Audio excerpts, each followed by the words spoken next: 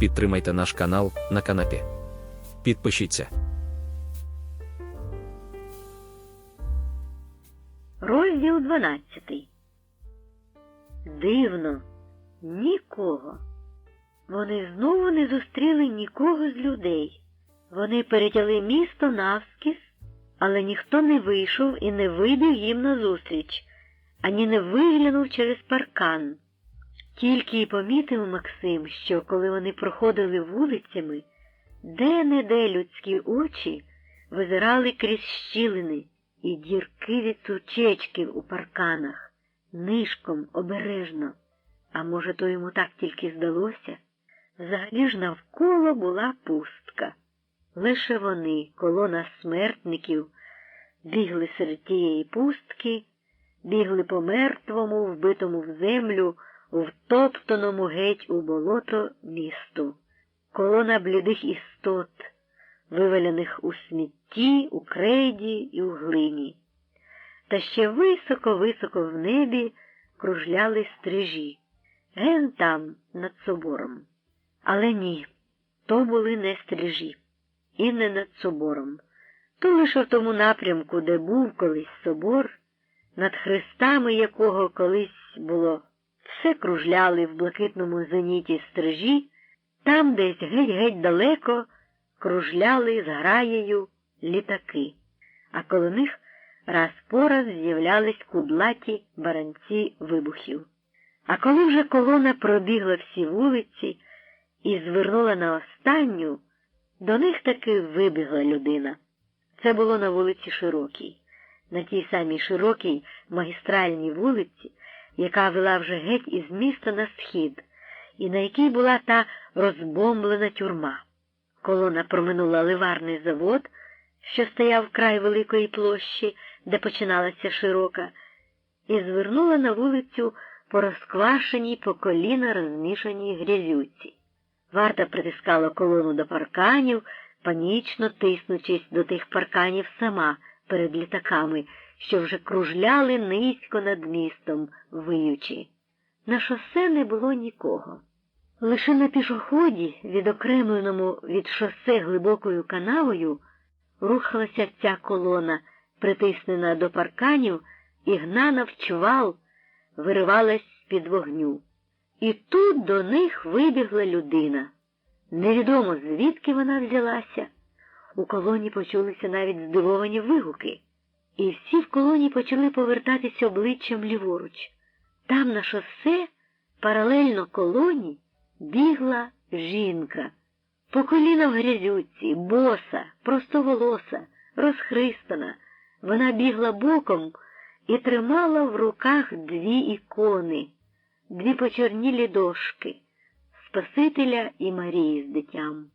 Вона піднімала їх високо над головою і хрестила ними колону. Бігла боком і хрестила, і хрестила. Очі її були божевільно витріщені, вона безумно щось кричала без слів і без звуку. Груди, сухі груди матері, що викормила ціле покоління дітей, були розхристані і оголені, але вона того не бачила. Волосся її розвивалося на вітрі, вгорі ревіли літаки, але вона не чула. Вона хапала ротом повітря, а чи беззвучно щось кричала. Вона бігла боком і хрестила всіх. Враження було приголомшуюче. Варта відвертала очі і квапилася дужче. В'язні блідли, спотикалися і бігли. А Максим дивився на розхристану, збожеволілу від великого відчаю матір і відчував своїм серцем справжній трагічний зміст усього цього. Але кого вона хрестить? І навіщо вона хрестить? Навіщо вона цю колону хрестить? І за що? Це вона хрестить, мабуть, того рябого, подзьобаного віспою солдата, того офіцера з окремої червонопрапорної. «Дай людям хліб». А жінка задихалася. Вона хрестила не когось одного, вона хрестила всіх. Вона вже відставала, безсиліла, але не хотіла відстати. Так, ніби це вона хоронила єдину і останню свою надію. І не хотіла хоронити. Хотіла її вирятувати. І здавалося, що вона кричала без слів тим криком відчаю, що ним кричали колись її предки і предки всіх тих, що бігли в колоні, коли ті предки прагнули вирятувати свого повергнутого в безодню земного Бога, волаючи «Видибай, видибай, Боже!». Хтось поруч Максима плюнув і по-босяцькому розсипався похабною лайкою. Тоді хтось другий, схлипуючи спазматично, на ходу з усієї сили вдарив того першого у вухо. Вдарив понуро, страшно, здоровенним своїм п'ястуком, як довбнею. Вдарений полетів сторч головою у глибоку канаву, повну води. Колона бігла мимо, варта теж. Ніхто й не думав зупинитись, ніхто й не думав витягати. Бігла колона і бігла жінка. Вона зовсім не бачила, що там трапилось, бо вона взагалі нічого не бачила. Вона лиш бачила суцільну сіру масу людей, десь виданих на страту, і не хотіла з ними розлучатися, мов це вели останніх людей, що були ще на цьому світі. Та помалу жінка відставала. Грязюка була надто глибока, сили надто слабі. Вона відставала помалу, але все ще бігла і все ще хрестила. Коли вибухла десь позаду бомба, Максим саме в ту мить озирнувся і бачив, як у відсвіті спалаху жінка високо змахнула руками, мов крилами, і кони полетіли геть, а вона з усього маху розпласталась у грязюці. Ця картина мигнула і погасла, промерехтіла, як при світлі магнію чи при спалахові блискавки, після чого стало темно. Світло денне померкло від сажі й диму, чи, може, від туману в очах. Це був останній кадр із рідного міста, і це була остання жінка, остання людина, остання мати, що вийшла їх проводжати. Ніхто не знав, що сталося, куди їх так гнали, в чому справа. Спереду колони невідомо звідки з'явились підводи, і на них посідало начальство. І от наявність тих підвід з усім начальством спереду збивала з пантелику. Збивав з пантелику і такий темп, і те, що колона рухалась на схід, і кількість комбінованого конвою, військового і цивільного. Люди питали один одного поглядами, питали й пошепки, але ніхто нічого не знав. Потім поповзли дві чутки, одна тривожна, друга єхидна. Тривожна, що їх ведуть на великий показовий суд і на розправу десь у Гайворон чи навіть у Харків. Єхидна – відступають, вириваються, втікають. Але друга не виключала першої. Власне, тільки підтверджувала. Тут не можуть зробити над ними суду, бо відступають, а тому зроблять це десь в іншому місті. А зроблять, якщо раніше не вистрілюють без ніякого суду в лапках. Але взагалі ця чутка щодо суду – це був, либонь, лише здогад. Проте точніша інформація, що поповзла по колоні пізніше, саме це підтверджувала. У зв'язку з тим, що фронт коливається, їх ведуть у тил і там судитимуть, а не тут. А ще пізніше відступають панічно по всьому фронту. Але ніхто з чутки про відступ не радів, нікого це не тішило, бо ніхто не бачив для себе у тому ніякого порятунку. Взагалі для них, здається, не було вже рятунку, чи відступають, чи наступають, чи доганяють, чи утікають, чи ці, чи наші. Цілковите безвихіддя. За містом темп трохи зменшився. А надто як звернули з великого шляху на вузеньку дорогу і підійшли нею попід ліс. Тут начальство і варта прийшли трохи до пам'яти. Вони зупинилися самі і зупинили колону. Швиденько впорядкували ту колону по-новому. Розбили її на 3 батальйони. Кожен батальйон на відділи, кожен відділ на підвідділи. Кожен батальйон мав свого карнача, а найстаршим карначем на цю колону був Заєць. До підвідділів, відділів і батальйонів припасували варту. Вийшло так, що кожен найменший відділ мав свою власну варту, своє начальство, ба навіть кожен в'язень мав свого вартового, бо варти виявилося більше, ніж в'язнів. Це зовсім унеможливлювало втечу. Спробуй утекти тут. Та про втечу мало хто й думав. Куди? От питання. Так, упорядкувавши колону, погнали її знову шаленим темпом. Вперед, марш-марш! Максим потрапив у перший чільний батальйон і в перший чільний відділ. Він снував очима по колоні. Він хотів побачити того рябого, отого солдата і командира з окремої червонопрапорної. Он де він. Схиливши голову, рябий солдат, і він же командир недавній, ішов у першому ряду, темний, як ніч, з негарним вугластим своїм обличчям, посірілим і безвиразним. Серед вартових було кілька дуже знайомих Максимові облич, але вони не впізнавали його, чи вдавали, що не пізнавали, відверталися. А то ще й спеціально були грубі і брутальні, щоб підкреслити свою чужість. Смішні, та Аллах з ними. Не можна ж на людину складати ще й тягар героїзму. Їй і так тяжко.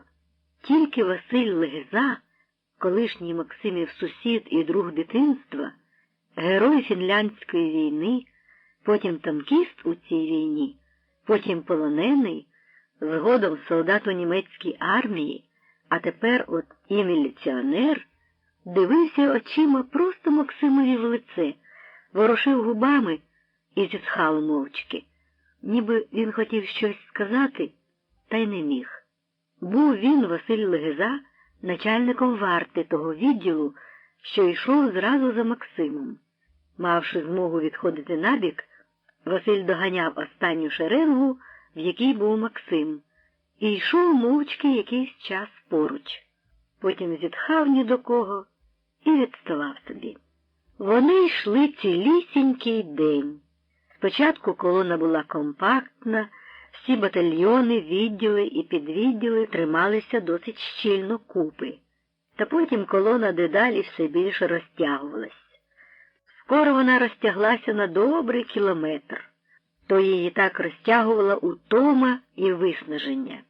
Вже надвечір у колоні були такі, що цілком вибилися із сил. Вибилися із сил і дівчата та жінки, оті печальні жони мироносиці, що йшли по грязюці, по розчавученому, заболоченому снігу, у легких черевичках і взагалі не були призвичаєні до тяжкої ходи. Така дорога була їм понад силу взагалі. Надто ж після кількох діб тюрми, після голоду, жаху, безсоння, крайнього нервового напруження, сліз, відчаю. Варта була сильніша, бо не виснажена, нагодована, і через те, мавши енергію, бігла вперед, чим душ, і підганяла в'язнів, не шкодуючи ані язиків, ані рук. Але надвечір і варта почала приставати. Начальство ж, що їхало попереду саньми, квапило: «Давай, давай!» Те начальство розстаралося в селах, через які переходили, ще пару підвід, і вмостилось досить вигідно. Люди, вибиваючись із сил, спливали потом, а деякі і сльозами безсилої люті та відчаю. До втоми приєднались голод і спрага. Хто мав які харчі, поїв на ходу, а годувати їх організовано ніхто, мабуть, і не думав. Напитись теж не було де. Лише сніг, брудний сніг. Але люди хапали навіть брудний сніг і їли. Дехто ж лягав просто на землю і швиденько пив із калюжок, що траплялися на дорозі. Максим не відчував голоду. Ті шматочки хліба, що їх мав при собі, він повіддавав по одному Костикові, а сам навіть і не думав про їжу. Не переймався тим. Він і нічим не переймався. Ішов собі отак, як автомат, байдуже, занурюючись ногами в болото і сніг, і лише часом спотикався. Він не дивився ані собі під ноги, ані навіть навколо себе. Він дивився сам у себе, у свою душу, розв'язуючи в ній велику, болючу і складну шараду. Трагічну шараду, якої не міг розв'язати. Тим часом сили танули. Бурки порвалися вже зовсім, і ноги в ступні були босі, лише халявки від бурок прикривали ноги вище кісточок. Та він якось навіть і не помічав, що ноги його були вже зовсім босі. Надвечір відчувалася лише все пожираюча, все затьмарююча втома і бажання лягти і геть про все забути. Але то було неможливо. Їх гнали і гнали вперед. І, здавалося, тому кінця не буде. Хтось ніби заповзявся зламати їх усіх геть на цурпалля, обернути в ганчір'я, розтіпати геть на лико. При такій думці згадувався Кутузов в лапках, і тоді Максим зціплював зуби, затинаючись. Коли вже й варта здебільшого почала приставати, а до того ще звечоріло, і з'явилась потреба тримати колону щільніше, щоб не розтягалася безкінечно і не губилася, тоді за розпорядженням начальства почали робити короткі привали. Цебто голова колони зупинялась і чекала, доки підтягнеться хвіст. Зупинившись, люди падали на землю, де стояли, опановані єдиним бажанням – перепочити. Хоч мить, хоч коротку мить. І так лежали, поки підтягався хвіст. Але Максим не лягав, бо знав, як потім тяжко підводитись, і що такий відпочинок в лапках тільки ще дужче послаблює. Через те він під час привалів стояв, відпочиваючи на ногах. Як тільки підтягався хвіст колони, лунала команда «Марш!» і колона рушала далі. Ті нещасні, що пленталися в хвості, не мали змоги бодай припасти до землі хоч на одну мить, щоб хоч упитися ілюзією відпочинку. Підтягнувшись, вони тюпали далі, доганяючи колону, і вже знову починали відставати. Така логіка, така діалектика цього жорстокого світу. Слабий приречений загибати, і він загибає сам, а сильнішого добивають. Так колона з привалами сурганилися крізь імлу, крізь темряву. У цій темряві Максим побачив раптом, і зовсім виразно, що так сурганиться разом з ним десь цілий світ. Вдень цього не було так видно, а вночі, як на долоні, і праворуч, і ліворуч, і ззаду, і спереду, геть навколо в темряві рухалося, повзло безліч вогняних цяток, і котився глухий клекіт. То йшли десь багатьма паралельними шляхами, і так навпростець якісь машини. Очевидно, танки, бронемашини, мотоцикли, вантажні, бойові і особові авто, тягачі з гарматами тощо. Так нібито безліч тракторів орали в степах і скородили ніч світлом фар. Цятки сунулися, як зорі по землі. Сузір'я переганяло сузір'я, набігало на нього, минало. То далебі відступала армія, але з неспокою і з отчайдушних намагань команди колони прискорити темп, з тривоги їхньої було видно, що не тільки відступає армія, а і доганяє інша армія. Світ доганяє світ. А між ними метається ця нещасна колона, приречена обома тими світами. Кілька разів люди переконувалися наочно, хто ж то їде з тими вогниками. В кількох місцях колона наткнулася на машини, застряглі в болоті. З погашеними вже фарами і з заглухлими моторами машини стояли, перехнябившись посеред баюр, а біля них упадали шофери, тихо і несамовито лаючись, так як уміють лаятись шофери лише найпередовішої країни світу. Вони квапилися і тривожно позирали в темряву, перепитуючи щоразу у вартових колон, чи там не видно нікого. Вони боялися, що їх наздоженуть їм подібні, тільки в інших мундирах. Може, то вже вони їдуть он там, ген-ген у степу, оточуючи їх з усіх боків кільцем вогників, як очима хижої вовчої зграї. Незважаючи на привали і на всі заходи, колона вже зовсім здала темп. Хвіст застрявав у багні, в темряві. Може, він тепер уже і спеціально застрявав. Може, деякі люди і робили ставку на нестерпну ситуацію, що зветься оточенням, кітлом, кільцем, звідки інші вириваються, мов з пожежі, кидаючись навпропад, усе залишаючи. Може, хто й робив на це ставку, хто мав іще віру і надію на якихось визволителів. Але навряд чи хтось іще мав її, ту віру і надію, серед цих людей. Ні, то була тільки втома, смертельна втома. Щоб підбадьорити, було проголошено, хто відставатиме, буде розстріляний на місці.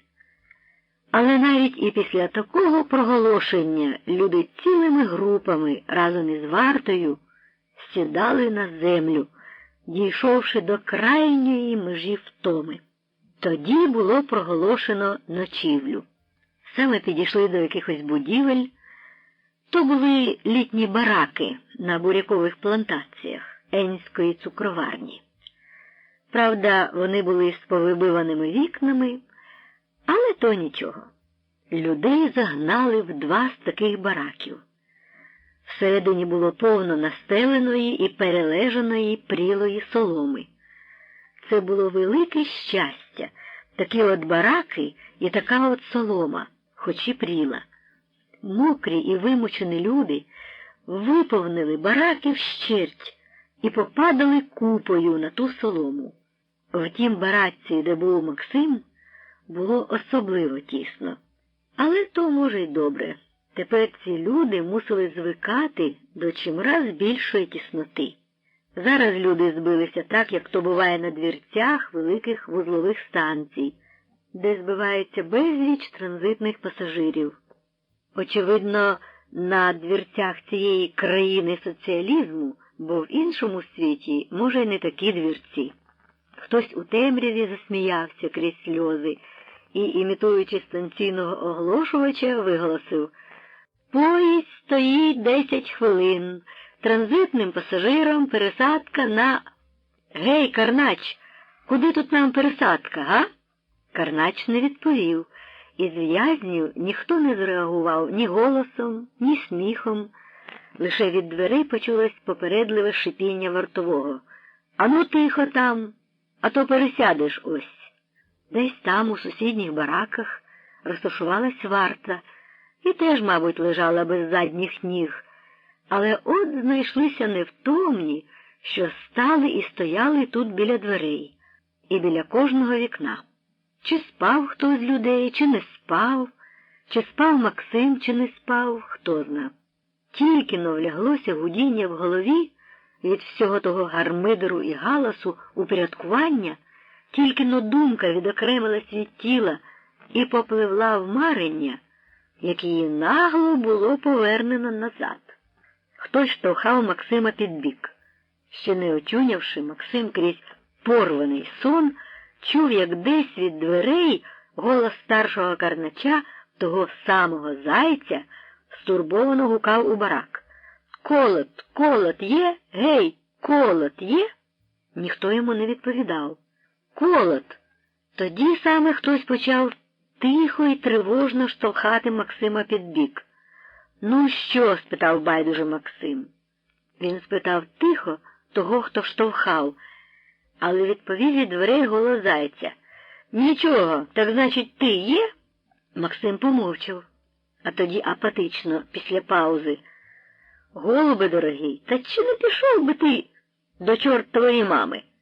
Всі в бараку засміялись. Всі бо прокинулися, розбуджені тим карначем, і були люті на нього за те, що наробив галасу і зіпсував усім сон. Заєць нічого не відповів. Він був дуже задоволений, що втрата знайшлася, і пішов собі геть. «Так, – сказав хтось понуро, – бережуть тебе, брат Петровичу, бережуть». А як люди знову почали дрімати, раптом за бараком усе зарухалось, загомоніло, забрящало і пролунало спочатку десь далі, а тоді вже біля дверей і біля всіх вікон команда. «Виході! Живо! Давай, давай!» Так люди і не виспались. Та де там і було виспатись, коли ж уся ночівля тривала усього лиш з годину. Люди плакали, розправляючи закоцюрблені руки, ноги і спини. Перемучені кості нили, невиспані голови гули, за горло хапав кашель. Очі, мов би хто піском позасипав. Зрештою, навіщо, скажімо, такому в'язневі очі? Він міг тепер іти в такій колоні і без очей. Не помилився б. І навіщо, скажімо, голова? Багатьом вона здавалась тепер цілком зайвою, принаймні Максимові. Навіщо справді стільки муки, коли, здається, наймудріше б і найлегше б лягти отак ниць і хай стріляють. Це тривало б секунду, ну-ну, але ж це значить, що це значить? Це значить, що той дурний Кутузов в лапках раптом досягне мети, досягне найголовнішого – обернення тебе в ганчірку. І матиме рацію Соломон із своєю тезою про нікчемність людини. Ні, не зараз і не так, ні. В цій шараді мусить бути краща розв'язка. Краще.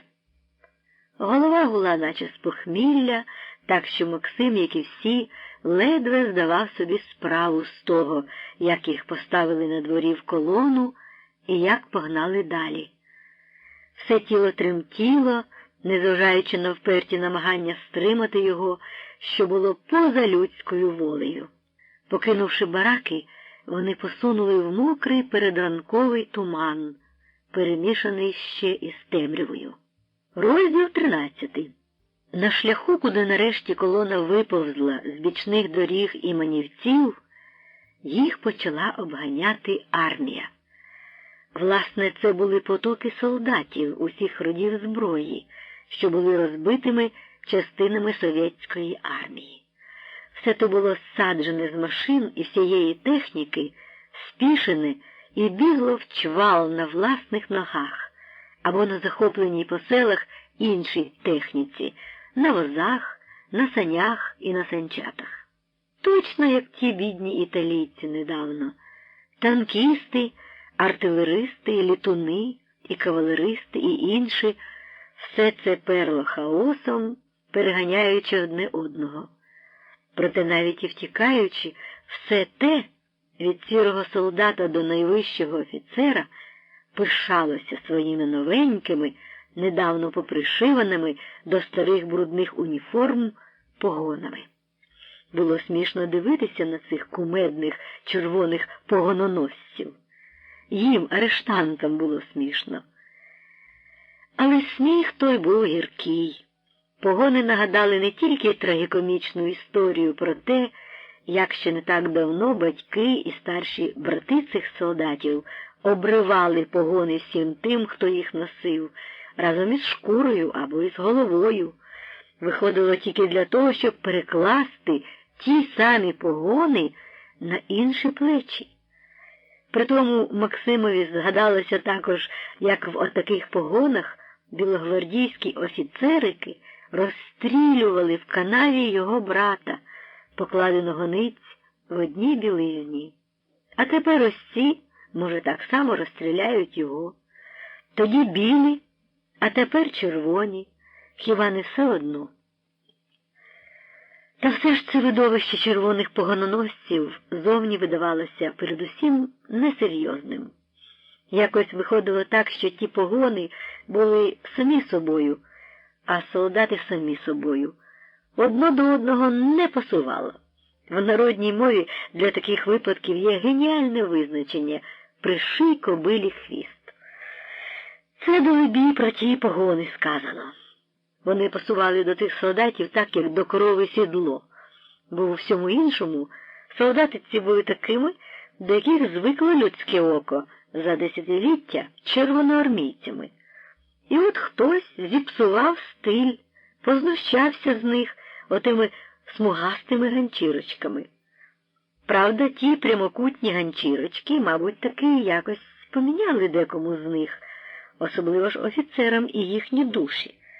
Ті новопогонні душі перли, розтовхуючи людей, наче всі вони були бозна які герої, і наче це вони не втікали, пограбувавши в людей останні коні і санчатка, а щонайменше мчали до столиці ворога на трофейних золотих колісницях.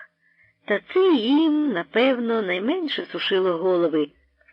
Вони втікали, бо війна і героїзм тепер, власне, і полягали, мабуть, передусім у втіканні від смерти, від сильнішого і у доганянні слабшого, і в убиванні всякого, хто кого згріб, той того і убив.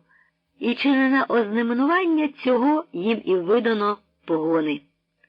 Крім військових, колону доганяли і переганяли ще юрби цивільних, чоловіків і хлопців з торбами, жінок і бабусь із дітками, вигнаних у білий світ, чи допак евакуйованих якихось дядьків на санях, і в возах, і теж із дітьми, і з стариками. Зрідка приїздили також машини, навантажені різними меблями і ще якимось барахлом. Дедалі цей потік усе густішав і ставав усе інтенсивнішим. Колону раз по раз притискали до краю дороги, до тинів, якщо це було в селі, або випихали геть на сніг чи на почернілі ріллі, якщо це було у степу. На шляху було йти тяжко, а на снігу та по ріллях ще тяжче.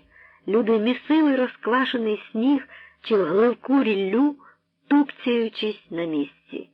То була не хідня, а каторга. Вони знову виходили на шлях, і знову їх спихали звідти геть. Парадокс, але факт. Люди раділи вже, коли з'являвся літак, а чи й кілька. Тоді їх клали на землю, варта теж залягала віддалік. І так вони лежали довго, часом із півгодини, поки літаки кружляли над шляхом. А коли літаки зникали, тоді колона йшла далі. Надолужуючи прогаяне, варта вилазила зі шкіри, намагаючись перти колону з усієї сили вперед. Але з того мало що виходило. Вище себе, як кажуть, однак, не стрибнеш. На шляху дедалі ставав більший хаос. Дедалі було більше паніки, більше юрб, більше літаків угорі. Може, в колоні найкраще було порснути в усі боки і лови. Але то так здавалося, насамперед куди, а потім навіть найспритніший і зі свіжою силою ледве чи зміг би тут утекти при такій охороні. В'язні знайшли тут іншу раду, своєрідний компроміс. Вони не тікали, але не дуже то йшли вперед. І млявий темп колони пояснювався вже не тільки втомою, а й цією пасивною формою спротиву. Під прикриттям явно видимої втоми люди ледве-ледве пленталися, тупцялися, немов би і пориваючись з усієї сили, але не в силі гнати вперед. І товклися на місці з надією відстати, згубитися з очей варти, а тоді чимдуж чкурнути. Це була наївна, трагічна хитрість в лапках, з отчаю. Але на цім шляху не було рятунку. Начальство, зрештою, таки підмітило, що відстаючи в лапках, як тільки хоч трішечки опинялись подалі від очей вартових, виявляли надзвичайну здібність рухатись назад. Тоді було вже не тільки дано рішучий наказ розстрілювати всіх, хто відстає, але й одночасно було і розстріляно двох таких, які вже не могли йти. Це був найдешевший спосіб творити чудеса в лапках, відомий з давніх давен. І справді, після цього сталося чудо. Вже не було тих, хто відстають. Люди дослівно лізли зі шкіри, бо ж таки видима смерть страшна. З'явилася солідарність відчаю. Сильніші підтримували слабших, брали їх на буксир, допомагали. Всі збагнули, що доля тих розстріляних – це перспектива кожного з них. І раптом вони почали триматися один за одного, триматися вкупі. Їх обхопив жах смерти поодинці. Вони хотіли, якщо вже так судилося, гинути разом, бо ж так тужно і страшно гинути самому. Всіх їх було зрівняно рішуче і безповоротно. І вже нікому з них не вдасться ні по кому видряпатися вгору. Збагнувши це, вони побралися за руки, за плечі, за поли і так повзли, тягли один одного, спотикалися, падали, вставали, але йшли разом до єдиного спільного кінця. Господи, як же це нагадувало оту колону італійців з їх розпучливим аванті. Тепер уже було ясно до болю, до крику, до розпачу, і Максим чутко відчув це. У цілому світі для них немає заступництва, немає співчуття, немає розуміння. Нікому вони не потрібні, ніхто і ніколи їх не буде рятувати. Не ждіть рятунку ні від кого, ні від богів, ні від царів. Ці рядки зринули якось ненароком. Максим згадав, що це ж пак в Інтернаціоналі співається, у гімні тих, що оце ведуть їх на страту. Вірніше тих, в ім'я яких їх оце ведуть на страту, в гімні Кутузових, Соломонів та інших зайців. Кілька разів їх бомбили німецькі літаки. Причому літунам, напевно, було добре видно, що ж то за колона така повзе. Але вони бомбили її завзято і, очевидно, з насолодою. Варта вкладала колону на землю, просто на шляху, сама залягала віддалік навколо колони. І заєць криком попереджав, що кожен, хто встане, буде негайно обернений на решето. Люди лягали горілиць, хрестом, як навчили німецькі полоненні, і так лежали. Але хрест не допомагав, літаки шпурляли бомби, і тільки тому, що вони їх шпурляли з дуже високого лету, бомби все лягали далеко збоку. А чому ж тому, що колона мала окреме щастя? То дійсно було щастя, бо коли б бомби потрапляли у гущу, було б багато череп'я, бо ж варта не дозволяла розпорошуватись, а веліла лежати на місці. Німецькі полоненні люто потрясали кулаками вгору на своїх земляків і вибухали істеричною лайкою вже по-російському, почавши з того вивчення мови великого народу. Варта ж, коли починали рватися бомби, зчиняла й собі стрілянину з автоматів понад головами лежачих, щоб ніхто не зміг схопитися і побігти. Причому стріляли і таким чином утримували лад гвардійці, не даючи розбігтися не тільки в'язням, а й міліції. Так повторювалося кілька разів, але без жодних втрат, доводячи лише до жахливого нервового вичерпання бідолашних людей. Та ось надвечір знову налетіли літаки. На цей раз їх було 2, але вони заскочили колону на рівному, голому, ще й підвищеному місці, на великому плато перед спуском у низину. І заскочили вони саму колону. Решта, це весь той потік військових і цивільних, що плив увесь час, тут розірвався, зробивши велику прогалину. І в тій прогалині опинилася колона в'язнів. Вона залягла, як і раніше, просто на шляху, оточена вартою віддалік. Упала пара бомб. Гуркіт, дим, стрілянина з автоматів, довга пауза. Потім команда «Вставай! Марш-марш!», бо літаки полетіли собі геть. Люди встали, щоб плентатися далі. Встав і Максим. Зробив кілька кроків і раптом наткнувся на жахливу картину. Біля великої, димлячої воронки лежав навзнак із простреленою головою отой рябий, подзьобаний віспою солдат окремої червонопрапорної. Він ще пускав ротом рожеві бульки, хоч обличчя і руки взялися вже смертельною сіризною. А біля нього, скоцюрбившись, вклякнув німецький полонений і тримав прострелену голову рябого на своїх колінах. Він її тряс обома своїми руками, дивився в погаслі, викочені здивовано і так застиглі очі, і бурмотів тихо, розгублено: «Камрад, камрад!», неначе хотів розбудити, бо ж уже треба йти далі. Далі йти їм. Максимова рука мимоволі потяглася до шапки, він зняв її, постояв. І так з непокритою головою і з шапкою в руках пішов далі. Туди, до шеренг, що ставали по 4. А з ними іще йшло багато. Люди йшли мимо воронки, мимо того солдата рябого, і теж скидали шапки, мов по команді. А як пройшли всі, як минув уже хвіст колони, тоді до рябого солдата і до німецького полоненого підбіг сам заєць і наставив автомата полоненому в груди. Німець обережно поклав голову мертвого на землю, встав, провів рукою по своїх очах і, зігнувшись, покірно пішов. А заєць затримався хвилинку, торкнув мертвого ногою, пробуючи, чи справді мертвий, а тоді сплюнув і побіг доганяти колону. Всі пройшли. Рябий солдат лишився лежати сам.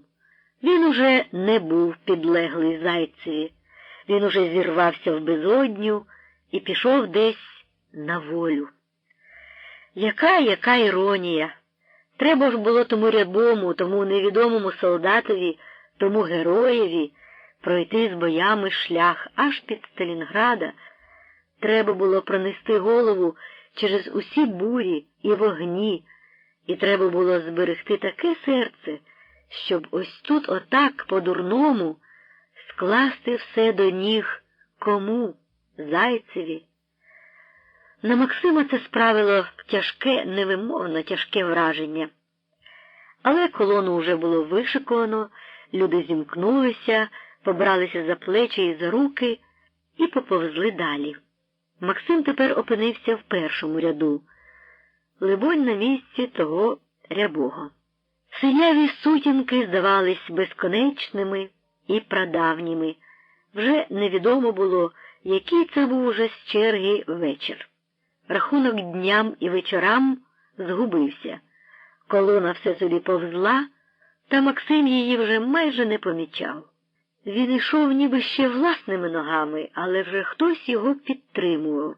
Той хтось – то був Василь Легеза, якому начальство доручило спеціальний нагляд за Максимом, наказавши стежити пильно і берегти окремо, не спускаючи з ока.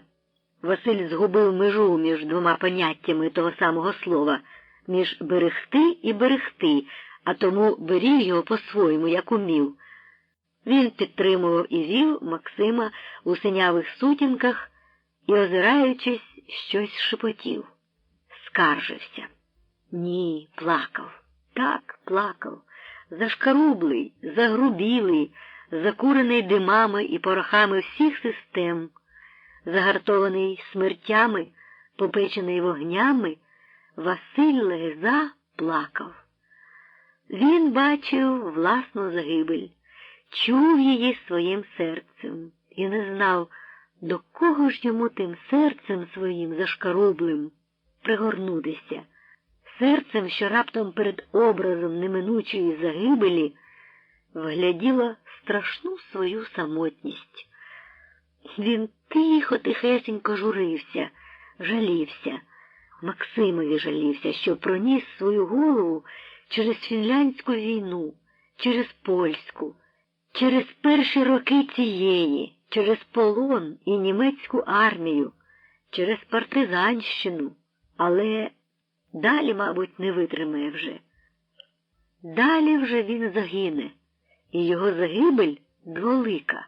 Ні, їх дві загибелі, одна доганяє, ідучи по п'ятах, а друга чигає десь там попереду.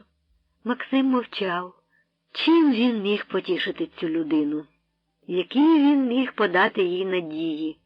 Він сам іде вже, як по лезу меча. Ще Василь Легеза тримається твердо на ногах, іде чітким кроком, а він уже гай-гай. Його тримає тільки впертість. Все життя він думав, що його сили невичерпні, а тепер побачив, що за ці дні вони вичерпались, що його вже вимотано до краю. І найбільше вимотувало його відчуття пустки і холоду. Максим машинально кутався у ветхе своє пальто і не міг зігрітися. Не тому, що пальто було ветхе, а тому, що того холоду, який він тепер відчував, ніяким пальтом не нагрієш. Душі холодно, мовляв Соломон. Це було найстрашніше. Душі холодно. Хтось у ній уже гасив іскру тепла. І вона тепер уже була як мотор без іскри, чи як локомотив без пари. Того, що він був уже хворий, що він уже мав пропасницю, Максим ще не усвідомлював. Та й то було йому байдуже, не те його печалило. В очах його стояв образ цієї жінки, тієї матері з іконами Спасителя і Марії, жінки, повергнутої в болото громом і блискавкою з неба. Образ тієї жінки, що так вірила в чудо. Коли зник той образ, коли згасла та сліпуча картина, настала темрява. Тепер та темрява заливала Максимові душу, топила її, зносила в прірву. Розділ 14. Янгол. Це сталося біля Великої Писарівки. Услід била артилерія, гарматні стрільна прилітали нагло звідкілясь і, закінчуючи свою параболу, репались над колоною. А вгорі кружляли, вили літаки. Біля Великої Писарівки, на магістралі Суми, Охтирка, Гайворон та Мар'ївка, створилося пекло. По цій магістралі відступали зразу армія, море цивільних і велика колона їх, смертників, з Максимом серед них. Все це сунулось суцільним строкатим потоком, то втрачаючи, то знову сяк-так відновлюючи дисципліну і порядок. Але тут, біля Писарівки, все перетворилося цілком у хаос, зірвавшись із усіх хуторів. На розквашеній глеюватій дорозі той потік закипів, як лавина. Загекуючись, він лементував, стугонів, скриготав і палахкотів дикою істеричною лайкою. Вдираючись у заглиблену вулицю, як у пащу якоїсь потвори, наїжачену поламаними тинами і обчухарними деревами, той потік душив сам себе у конвульсійному поспіху, ніби залазячи у цей прохід між тинами, сподівався тут урятуватися від смерті. а смерть напосілась шулікою. Ота артилерія. Її гостинці в лапках прилітали зненацька, зі свистом, з улюлюканням на це людське стовпище, чвохкали в баюри і розривалися із страшним гуком, здіймаючись буранами землі і заліза в небо, туди, де літаки креслили спіралі, стоючи на крила бокаса. З-під тих літаків і гарматних стрілен шалено виривалися гвардійці, сталінградська піхота, і танкісти на санях, і цивільні люди, і жінки з немовлятами, і старенькі матусі, і торбешники, і міліція, і командири, і представники відновленої влади. Все це летіло впереміж, збиваючи і топчучи одне одного. Лише не летіли вони, Максим і вся їхня колона смертників, колона приречених. У суворому порядку єдине, що тут іще мало порядок. Розбиті на відділи і батальйони, зімкнені щільно, вони лежали збоку, відтиснені від шляху, випхані з вулиці на горби і на городи, покладені там у мокрий сніг і багно, та оточені мов тином, тяжко озброєною вартою. Вони лежали і немов би тримали параду. Крайнім з флангу сидів на снігу Максим. От установа, звучали в його вухах пригадані слова Васі танкіста. Поставлять тобі стілець, посадять на нього собашника з рушницею, і вже маєш цитаделю. Правда, вартові раді були б чкурнути хто куди, але куди? Все одно нікуди. І через те вони були всі на посту. Смертельно бліді, істерично люті, вони пасли свою отару. А Карнач спеціально пас Максима, що з нудьгою байдуже дивився просто перед собою на шлях. Господи, яка злива тваринячого підлого жаху! Скільки злоби і тупої жорстокості, що й перед смертю, що сама себе жере, душить із садистичною насолодою, переступаючи через кожного іншого. Якась лавина оголеної, вже ніяким фіговим листком не прикритої людської мізерії. Він дивився, і не було в нього жалю ні до людей, ні до себе. Це все закономірно, і це ось жах Содоми і Гомори. Здавалось, пекло розверзлося, забираючи весь цей непотріб під улюлюкання усіх чортів і чортенят. І його теж ось чекало це саме пекло. А ззаду все сильніше і сильніше напирали ті, що були ще в степу. І так само все дужче натискала артилерія. Тріщали тини, тріщали полоски і колеса, десь горіли хати. Все тиснулось у вузьке горло греблі, насипаної через урвище, з якого зривались вниз коні і гармати. Найсильніші гнали чвал по всіх інших, як по воді. Над усім стояла, як дим, осуга несамовитої лайки. Найсильнішими були, тому перли попереду всіх, звичайно, люди в шинелях, із погонами, з паліччям рушниць, з гранатами тощо. Вони здебільшого мчали на хурах, гнали як орда, прокладаючи дорогу кінськими грудьми і голоблями через юрбище. Летіли через це кипляче пекло, панічно вириваючись геть. І ось тут раптом, як дивне видиво, з'явилась і звернула на себе увагу якась дівчина. Вона вирнула посеред самісінького пекла, біла-біла, в халаті сестри жалібниці, поверх військової блузки і спідниці. Вона вибігла десь із двору насупроти Максима і, піднявши руки, закривавлені по лікті руки санітарки, перегородила шлях орді. Молоденька, 17-літня дівчина із русявим непокритим волоссям, що розвівалося на вітрі, вона була, мов би, той янгол мармуровий із цвинтаря, що раптом ожив і вибіг на середину вулиці. Вона підняла руки, мов крила, і перегородила ними шлях людському потокові, а своїм дзвінким, як кришталь, юним голосом перетяла раптом хаос. «Заберіть ранених!» Вона прокричала це мовою цієї землі, мовою Максима і багатьох із цього потоку. Вона благала, гукала, звертаючись до людського серця кожного. Та марно. Лавина перла, загрожуючи її роздушити. «Заберіть ранених!» — піднесла вона голос вище. Вона вже наказувала, дзвінко, категорично. Кришталевий голос потонув у ревищі і чиємусь тупому жорстокому реготі. Тоді дівчина вихопила парабелум і, піймавши за вудила паровицю коней, що летіли на неї, вибухнула і закликотала такою страшною божевільною лайкою, що всі навколо неї зупинились. А дівчина, звинувшись як вуж, задерши кінські запінені морди вгору та не пускаючи їх, метнулась до саней, до купи гвардійців і у відповідь на похабщину закипіла, наставивши парабелум командирові просто в зуби.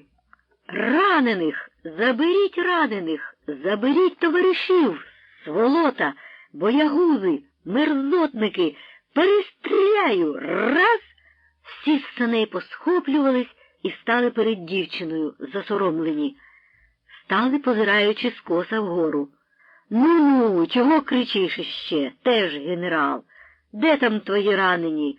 Гей-гей, хлопці, ану давайте разом, разом!» І вони взялися всі разом. Усі. Диво дивне, все, що тільки летіло, загубивши голову і топчучи одне одного, втративши людську подобу, тепер стало і стояло героїчно, запрудивши вулицю. Даремно інші напирали десь іззаду, встигнеш там, і навіть здавалося, що все саме відносилось і до літаків, що кружляли над головами, мовляв, теж устигнеш, чорт. Солдати і цивільні, чоловіки і жінки носили ранених, носили сіно, солому, рядна. Ранених носили обережно, дбайливо і складали на сани по 2, по 3. Навантажені сани рушали, а підходили інші. «Давай, давай!» Вони забирали товаришів. Вони евакуювали шпиталь. Серед інших працював і перший батальйон в'язнів із Максимом на чолі. Рятували товаришів.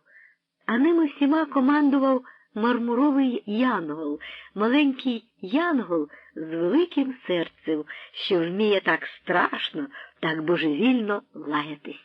Вже давно зникла Писарівка разом із погаслим пеклом. Через нею прогуркотіли юрбища, і вона лишилась тиха десь там, у голубих снігах, у диму, у болоті. А Максимове серце все ще тремтіло дрібним тремтінням. Сталося щось, що вибухнуло сильніше, ніж усі вибухи досі. З пам'яті не йшов отой янгол, що раптом піднісся серед людського занепаду, як фенікс із попелу. Не йшло з пам'яті і те, як той янгол дивився на них, ув'язнених, оточених вартою, дивився вогкими, мерехтливими очима. Це, власне, він, той янгол, примусив Карнача подати в'язнів на допомогу, рятувати товаришів, крикнувши: «Гей ти, Цербер, ану давай сюди твоїх людей, швидко!» І Цербер мусив, зціпивши зуби, давати людей, щоб рятувати людей. Мусив давати приречених, щоб рятувати теж приречених. І вони носили тих хлопців, тих людей, тих товаришів із сльозами на очах. Солдати за руки, арештанти за ноги. «Давай, брате мій, товаришу мій, янгол!» І от настала критична хвилина. Хвилина, коли, здавалось, треба було вже розчепірювати пальці і пускати соломинку, на якій завис, і летіти в прірву. Рештки сил залишали Максима. По черепу, мов по ковадлу, бив хтось тяжким молотом, забиваючи клин між світлом і тьмою, між ним і рештою, щоб остаточно відколоти його, відчахнути від тієї решти, від скелі, ім'я якій білий світ, і ввергнути його десь у безвість. Він відчував, що він вже перехнябився, одна нога тут, а друга вже там, і йшла обертом голова. Ще одна мить, і ось тут раптом його душа стала цапки, збунтувалась, стала руба, випроставшись на весь свій зріст, велетенська його душа. Жити! Досі йому тільки не хотілося вмирати. А тепер от, як уже сили залишили його, як він уже напівпритомний опинився на грані між буттям і небуттям, йому раптом страшно захотілося жити. Жити! До розпачу, до болю, до божевілля, до тяжких невиплаканих сліз, чоловічих сліз, що стояли в ньому океаном, зібравшись за все життя каторжника і гнаного. Жити. Те чудесне слово дихнуло на нього всім ароматом нежитого, неспізнанного, незбагненного, таємниче дивного і божественно прекрасного.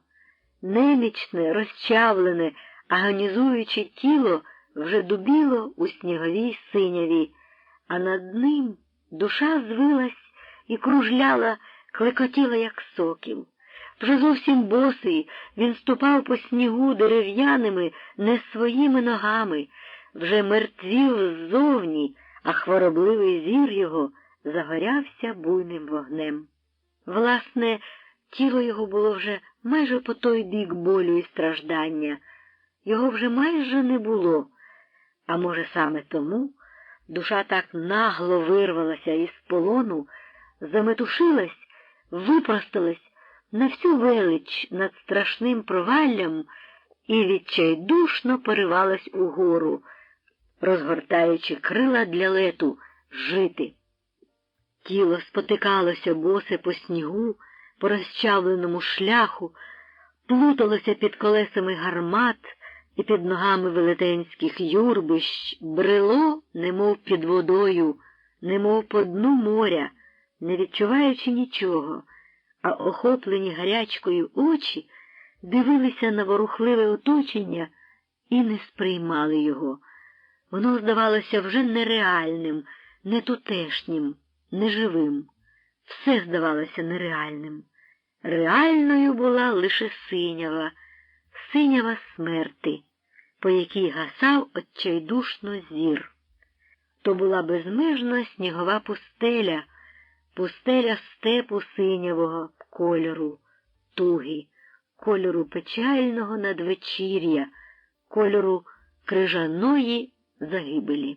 Гарячкові очі дивилися в ту снігову, закрижанілу пустелю, а перед очима чомусь поставав давно забутий, колись бачений образ, поставав чітко до галюцинації – Христос у пустелі. Цей образ заступив собою весь світ. Самотній Христос у безмежній і холодній, у мертвій кам'яній пустелі. Холодна, тужна, глуха синява. Пустеля покрита великими скорбними каменями, як надгробними брилами. Пустеля безмежної туги. Він один сидить на кам'яних брилах, сидить, обіпершись ліктями на коліна і звісивши голову на груди. Смутний, у синявій тузі, у скорботі глибокій перед прірвою грядущої ночі. Один. То не Бог, то тільки людина, самотня, боса, простоволоса, в рубищі, у ганчір'ї з натрудженими побитими ногами, всіма забута і покинута, поставлена над безоднею. Людина, яку ніхто не може врятувати. Десь клекотів світ, пропливаючи збоку, і немов би з тої картини, з-за того Христа, вийшовши в тривожному синєвому надвечір'ї, непомітно підступив до Максима вартовий Василь Легеза. Озирнувшись навколо, він проговорив пошепки, мов би ні до кого, мов би у снігову синяву. Надійшов наказ завтра на переході Гайворон та Мар'ївка, якщо в Гайвороні не відбудеться трибунал, усіх розстріляти. І зник, мов його й не було. І тоді, немов відповідаючи на той наказ чи на той трибунал, раптом із імли гарячкової встав син сонячного Палермо. Максим навіть не счувся, як вони з ним помінялися ролями. Тепер уже він, Максим, сидів на землі під колесами гармат і під тупотом людських юрбищ, під цівкою скоростріла, наставленого в груди, а над ним звівся син сонячного Палермо. Він устав із пітьми і скрикнув, як колись кричав його камрад до нього: «Аванті!» Чи це він наставив і цівку скоростріла в груди? «Аванті!» І встала перед ним дівчина з очима повними сліз і шаленого гніву. Біла вся, вона звела руки, як янгол крила, і, замахнувшись парабелумом, закричала, вибухнула зливою страшних слів, доконуючи найбільший парадокс. Опинившись за межею можливого, бурхнула з серця, відчай потопаючої любови, ураганом жахливої лайки. І встав той рябий і вугластий солдат, той понурий, але чесний вояк, і сказав громоподібно: «Дай людям хліб, це люди!» І всі вони встали, різноплеменні і різноязичні, ті втілені іскри безсмертної людської душі, яка не хоче вмирати і яку не можна, ні, не можна вбити. Вони підвелися над ним і стали, як мур. А він уже лежав, розпластаний у багнюці. Тоді крізь гомін усіх інших спитав хтось понурий: «Та це ж той блідий майор у шинелі наопашки із виразом смертельної втоми, зневіри, сарказму. А чи ти віриш у людину?» Спитав так, ніби це він питав, як суддя на трибуналі. «Вірю!» — гукнула Максимова душа, вириваючись крізь зуби, зціплені мукою. «Вірю!» «Аванті ж!» — сказав син сонячного Палермо. І вони його підвели всі гуртом, на якійсь невловимій грані прозвучав наказ, волю якого не можна було порушити. Прозвучав так, як він прозвучав. Був уже раз тоді на бульварі, сказаний чужою мовою, але збагненний відразу сином сонячного Палермо. Зціпивши зуби, Максим одвів рукою наставлену на нього цівку скоростріла, звівся і пішов. Пішов. Аванті. Він пішов у буряному потоці вогненних рефлексій, несений ними і підхоплений стихією зовнішнього світу. Та стихія обертала ним, але іскра викресаної волі жевріла дужче, дужче, і от він уже йшов сам і ніс ту іскру. Лише гайдався, як язичок заголоженої вітром свічки, що ось-ось погасне, але не погасав. Свічечка розгорялась у велике полум'я. Те полум'я роздмухував хтось жадібний, дикий, пристрасний, божевільний від великого гніву і великої любові. Він, той хтось, такий, як син сонячного Палермо, як той солдат рябий, як Вася танкіст, як блідий майор, як тая мати з образами Спасителя і Марії, як вони всі. А чи ти віриш у людину? Так, вірю. Розділ 15. Гайворон. Яка чудна і яка чудесна назва Гайворон. Вона пливла разом із червоними і зеленими колами в його гарячковому мізку, переливаючись усіми тонами спектра, мов якась веселкова симфонія, відцвіт прекрасного дитинства. Назва як пісня, як мрія, як легенда Гайворон. Ще в дитинстві при цьому слові у Максима завмирала душа. Те слово відкрили десь, як Колумб, Америку, і привезли звідкилясь сусіди, і воно ввійшло в дитячу душу з їхніх оповідань, як загадкове слово. Ті сусіди, відкривателі світів, шевці, кравці, бондарі, стельмахи і решітники їздили всюди по ярмарках і особливо часто в Гайворон. Всі їздили в Гайворон, а тоді довго говорили про нього. І Максим заздрив їм, слухаючи їхні оповідання про захоплюючі, хвилюючі подорожі по їхній сонячній, прекрасній, загадковій землі, десь у якийсь казковий, химерний, мелодійний, гармонійний город-Царгород Гайворон. З цією назвою міг ще трохи змагатися хіба що Калантаєв, привезений тими ж самими мандрівниками, відкривателями світів, стельмахами та решітниками з невідомої загадкової землі. Господи, і хто ті назви повигадував, але Калантаєв все-таки не те. Гайворон, це слово жило в Максимовій душі, перетворюючися помалу у своєрідну химерну легенду. Вже в школярські роки це слово в його душі розгорталося в надзвичайний образ, асоціюючись одночасно з Шевченковим, за байраком байрак, а там степ і могила, та з Пушкінським полем із Руслана і Людмили, тим полем, де лежить одрубана голова велетня на мечі. Нашаровуючись, ці дві асоціації творили незабутній образ, що лишився на все життя. Дике поле і червоне небо, буйна тирса і червоні маки.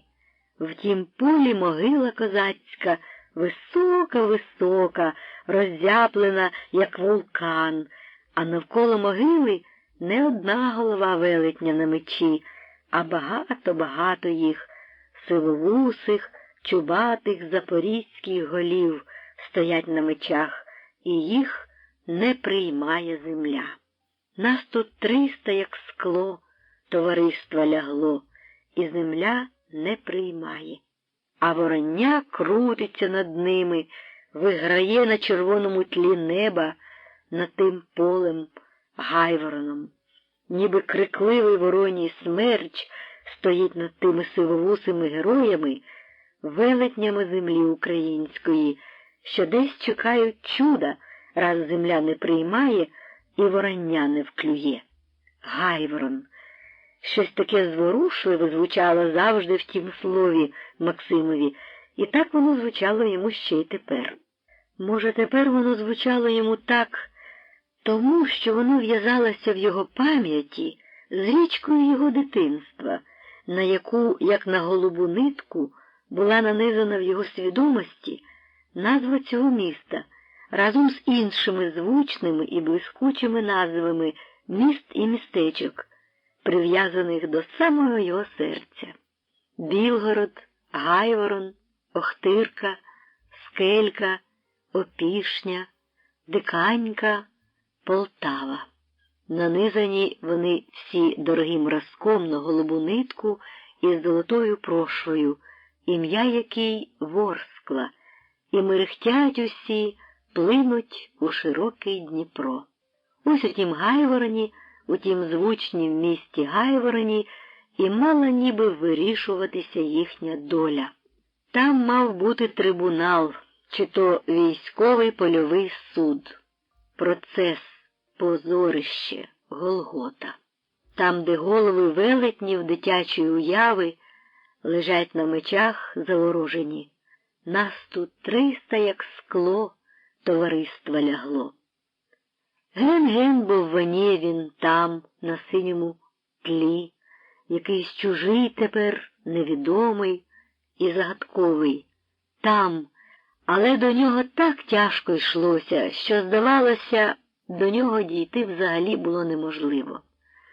Та й то добре, либонь. Але Гайворон вабив, як вабить усе смертельно небезпечне. І хоч усе, здавалось, тупцялося на місці, нездібне вирватися з пекла, все те разом із пеклом посувалось таки до Гайворона. І Максима ноги несли теж уперед, туди, де вже мав бути кінець усьому.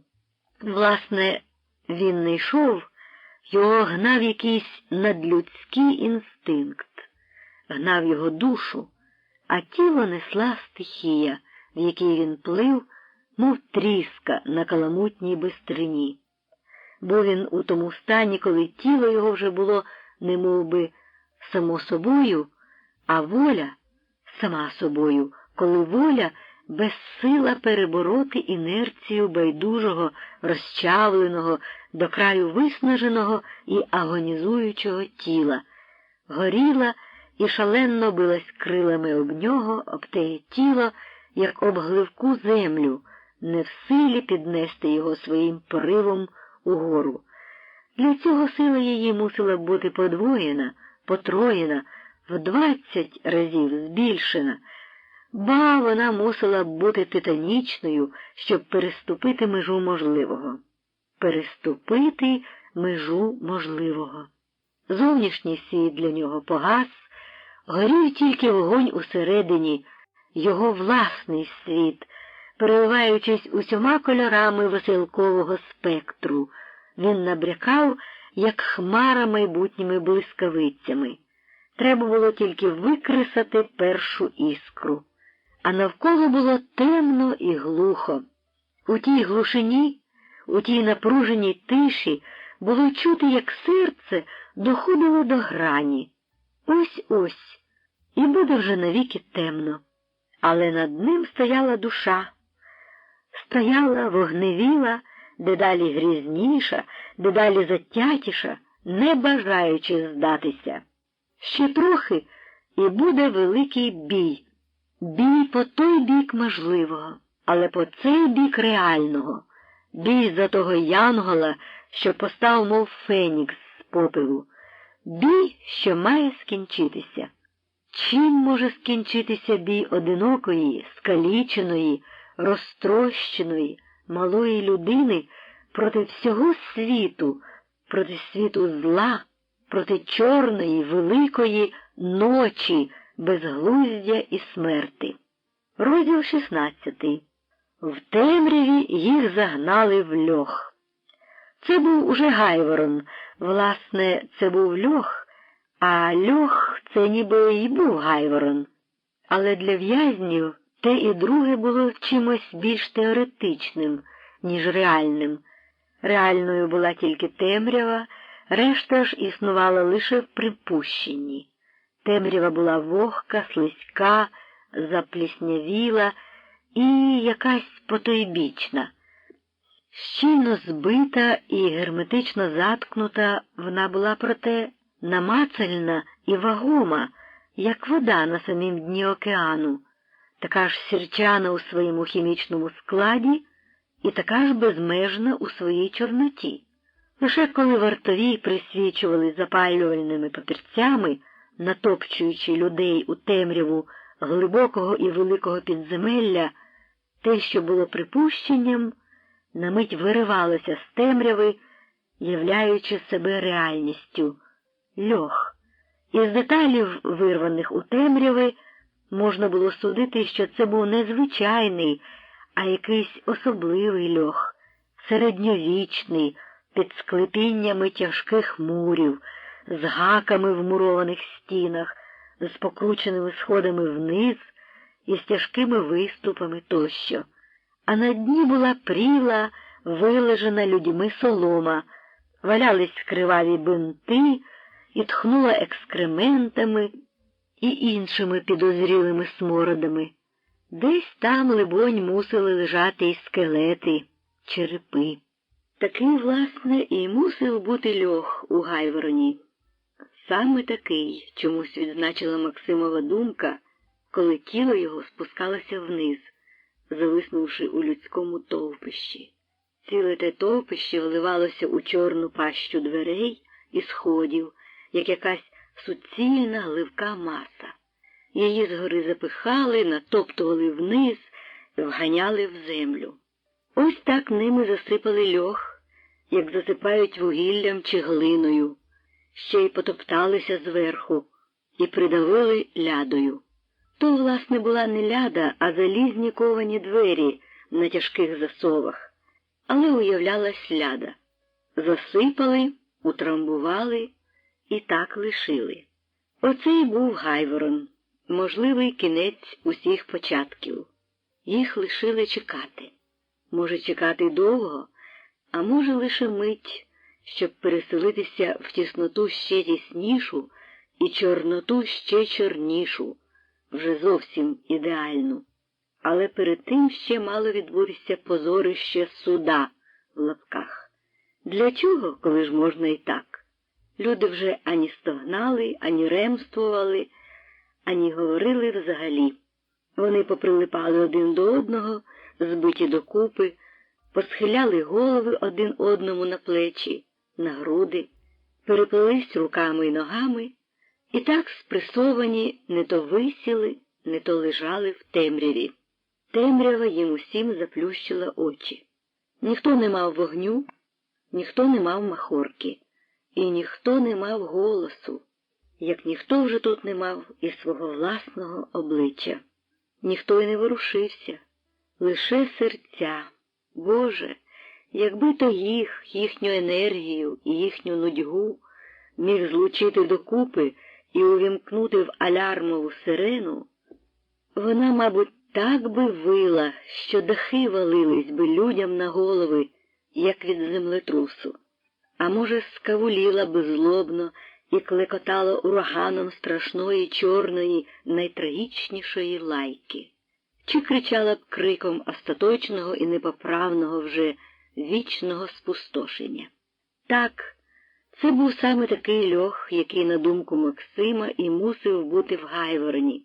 Глухий кут, у який мало нарешті все впертися. Це було безвихіддя, і саме так сприймала це вже унезалежнена від усього, від тіла і душі, Максимова думка.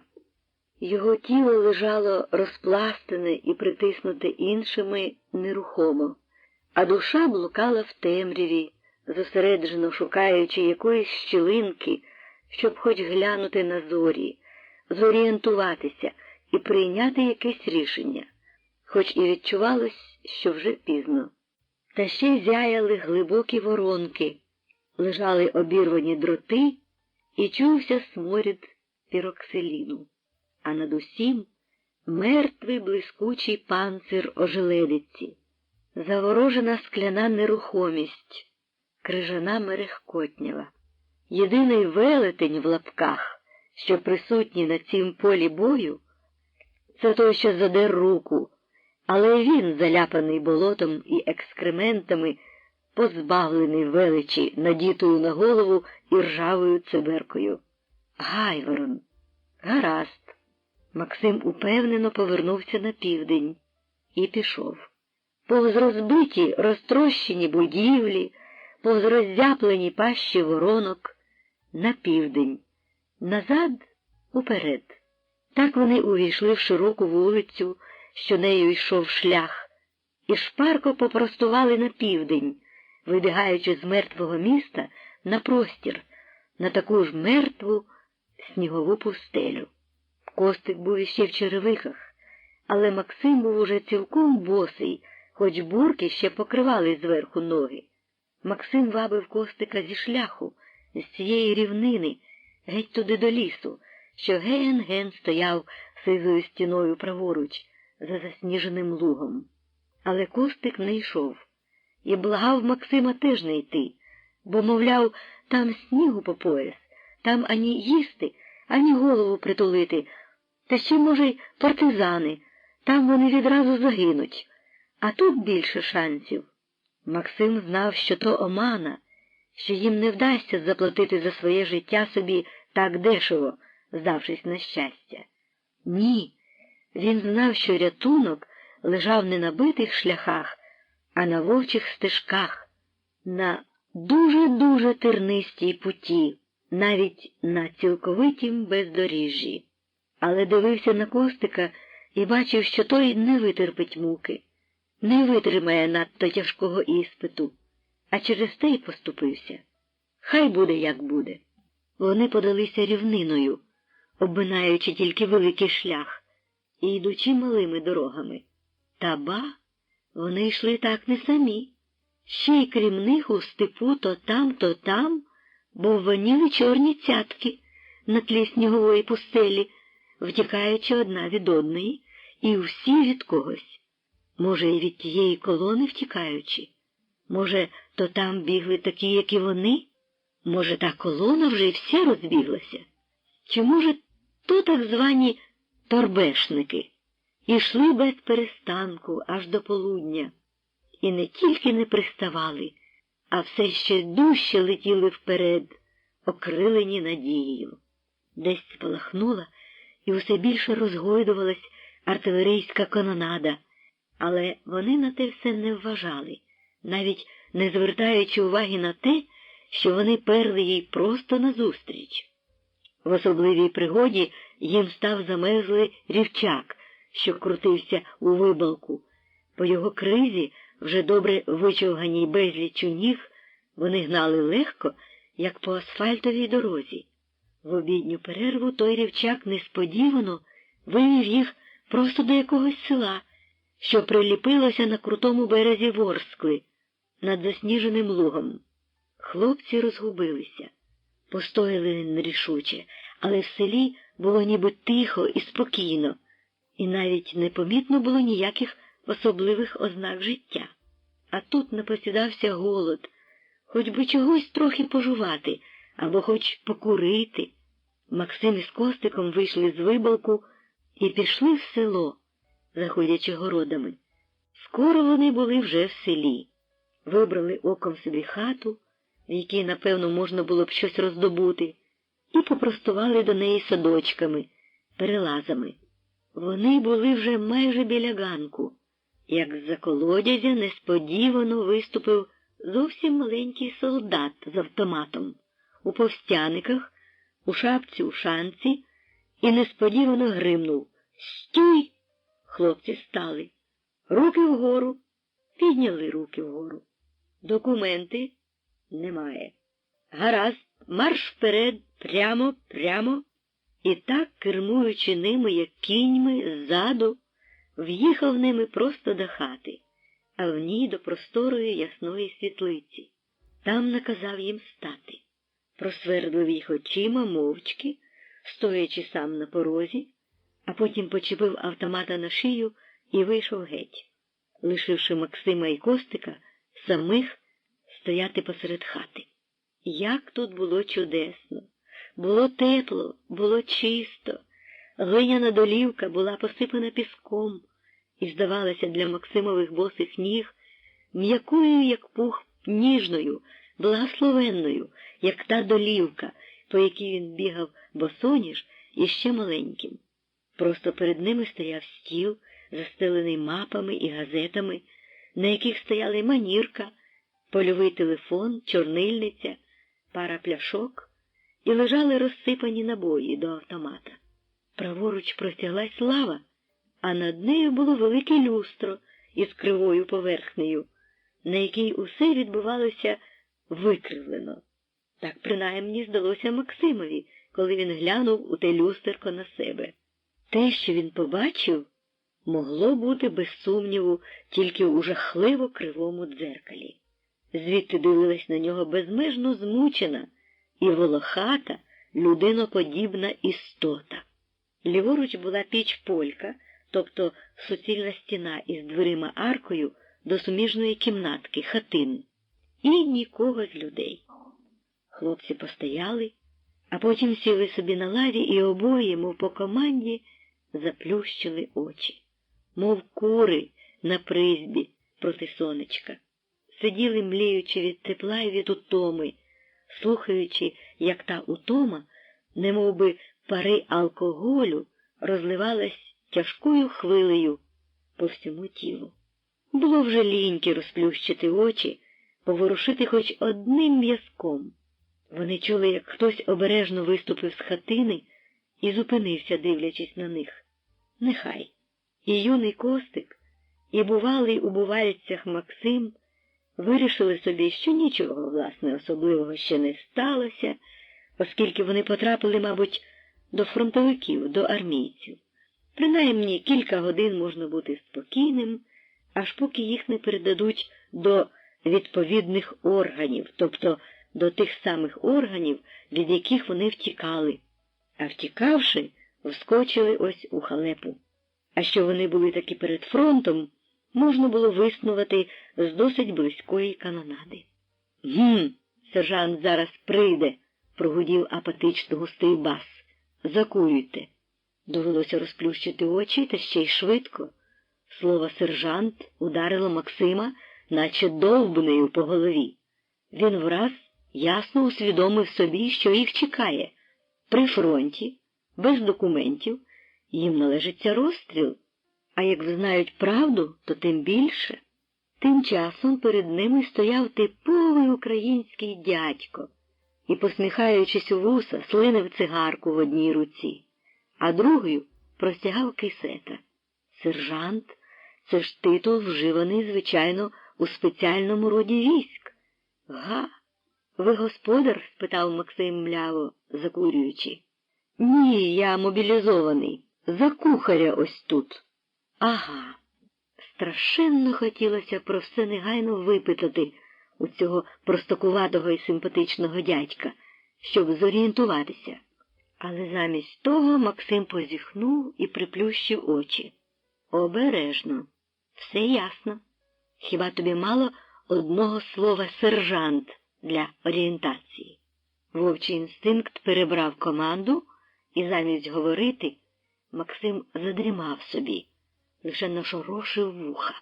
«Якщо вискочимо з цієї халепи», – давав Максим обітницю, – «зразу ж курс на ліс, а того Костика потягну силою, понесу на руках, як кошеня». Дитлах. Але це якщо ж ні? Треба негайно прийняти рішення. Негайно, що робити, якщо ні? Але рішення ніякого Максим не встиг прийняти, як до хати з надвору увійшов сержант. Він навіть не помітив їх. Кинув з досади шапку і шматок хліба на стіл і тяжко сів при столі. Затарабанив пальцями. Це був сірий, задимлений і флегматичний парубок, що у своїх заяложених і пошарпаних військових штанях, та ще в такій же сорочці і в зачовганих чобітках гармошкою, скоріше нагадував сільського коваля чи шевця, аніж будь-якого сержанта, чи щось подібне. Дядько, що був за кухаря, сховався, а сержант сидів і тарабанив пальцями, чимось безмежно заклопотаний. І неспокій той якимись невидимими шляхами передався Максимові. Але той спокій походив не від сержанта.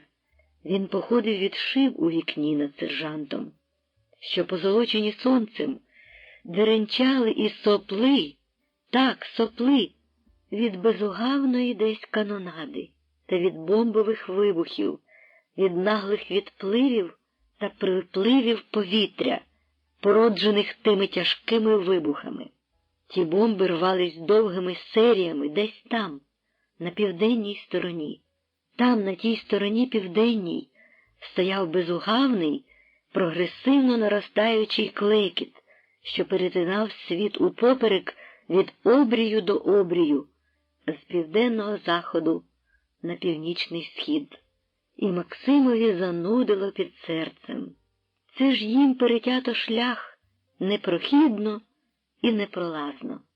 Це ж там заліг фронт, море вогню й заліза, тотальна смерть, сіяна людьми двох армій, супроти всього, що не з ними, армій, які заглибились на кожній п'яді землі. Той фронт то було своєрідне, люте, безкомпромісове або-або, без третього вибору, без середини.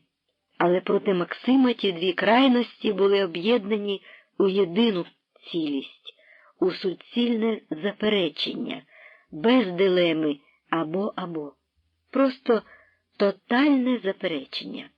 Фактично тут було лише дві крайності – вони, що залягли фронтом упоперек світу, і він, Максим, що має їх переступити, скреслити геть. Два світи такі протилежні, такі неспівмірні, але однаково затяті, непримиренні, і сержант ось уособлення того протилежного світу, того суцільного і тотального Максимового заперечення.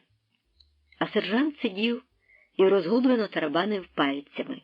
Зовсім не цікавився затриманими і навіть, здавалось, не помічав їх. Та ось по довгій паузі сержант підвів на них очі і навіть не здивувався їхній присутності. Подивився апатично, а потім: «Ну, і як же воно діла, хлопці, га?» «Нічого», – зітхнув Максим, – «спасибі». «Добре», – додав Костик. «Тільки от жерти хочеться, товаришу сержанте», – закінчив він несподівано і з жалісною міною. «Жерти?» – сержант узяв принесений шматок хліба, примружившись, покрутив його в руках, зітхнув і поклав назад на стіл. І почухав голову, мов би вибачаючись. «Єрунда, братці, от дали пайку на цілий день. Хоч жуй, хоч плюй, хоч дивись, хоч удавись, га? Та зачекайте лишень». Він устав і пішов до хатини, щось там довго возився. Нарешті вийшов з хатини з повною пригоршнею сухарів, сірих і чорних, як земля. Ось хіба сухарів, якщо хочете, і висипав їх половину Костикові, а половину Максимові на коліна.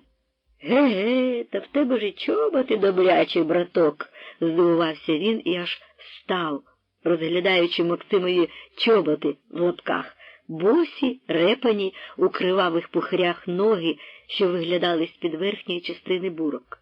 «Добрі чоботи», – і, зітхнувши, сплюнув, понуро і злісно.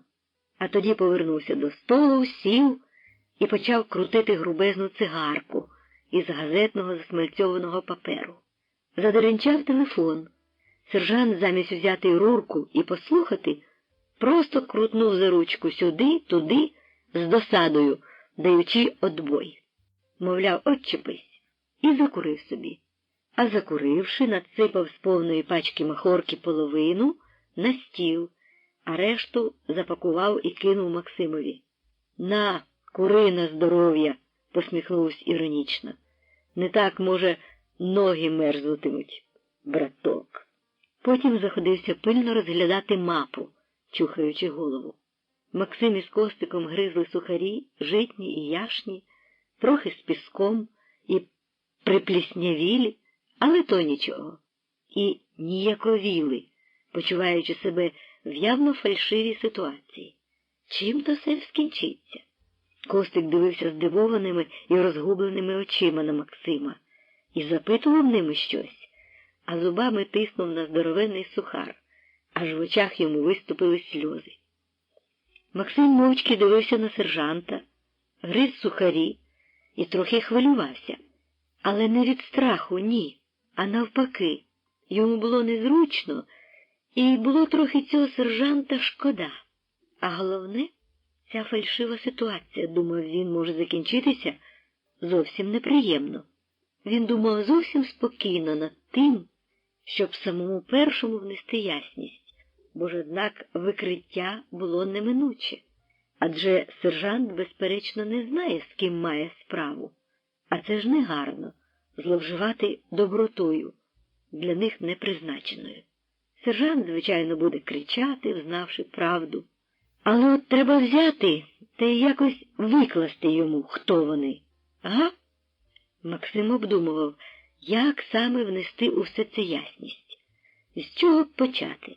Все одно ж їх уже заарештовано, значить, рано чи пізно все буде вияснено. І якщо вони ще мають якийсь шанс, то, може, саме в цім тактичнім ході попередити події. а тоді вже можна буде якось крутитись. Але тут сержант несподівано перерішив усе по-своєму. Ну от, промовив він, скінчивши розглядати мапу. Що, відпочили трохи? А тепер, братця, смаліть собі. І він повів пальцем по мапі. Ось так. Оце село, де є ми. Ось тут. А ось отут фронт, на південь. А ви смаліть, звичайно, на північ. Тримайтеся маршруту Гайворон, Борисівка, Тамарівка. А втім, зітхнув, вибирайте маршрут, який знаєте. І встав. І хлопці теж повставали, не вірячи самі собі, що так раптом обертається справа. Він їх уже просто виганяє. Він, безперечно, мав їх за тих мобілізованих, що їх безліч відступало по шляхах, діставши наказ воєнкомату іти на формування в тил. Тих, що їх звуть торбешниками, бо єдине, що вони мали на озброєнні, це торбу з харчами. Хлопці позапихали останні сухарики в кишені, закрутили по цигарці, подякували сержантові за все, за сухарі, за махорку, за теплу кімнату, за щире слово, і рушили до дверей. Та тут двері відчинилися назустріч, і увійшов той самий солдатик, що їх заарештував. Товаришу сержант, а що з цими ось робити? З ким? Та ось з оцими ж. Я їх затримав без документів. Ішли до німця, прямо на фронт смолили. Сержант наставився очима на Максима і на Костика, але без особливої внутрішньої експресії, лише здивовано. Куди? Ні, ми не до німців, заперечив Максим, посміхнувшись. Ми до своїх.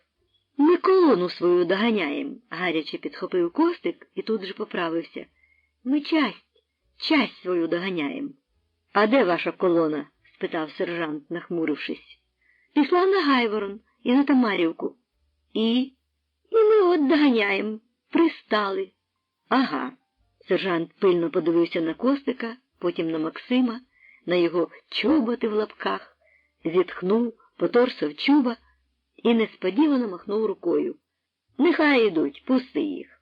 А документи ж, товаришу сержант? Тут сержант визвірився несподівано. Які там тепер документи? Не бачиш, люди на той світ пруть. Нехай пруть. Ей, махнув рукою, немов би хлопцям на прощання. Все одно війна, брат. Паняй, хлопці.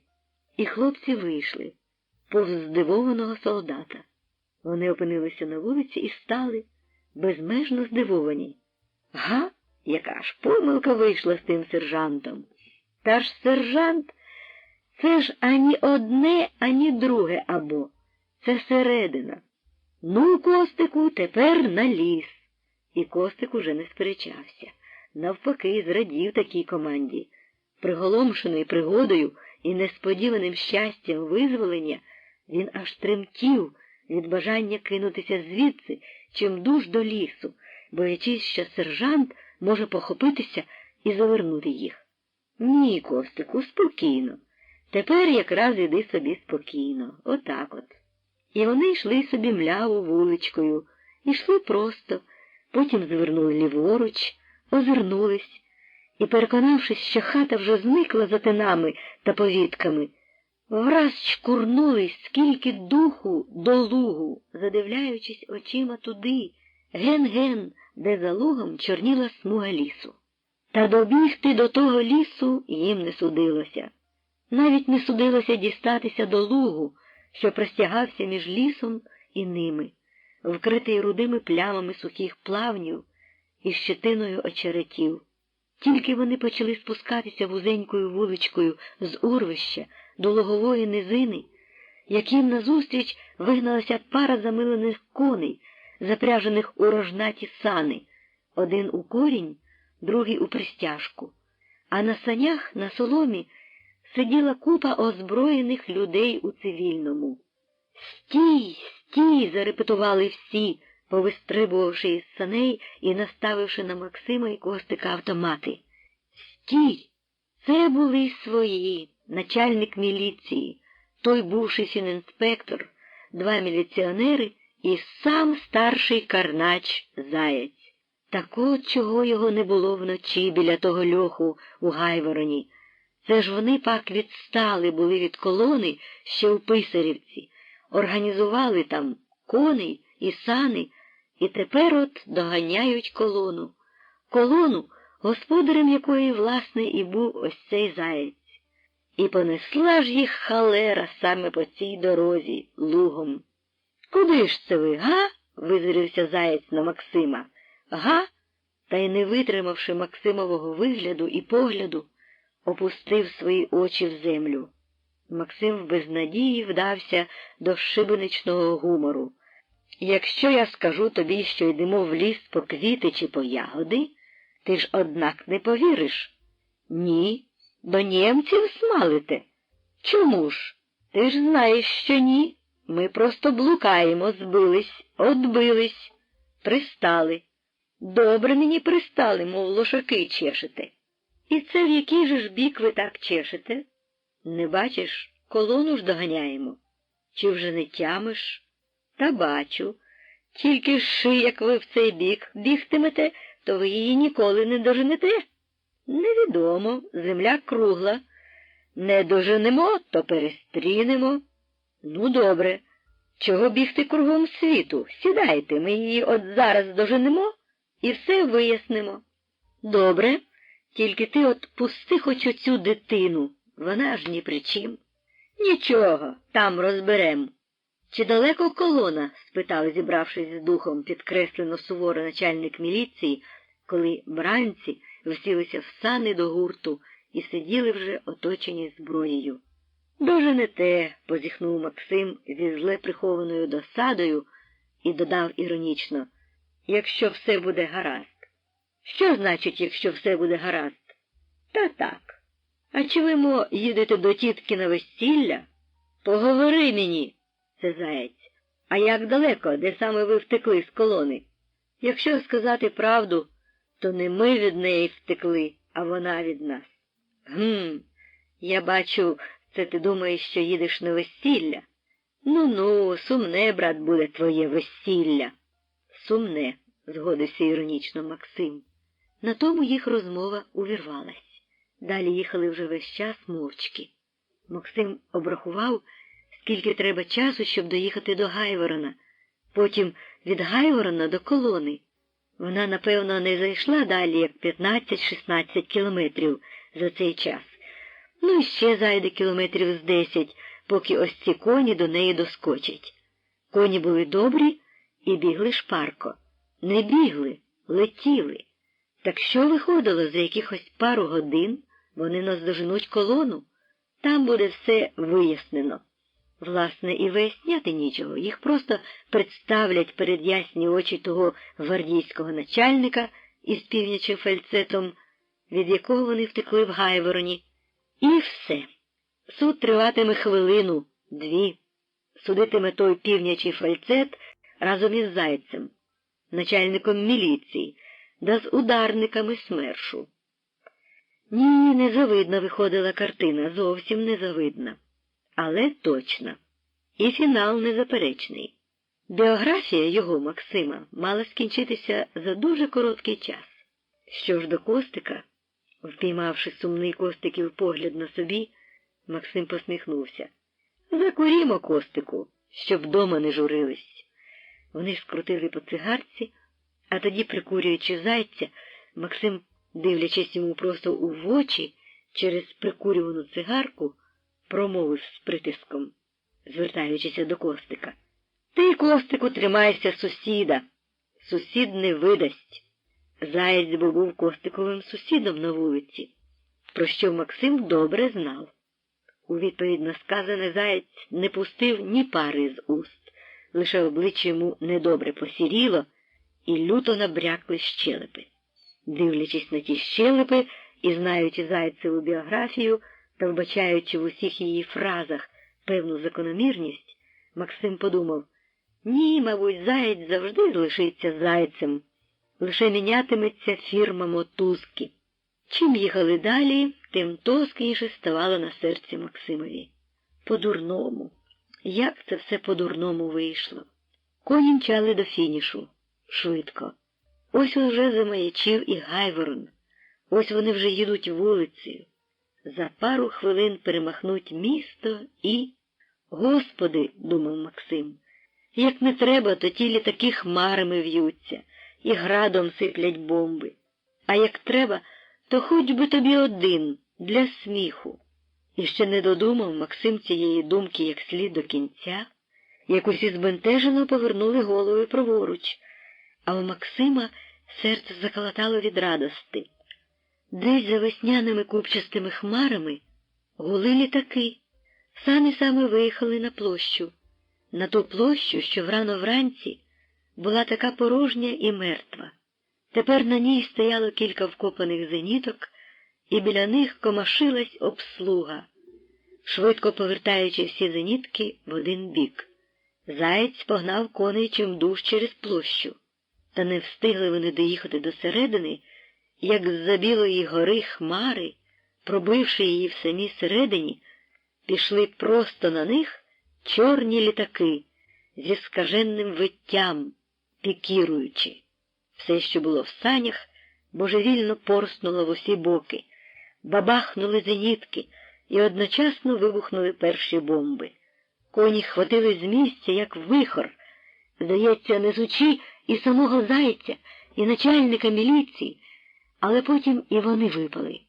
Максим кулею чкурнув із саней під пам'ятник до знайомої постаті із піднесеною рукою, і там упірнув у гущу солдат, що поховалися тут заздалегідь. Уже лежачи під пам'ятником, Максим михцем побачив, як коні мигнули площу і мчали вже божевільно вздовж по вулиці, а за ними сани йшли льотом, перекидя, гублячи солому і ще якісь речі. Навколо кипіло, клекотало, літаки кружляли над площею, а солдати кружляли навколо пам'ятника рачки, і Максим разом з ними. Потім солдати не витримали і чкурнули всі геть до будівель, до ряду мурованих склепів та магазинів край площі, вірніше, до решток мурованих склепів, а там, перебігаючи від рогу до рогу, від прикриття до прикриття, бігли все далі і хто куди. Під пам'ятником лишився один Максим. Він ще трохи полежав, подивився, як замовкали одна по одній зенітки і розбігалась обслуга, подивився на кам'яну постать над собою, у якої вже одлетіла голова, а тоді враз і собі чкурнув геть. Далі, далі, далі від усього місця. Не від бомб, ні, від цього місця, де могли його шукати, де могли бути десь поблизу «свої» в лапках. Добігши до склепів, Максим поминув їх і увігнався геть аж у вулицю, а потім у перевалок, ще в перевалок, а потім у зовсім вузюсіньку, глуху, мов би сільську криву вуличку. І там уже пішов собі спокійною ходою. Тут він був уже вільний. Хай гудуть собі літаки, скільки хочуть. Це навіть добре, що вони гудуть. Нехай погудуть трохи. Хто-хто, а вже ті свої, що його везли, то, напевно, так позабігають, що потім і самі себе не познаходять. Вони, якщо і бувають часом хоробрі, то тільки у великому гурті, коли можуть власним криком заглушити жах. Вийшовши вуличкою до урвища над замерзлою Ворскою, Максим сів на призьбі під чиєюсь маленькою покинутою хатою, що стояла над тим урвищем, і в блаженному спокої радісно простяг натомлені ноги, підставляючи їх під тепле проміння сонця. Задер обличчя до того ж таки сонця і завмер, мов би задрімав. По небу пливли ясні березневі хмари. Поміж ними небо синіло сліпуче. Було затишно, лагідно і навіть весело. То нічого, що просто над головою кружляли літаки. Зате людей навколо нікого не було. На літаки ж Максим не реагував. Він не зреагував навіть тоді, коли просто перед ним унизу нагло рвонуло лід на Ворсклі, понісши той лід разом із водою, димом і мулом у синє небо. То впали підряд 3 бомби, зробивши 3 велетенські чорні гейзери. Глушить рибу, посміхнувся Максим про себе. Коли осіли гейзери, і на ворсклі лишились лише 3 великі чорні кола, Максим побачив, що то він, той небесний пірат, не рибу глушив і не з дуру ляпнув туди. Бомби лягли якраз там, де проходив через лід широкий шлях. Бач, сучий син, який видющий. Але відразу ж забув думати про це. Сидів блаженно, не рухаючись. Було млосно і ліньки навіть думати, що ж далі. А в голові приємно гуло, а під повіками, коли заплющити очі, пливла химерна кольорова веремія, червоні, зелені, жовті, сині кола, ціла веселка. А в ній оберталося мінливе, мерехтливе слово «Гайворон». Розділ 17. Максим шарпнувся і розплющив очі. Йому виразно відчулось. Ніжні, теплі, дитячі рученята, синові, пестили, голубили його обличчя, гладили чоло, повіки. Ні, ніде нікого. Лише серце калатало шалено, та мізок бив на сполох. Іди ж. Так, треба йти. Максим зосередив усю свою волю на цій думці і почав пильно розглядатися навколо, вивчаючи ситуацію і розмірковуючи, як тепер йому слід поступати. Просто ген за Ворскою, попід сизим лісом, роблячи величезну дугу навколо Гайворона, обходячи це химерне місто стороною, тягнувся великий шлях Суми-Білгород, захряслий потоком людей і війська. У цей великий шлях вливався менший, той, що йшов через Гайворон. Пробігши ген ліворуч повз низку кузень і ще якихось одиноких споруд, він вливався у великий шлях, як потік у велику ріку, на зламі сизої дуги.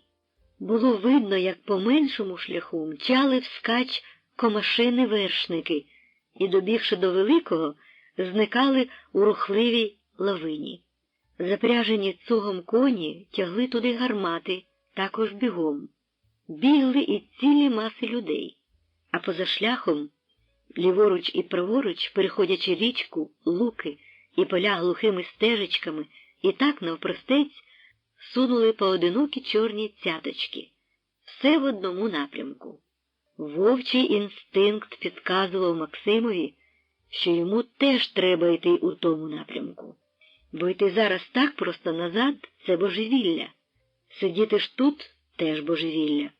Треба йти на той шлях, у юрби, і посуватися з ними, з юрбами вперед, на північний схід, до ночі, лише до ночі, а потім кругом і назад.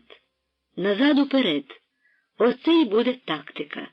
Тільки не по ленінському крок уперед, 2 назад, а по-своєму крок назад, 100 вперед, крок удень, 100 вночі.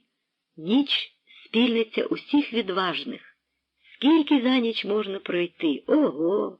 А ще підказував йому інстинкт, що йому ні від кого не слід сподіватися допомоги, і що не можна знайти спільників на той божевільний рейд, яким єдино можна у цій ситуації врятувати життя. Вовчий рейд, невпинний і без їжі, без вогню, без взуття, в гарячці. Цього рейду ніхто не витримає. Це за межею можливого.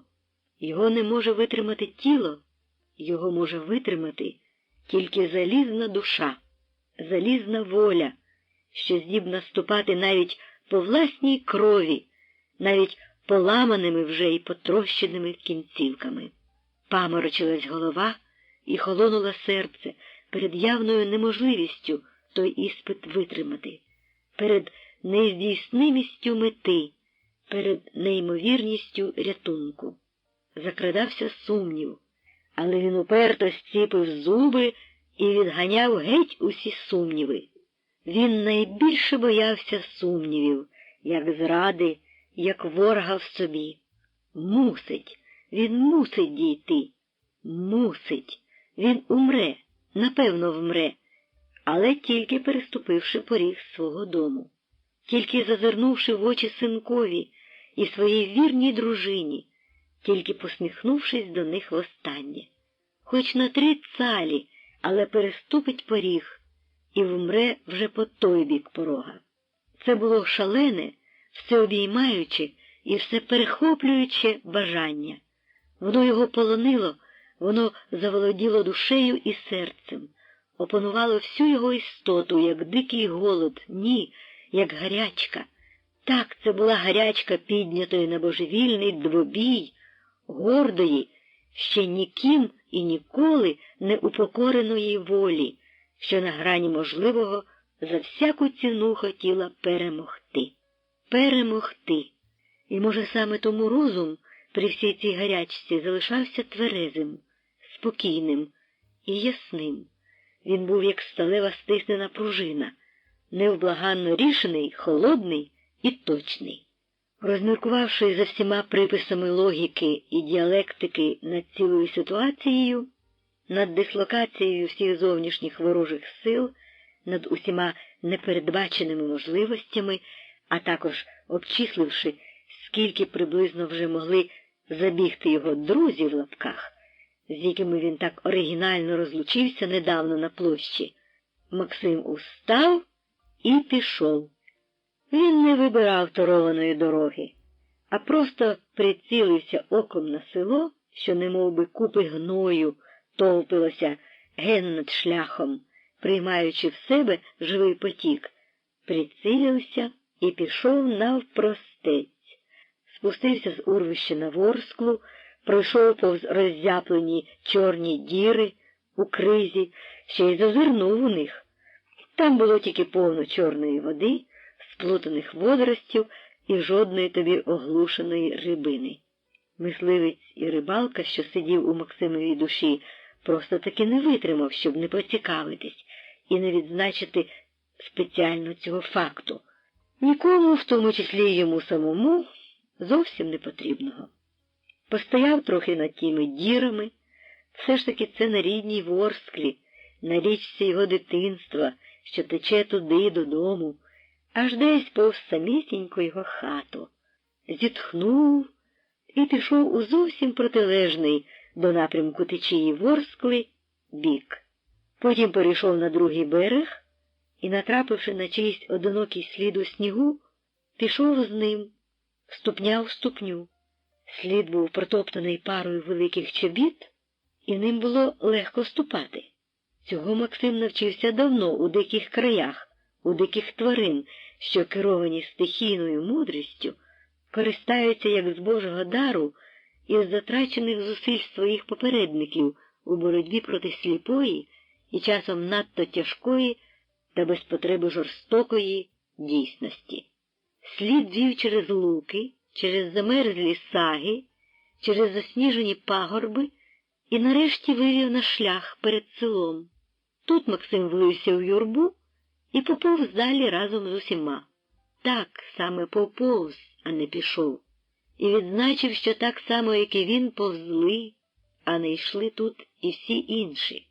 Жінки з малими дітками і вузликами, старі бабусі, змучені юнаки з торбами, бородаті чоловіки в лахмітті, юрби якихось селян. Серед цивільних було багато й військових. Щойно тепер Максим помітив тут те, чого раніше не помічав.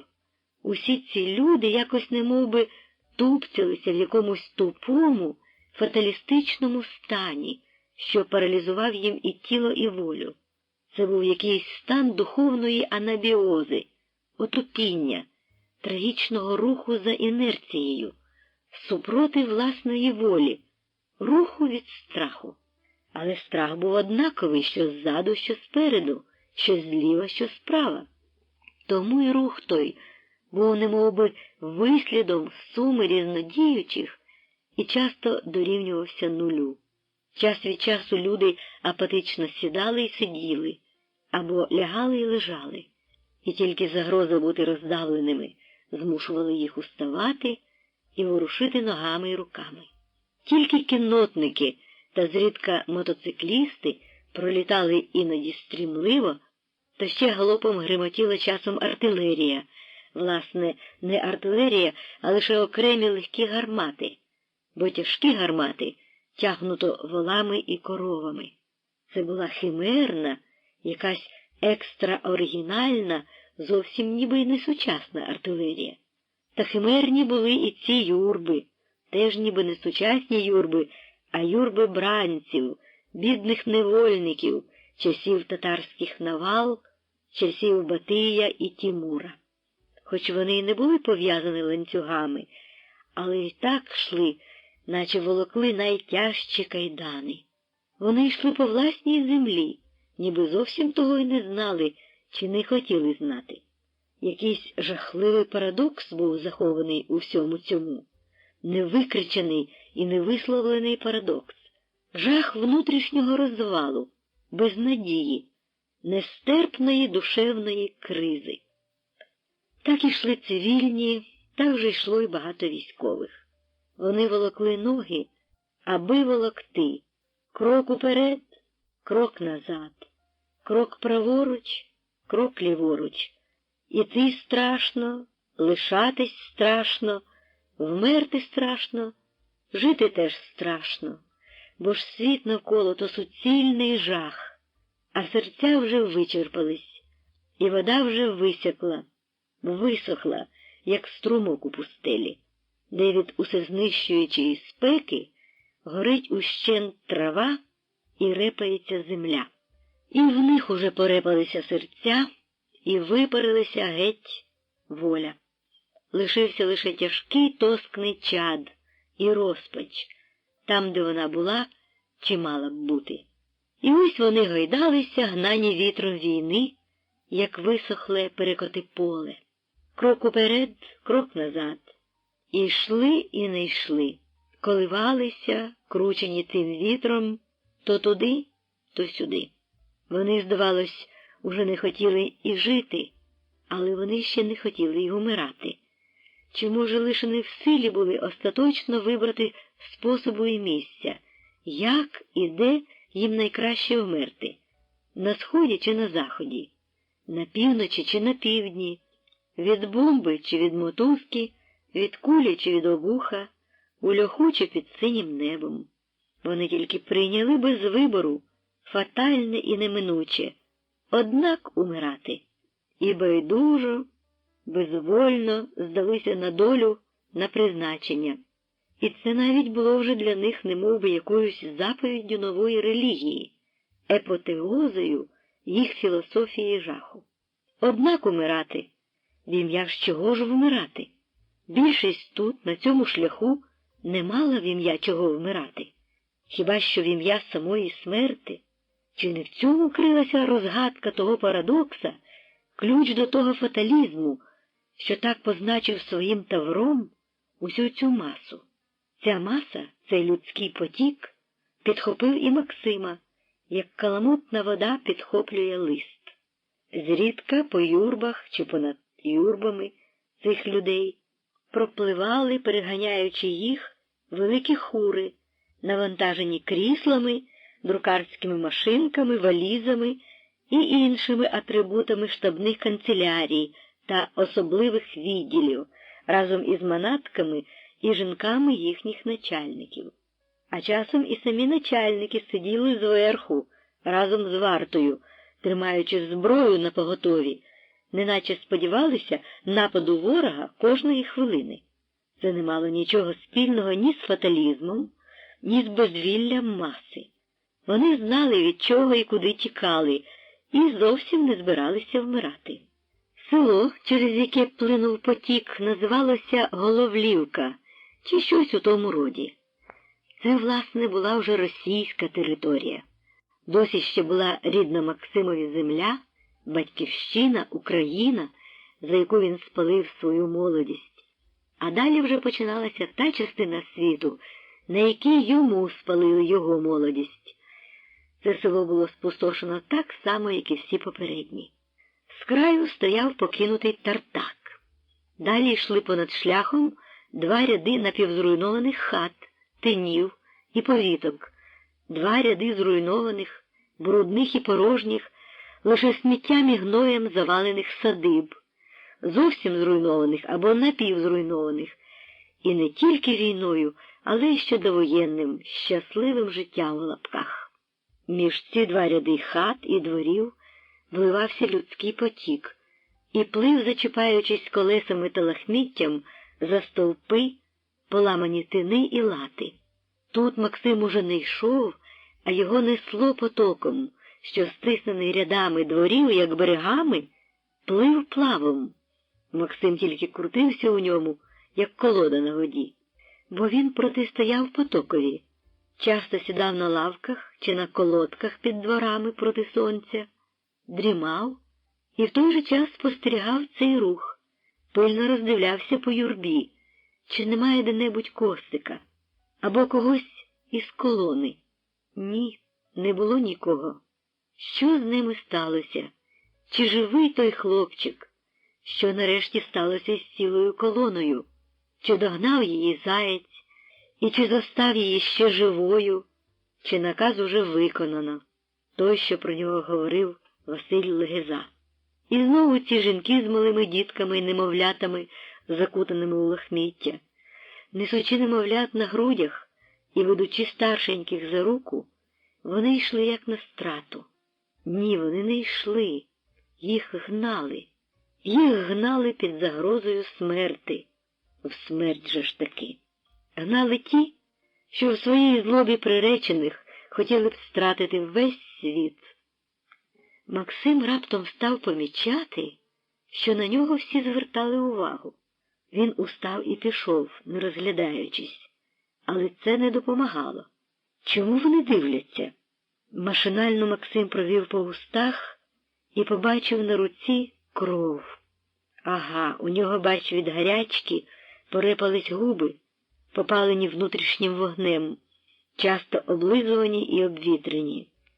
Порипались і кривавились, і це тому вони дивляться. Але тут же він і сам заперечив цей здогад, бо враз побачив справжню причину. Він побачив, Господи, та ж серед цих людей було повно знайомих. Раз по раз траплялись люди з рідного міста чи з його рідних околиць, що так чи так знали його рід, знали славу про нього та про його жорстку епопею.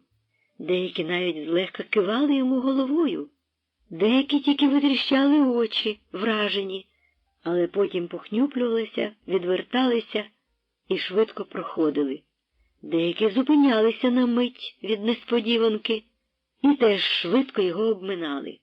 Всі проходили мимо, прискорюючи ходу, і ні пари з уст. Вони, лубонь, здогадувалися, як це він опинився тут. Безперечно, вони боялися за себе, але вони боялися і за нього, щоб не стягти уваги тих, що теж бігли в цій же юрбі, кожного пронизуючи лихим зором, повним помстивої зненависті до всього світу за свої поразки і клекітливої злоби до інших, за нелюбов до себе, сповнені жадоби чужої смерти, щоб усі умерли раніше від них. Максим відчув, що він мусив би десь зникнути з цієї вулиці, із цього шляху. Тепер же негайно. Але куди? Розмірковуючи над цим, він все-таки посувався далі, як автомат, все тією ж вулицею. Його ноги вже ледве-ледве пересувалися від утоми. Сили його танули. Але він ішов. Так, він ішов, аж поки не опинився перед застряглою в баюрі машиною.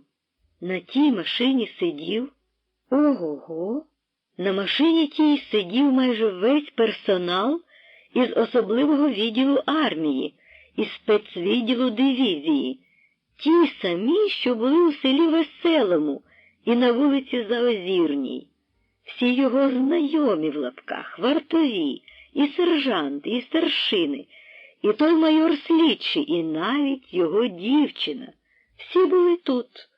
Максим тільки встиг помітити, що всі вони були заспані, сердиті, неголені, забрьохані і п'яні. А до того ще й так, до краю розгублені. Тільки встиг помітити це, як наткнувся на самого начальника спецвідділу. Машина йорзалась у баюрі, шарпалася то сюди, то туди, скаженно ревучи.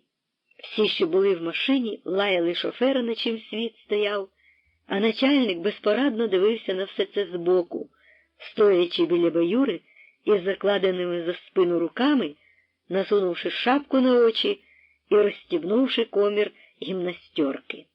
Максим наткнувся просто на нього, лицем до лиця. Це був той самий начальник спецвідділу танкової дивізії, що приїздив його заарештувати. Але тепер він був і без танків, і без дивізії, лише із своїм спецвідділом. У Максима серце похололо, і він трохи не кинувся з усієї сили на втікача від несподіванки. Але не кинувся. Начальник спецвідділу всточ подивився йому в лице і, далебі, не впізнав. Подивився байдужим, каламутним поглядом, довгим, нудним, і одвернувся. Максим майже автоматично пройшов мимо нього, не моргнувши оком, і йшов далі, ледве стримуючись, щоб не побігти. Земля під ним горіла. Тут же ж десь мусить бути і сам головний, отой Кутузов, отой, що заповзявся тоді поставити його на коліна. Ти скажи, яка єрунда? Змобілізувавши усі свої нерви, щоб не шарахнутись, Максим ішов далі спокійно. Ішов і відчував, що хтось дивиться йому в спину. Але йшов зумисне мляво. Це йому нагадало, як він колись, ще у школярські роки, учився гартувати нерви і характер, ходячи по розпеченій блясі даху, босоніж, і зумисне не квапився, не шарпався, хоч на ногах аж пухирі схоплювались. Так він ішов, здавалося, бозна й скільки, підкоряючись інтуїції, що підказували йому не шарпатись, не бігти, не дай Боже. Лише думка його бігла шалено і несамовито. Бачив, як дворами, городами і садочками йшли люди, і йому страшенно кортіло і самому кинутись туди, але не кинувся. По якомусь часі машина заревла оглушливо і, вискочивши з баюри, рушила далі. Максим чув, як вона наближалася, доганяючи. Ось уже й догнала, а догнавши, пішла собі далі. Ніхто з тих, що сиділи в машині, не звернув на Максима жодної уваги. Тільки начальник, стоячи у правому кутку короба, шукав у юрбі когось очима і знайшов. Уп'явся тими очима в Максима, аж голову повернув назад. Упізнав чи не впізнав, зупинить чи не зупинить машину. Але начальник машини не зупинив. Вона пішла собі далі, гублячись у юрбі, а начальник усе стояв і дивився, і тер рукою чоло. Либонь пригадував. Раптом, як уже здавалося, що все минуло, машина десь там стала. Чути було, як стала. Пригадав? І тут Максим, не зміняючи темпи ходи, звернув ліворуч у чийсь двір і пішов навскоси садочками, забираючи все лівіше і лівіше, далі від шляху. Потім сів біля купи якогось хмизу і, ніби заклопотаний своїми босими ногами, нагнувся на них, а сам подивився пильно на шлях. Мимо проходили люди, а він дивився на шлях, туди, на вулицю, і бачив, що з машини геть усі повилазили, і, розсипавшись, пішли вулицею навпроти течії. Максим звівся і помалу пішов глибше в садки. Садки круто сходили нагору. Пройшовши якийсь час, Максим озирнувся. Нічого, крім густої сітки дерев, не було видно. Нагнувся. Те саме. Густо посаджені і розрослі молоді яблуні й груші відгородили його від шляху. Тоді він повернув ще крутіше, ліворуч, і пішов швидше. Скоро він опинився на спеціально насипаному валу, що огороджував садки. За валом був глибокий рів, а потім ішла кінна доріжка, якою посувалося лише якихось двоє людей із торбами. Та доріжка крутилася до лісу, що був зовсім близько. Бігла до нього повз вал, обрамлена обабіч тернами. Люди йшли від лісу, а Максимові треба було йти на ліс. Завмираючи серцем, Максим пішов назустріч тим двом людям. Порівнявся з ними, розминувся. Трохи згодом озирнувся, а переконавшись, що вони зовсім і не збиралися озиратись на нього, а спереду більше нікого не було, курнув доріжкою скільки сили. До лісу. Господи, та ж ліс ось де рукою достати. Тільки б добігти, тільки б ускочити у нього. Він не біг, бо не міг, але він ішов так, що аж суглоби тріщали йому в ногах. Він так давно вже не ходив. Він змобілізував усі рештки своїх сил і шмагав доріжкою так, як колись у добрі часи було спішив до дівчини на побачення. Та ось уже й ліс.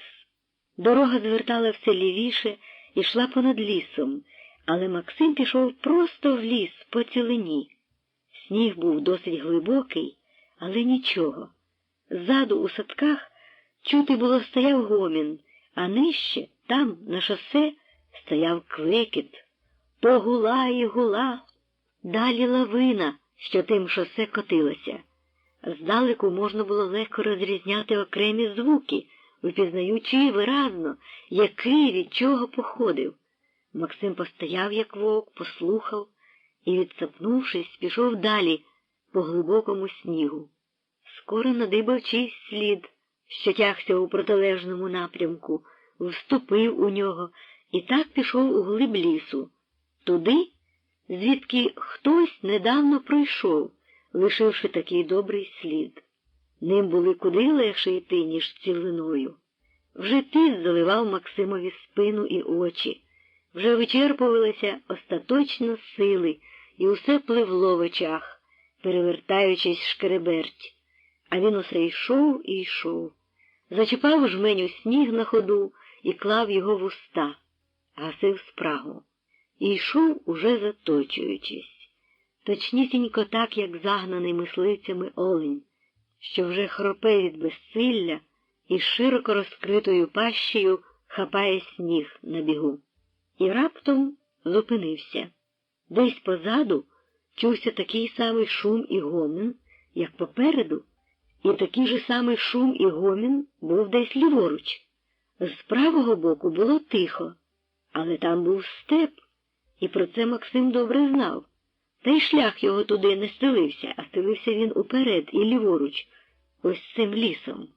Але, судячи з гомону, шлях той було перерізано. Порскали і голосно іржали коні, лементували люди, гули і гриміли машини. Чи то, може, там розгалузились дороги і розгалузились колони? Чи, може, там у лісі війська окопуються для бою, чи... Максим постояв, послухав, а тоді ліг просто на сніг.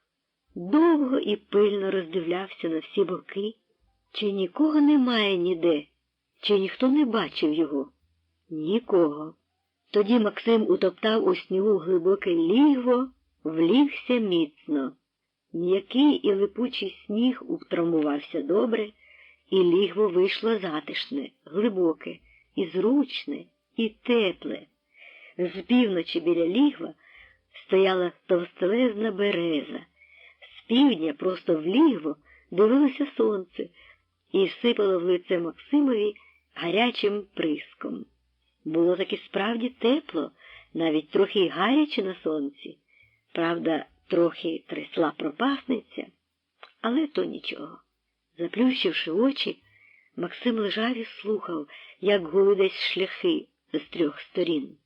Потім почало здаватись, що те все гуло тільки в його голові, у вухах. Він задрімав.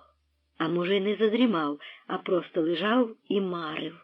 Так бувало, коли він маленьким, у гарячці, перестудившися, залізе на піч і лежить. І так було приємно. Гаряча голова аж гула від дивних картин, що пропливали в ній. І чого тільки не відбувалося з ним. Він жив тоді в іншому, казковому, химерному світі, що повставав у його збудженій уяві. А сонце моргало довгими віями, торкаючись ними до його обличчя. Воно випромінювало тепло, стоячи на варті над людиною, закопаною в сніг, над людиною, що ніяк не хотіла вмирати.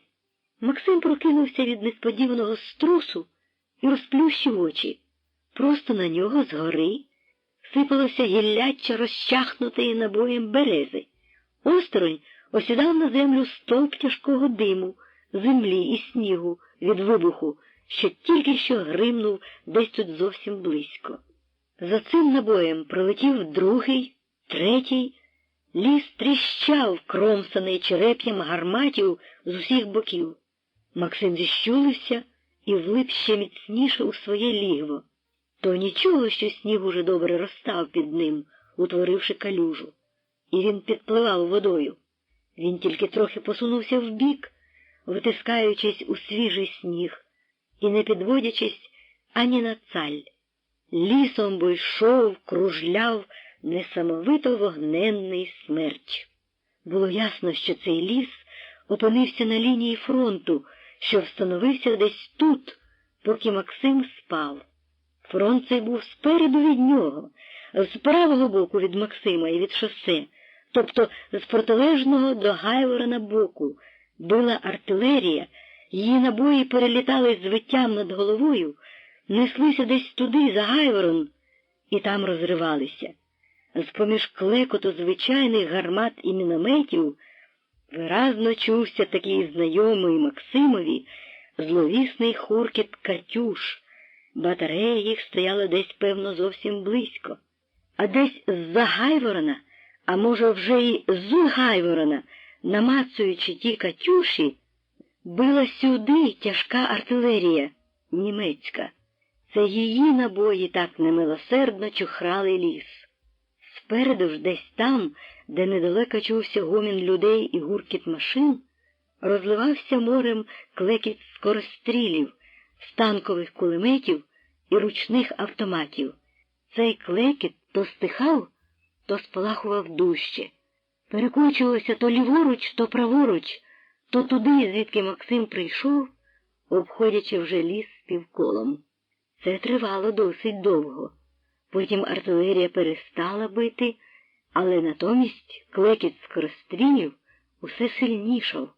Максим лежав, підпливши водою, і помалу його огортав відчай, тупий відчай. Але потім його почала опановувати апатія. Нерви тупіли і переставали реагувати від надмірного напруження, піддаючись відчуттю явного безвихіддя і усвідомлюваної безвиглядності. Також давала себе знати пропасниця, витворюючи стан фізичної і душевної прострації. Це був стан уже близький до тріумфу зневіри і скепсису, породжених безсиллям. Той стан, коли серце і розум уже недалекі від того, щоб пристати на думку, що все марно, що вже однак усьому край. Лишилося тільки встати і піти назустріч неминучому рокованому. Але в Максима і на те не було сил. Він лежав і, закривши очі, марив. Далебі він уже дубів, потроху навіть немов би глух, не чуючи вже ні стрілянини, ні вибухів, вони не доходили до свідомості. Апатія.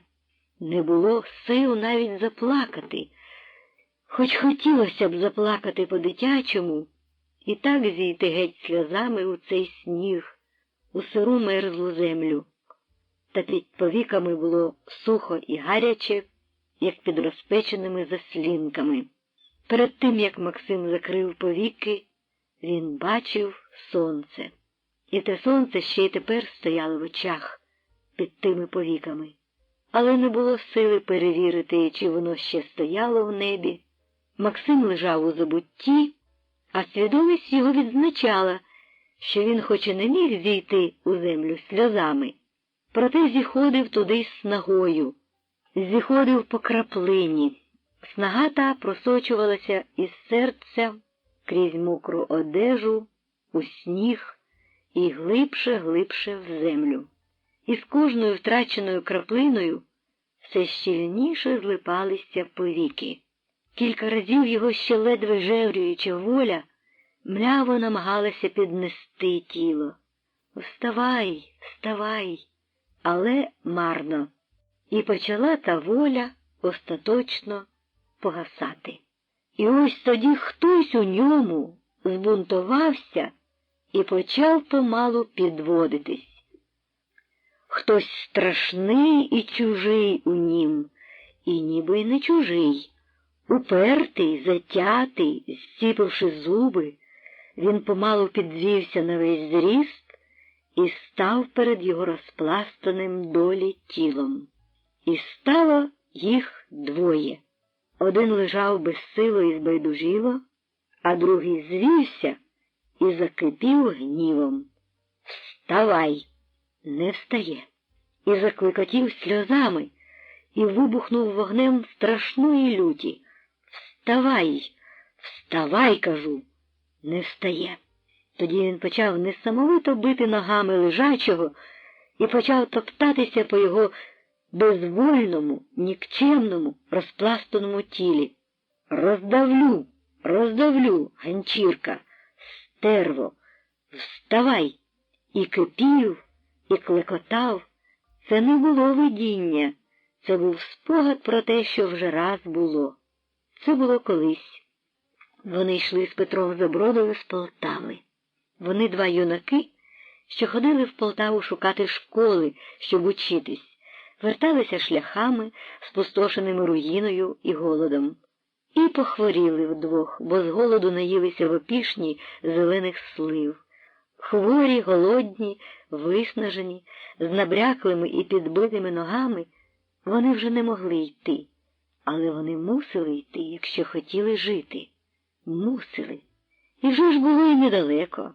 Ось пройшли Більське, ще трохи, і вони будуть урятовані, бо дійдуть до того села і до того двору, де є люди, свої люди, що не дадуть їм загинути. Та Петро, його друг вірний, вже не мав сили йти. Цілком не міг іти. Завечоріло, і швидко надходила ніч, а він не міг іти. Ліг на землю, на сухий і твердий, як черепок, спалений шлях, розкидав руки й ноги і готовий був умирати. Зовсім уже був при смерті. А ніч, як чорний круг, кружляла над ними. А земля чужа, тверда, колюча. І безлюддя. Безлюддя. Максим плакав. Максим благав друга, сам ледве тримаючись на ногах. «Вставай, вставай, Петрику, Петрусю, ходімо!» Гай-гай. І ще дужче благав і просив Максим. «Петрику, Петрусику, вже близько ж, уставай, ще лише трішки, ходімо, Петрику!» Ні, де там, немови не чув Петро. Тоді Максим раптом закипів несамовитим гнівом відчаю. Він ухопив здоровенну сукрувату ломаку і, викрикуючи шалено, налетів на нещасного друга. Він бив його ломакою по ногах, по чим попало, і кричав дико: «Уб'ю! Уб'ю! Іди, мерзотнику, іди! Ти мусиш! Іди!» І Петрусь справді схопився і побіг. Заточуючись, біг скільки духу переляканий, а за ним гнався з ломакою Максим, набагато менший за друга, але такий от затятий, він гнав нещасного друга, як барана, уздовж по шляху, гнав його туди, де їх обох чекав порятунок. Так вони удвох утекли від загибелі, що вже була неминучою. «Вставай!» Той, що на ногах, несамовито бив лежачого. Напруживши всі сили, Максим шарпнувся і помалу звівся на ноги, так як часом зводиться впалий кінь, шарпнувшись рештками конячої снаги. Звівся на ноги і став на них, похитуючись. Роздвоєне його єство помалу почало входити в єдині береги. В лісі вже темніло. Сонце давно вже зайшло. Навколо стояла тиша. У цілому світі стояла тиша. Лише десь чутно було якісь підозрілі звуки, ніби хтось, ідучи, клацав погано підкованими чобітьми, на яких поотставали підкови. Але звідкіля ці звуки походили, годі було розібрати. Голова Максимова запаморочилася, його нудило. «Аванті!» – проказав хтось у нім тихо, жалібно, зі сльозами, але вперто, завзято. Постоявши ще трохи, Максим нарешті прийшов остаточно до пам'яті і відчув, що він смертельно перемерз, та ще що він зовсім мокрий. Його трясла пропасниця, аж зуб не потрапляв на зуб. Тоді він над людським напруженням волі витяг ноги зі снігу, дерев'яні, чужі, зовсім чужі ноги, і пішов. Він ішов, гойдався на місці, м'яв сніг, тиняючись, і, либонь, схлипував від болючого корчу, що хапав за горло. Так, найліпше було б отак заплакати гірко-гірко і безнадійно, і лягти б клубочком у сніг, отак плачучи. Але кому те потрібно? Кому те потрібне? І він ішов. Раптом по ньому пробігла гаряча хвиля. Він почув голоси. Тіло затерпло, а серце почало шалено битися. Воно гнало по тілу кров, аж у пальці заходили зашпори. Голоси. Але де? Звідкіля вони?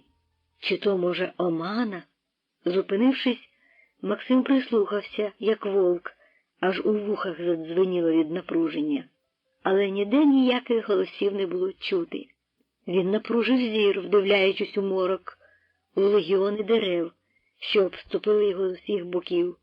Вони, здавалося, всі помаленьку і нечутно ворушились. Тільки один Максим серед них стояв нерухомо, як пень. Зосередивши всю свою волю, Максим нарешті почав розбиратися в ситуації. Навколо було вже зовсім не вечорова сутінь, а ніч. Місячна холодна ніч. На небі, якраз на тім самім місці, де було недавно сонце, тепер стояв місяць у повні. До болю яскравий, він дивився у саму Максимову душу, а на тому місці, як на сліпучому екрані, виразно виступала розшифрована ще з дитинства таємниця його сірої плями. Каїн підіймає брата Авеля на вилах. Так виразно, як ще Максим ніколи не бачив. Навколо тиша.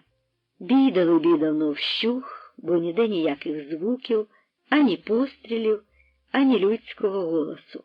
Аж дивно, ніби нагло все вимерло.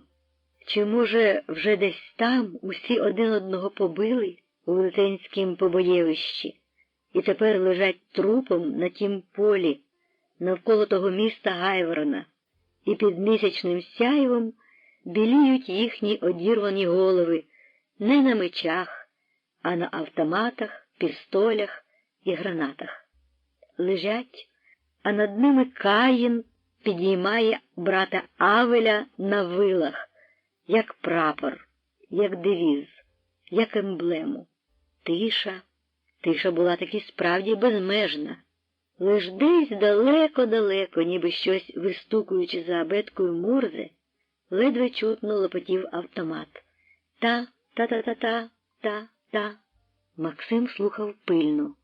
Було таке враження, ніби десь там хтось лишився один на цілий світ і, вже конаючи, ще продовжував битися. бився до останку, сам один.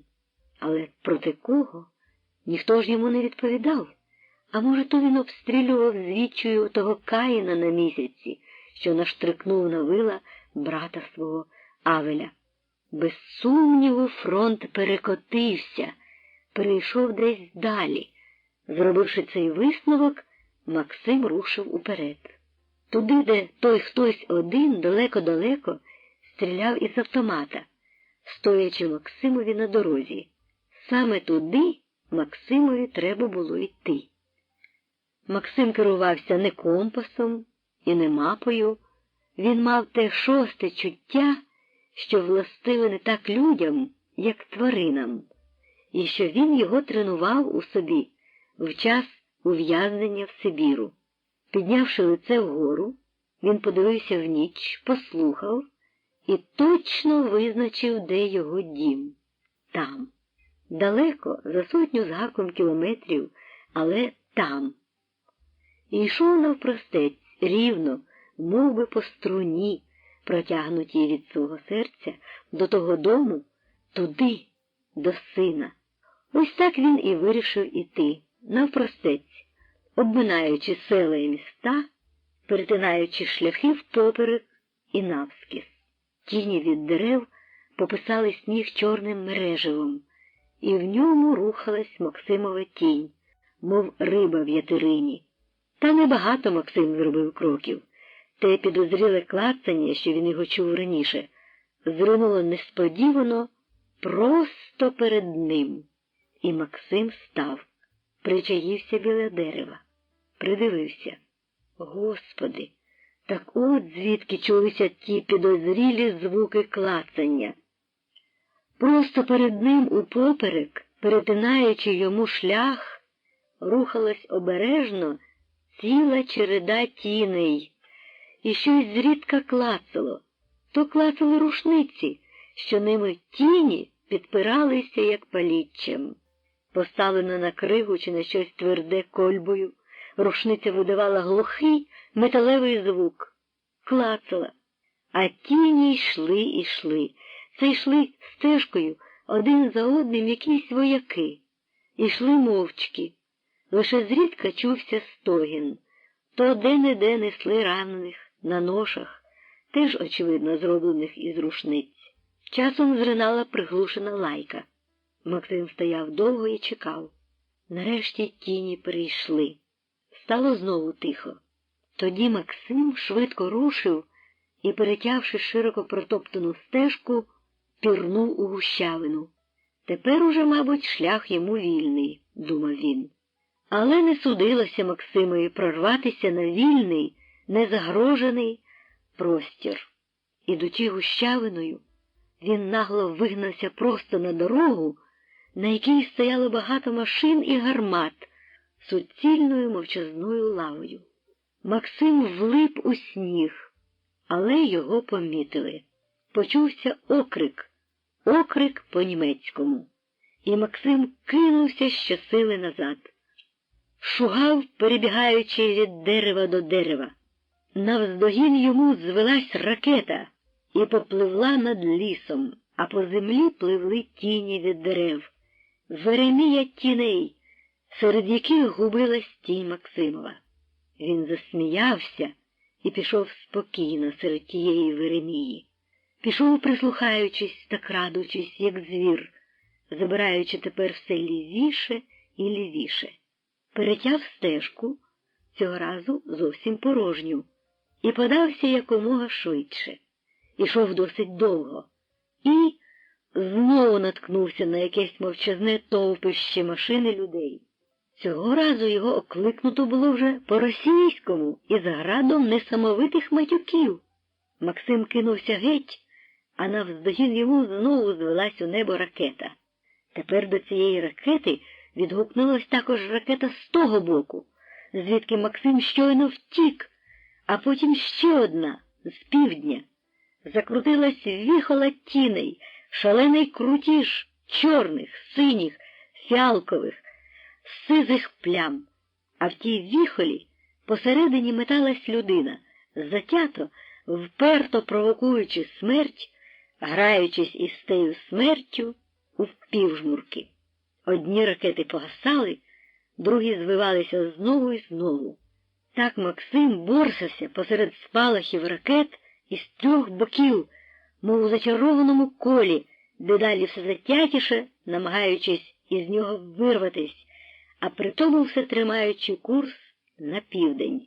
Але гай-гай, кожна спроба вирватися трохи не коштувала йому голови і забирала рештки сил. Кілька разів ліс було обстрілювано навмання навальним сліпим вогнем із трьох сторін. Але до середини лісу ніхто не йшов. А може йшов, може десь і крався хтось поміж деревами, але не міг натрапити на Максима, що посувався дуже сторожко від дерева до дерева, мов тінь. Він усе намагався прорватися на південь, та нарешті втратив надію на це і, стиснувши з розпачу зуби, повернув на північ, назад, у той бік, звідки прийшов іще вдень. Туди пройти було легше, бо то була найширша і відкрита сторона того трикутника вогню, в якому він опинився. Хоч і як не хотілося йому повертати, але мусив. Він би іще не пішов, та бачив, що загибає від холоду і від утоми. Єдина надія лишалась тепер на людське житло, а найбільше житло, що він його бачив, було там. Іти було тяжко. Передусім він не був певен, що в лісі не крадеться, полюючи за ним, хтось із переслідувачів. І це змушувало його бути дуже обережним. А крім того, він не знав, як саме йому вийти на північ, до ближчого села, бо втратив зовсім орієнтацію. Ніби нічого не змінилося в розташуванні лісу і частин світу, а замість сонця, що правило за орієнтир у день, тепер на тім самім місці стояв місяць, але нічого не можна було розпізнати. Все стало якесь інше, фантастичне. І дерева, і кущі, і горби та ямки, і сліди на снігу. А надто замутили зір оті ракети, і невідомо було, чи то тіні весь час оберталися навколо нього, а чи був повен ліс живих істот. Проте Максим нарешті таки вибрався з лісу. Довго вибирався, але вибрався. Незабаром пізнав той вал за селом, із якого вийшов вдень. Спустився з валу в садки, пройшов до села і вийшов на шосе, що проходило вулицею через село. Постукав у якусь хату – мертво. Постукав у другу – мертво. Ніяких ознак життя. Став посеред дороги і так стояв, майже дрімаючи на ногах. Ззаду на шосе почувся гомін і кроки. Якісь люди йшли з боку Гайворона. Максим і собі пішов помалу дорогою вперед, у тому ж напрямку, куди йшли ті люди. Вони скоро його догнали. Це була група якихось дивних солдатів, без зброї, без нічого. Ішли безладною купою, чвакотіли по калюжах, зрідка і тихо перекидаючись словами і лаючись. «Ей, слиш, товаришок, куди це ми в Іродової мами йдемо?» – спитав котрийсь у Максима. «На Борисівку. А далеко?» «Поміряєш», – відповів за Максима злобно хтось інший з солдатів, чомусь вирішивши, що запитання було адресовано до нього. «А це що?» – спитав хтось із іншого боку і невідомо кого. «А тобі не все одно?» – відповів ще хтось із протилежного боку вулиці і тяжко понуро вилаявся. «Завертай у першу ліпшу хату». І вони всі завернули праворуч, переходячи вулицю навскіз по баюрах і розбиваючи тоненький лід, що ним уже встигли баюри пришерхнути. Подалися до хаток, що тулилися над урвищем. За ними подався і Максим. Усі разом увійшли до якоїсь хати, зірвавши двері з засува, і відразу ж усі попадали на солому, настелену попід стінами. О, тут уже таких, видно, було-перебуло. «Чому засунула двері? Трах, бабах, бах!» – спитав хтось у темряві люто і навмання, завертаючи уже з соломи до уявної господині, що теоретично мусила б десь у цій хаті існувати. Десь у кутку, мабуть, на полу, щось жалібно захлипало. «Брось», — сказав хтось із солдатів меланхолійно і вже крізь сон. Той, що питав, сплюнув люто, проте навіть не договорив матюка, захріп, засинаючи. І всі, хто тільки був на соломі, поснули відразу ж, мов побиті. І Максим серед них. Розділ 18. Що сказав Кант? Що сказав Сократ, Ніцше, Шопенгауер, Маркс, Малатеста, Спіноза, Конфуцій, Магомед і інші, всі добрі і злі генії. Все, що вони сказали гуртом, не має ніякого значення. Могутній струс гойднув Максимом і змусив його не проснутись, ні, змусив зринути з гарячки і опритомнути. Навколо було чорно і одночасно сизо. Ще дзвеніли, впавши на землю, видавлені повітрям шиби. У хаті на соломі було тихо. Всі вже позникали, і не було нікого. Лише в кутку на полу щось хлипало. На соломі ж лежав тільки він, розпластавшись. Руки йому було наче прибито до землі. А хтось усередині в ньому говорив меланхолійно, гірко, поміж словами відзначаючи автоматично, що там десь у темряві впала тяжка-перетяжка бомба, і ще йшли, рокотали по землі луни. Так, усе, що вони сказали, не має ніякого, ніякісінького значення, бо не може врятувати людину.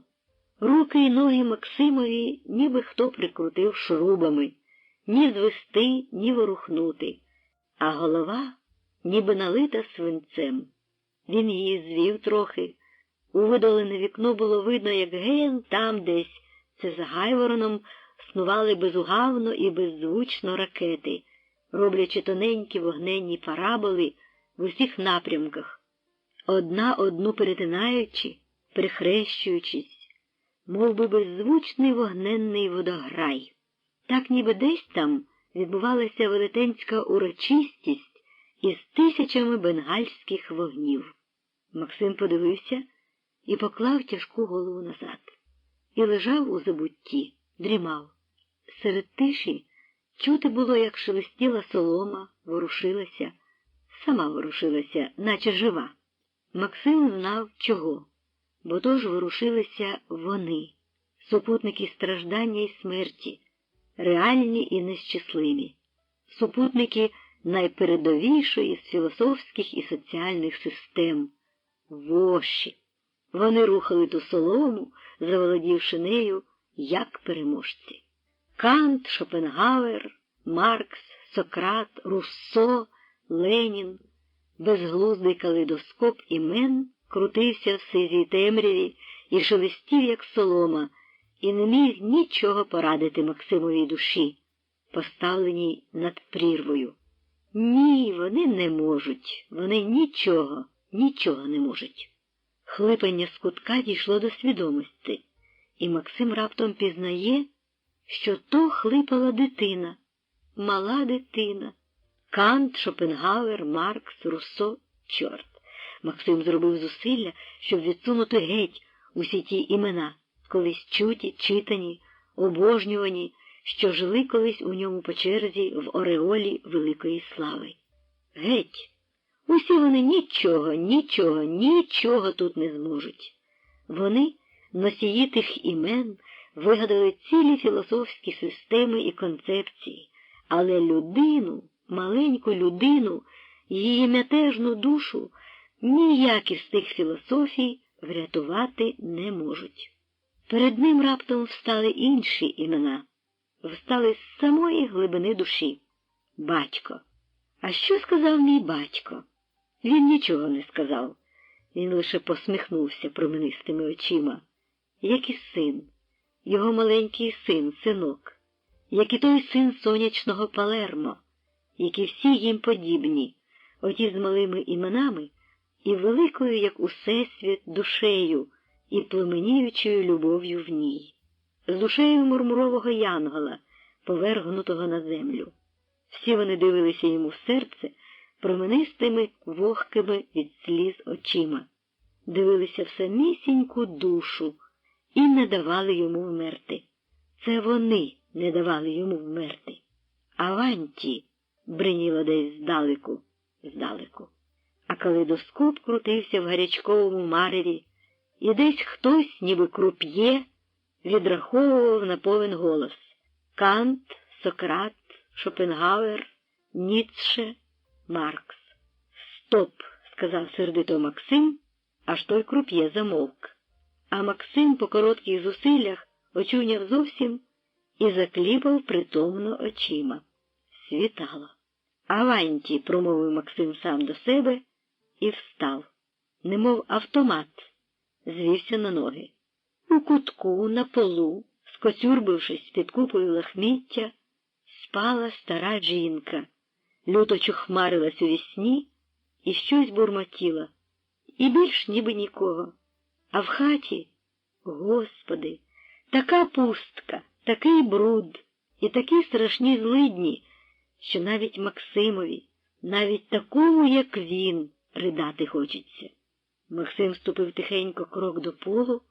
Йому страшенно хотілося побачити, де ж те дитя, що перед тим хлипало.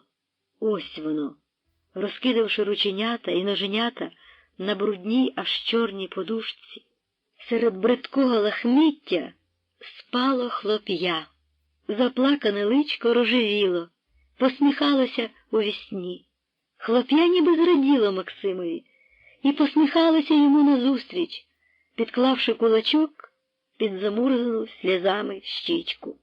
Максимові нагло, ніби хтось наступив обцасом на саме серце. Він враз круто повернувся і вийшов. Вийшов тихо, щоб не розбудити, і пішов швидко. На дворі стояв туман. Максим радів тій оказії і пірнув у туман, як у воду. Десь у тумані стояв гомін і рух, десь наче зовсім близько, але де саме годі було визначити. Наче кругом. Туман збільшував звукопровідність повітря, і часом, як це Максим знав з досвіду, робив чудеса, переплутуючи відстані і напрямки звуку. Максим слухав ті звуки і думав, що, мабуть, вони доходять від шосе, але й без того він розумів, що на шосе йому не треба виходити. Принаймні на цьому відтинку, де воно загиналось дугою навколо Гайворона. О, цей Гайворон! Там на тій шосейній дузі і в тім Гайвороні, напевно, зосередились частини, як не тієї, то іншої армії. Максим попрямував знову на ліс. Там, напевно, за ніч відбулися вдячні зміни.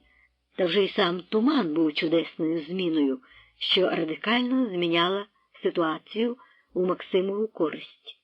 До того ж сніг зачернів, як кажуть сибіряки, тобто взявся твердою корою, і по ньому стало легко йти, як по білому асфальту. Максим йшов у тумані по-вовчому, зробить крок, послухає, зверне ліворуч, зверне праворуч, так маневрував, боячись натрапити на якусь військову групу чи засідку, а чи розвідку. За орієнтир правили йому звуки, яких він уникав, відштовхуючись від них, як від стіни, а йшов туди, де звуків не було. Так, наче він мав зав'язані очі і посувався навпомацьки, пізнаючи перешкоду за її власним звучанням, або ж за тим, як вона відбивала чужі звуки. Довго він так петляв і вже почав пізнавати, що ходить по тих самих місцях, натрапляючи на ті самі речі знову. Знайомі дерева, кущі, горбки, старі сліди в снігу випливали з туману назустріч. Побачив, що закрутився безнадійно, і годі йому було вже визначити напрямок, куди ж йому бодай приблизно було йти, у який бік.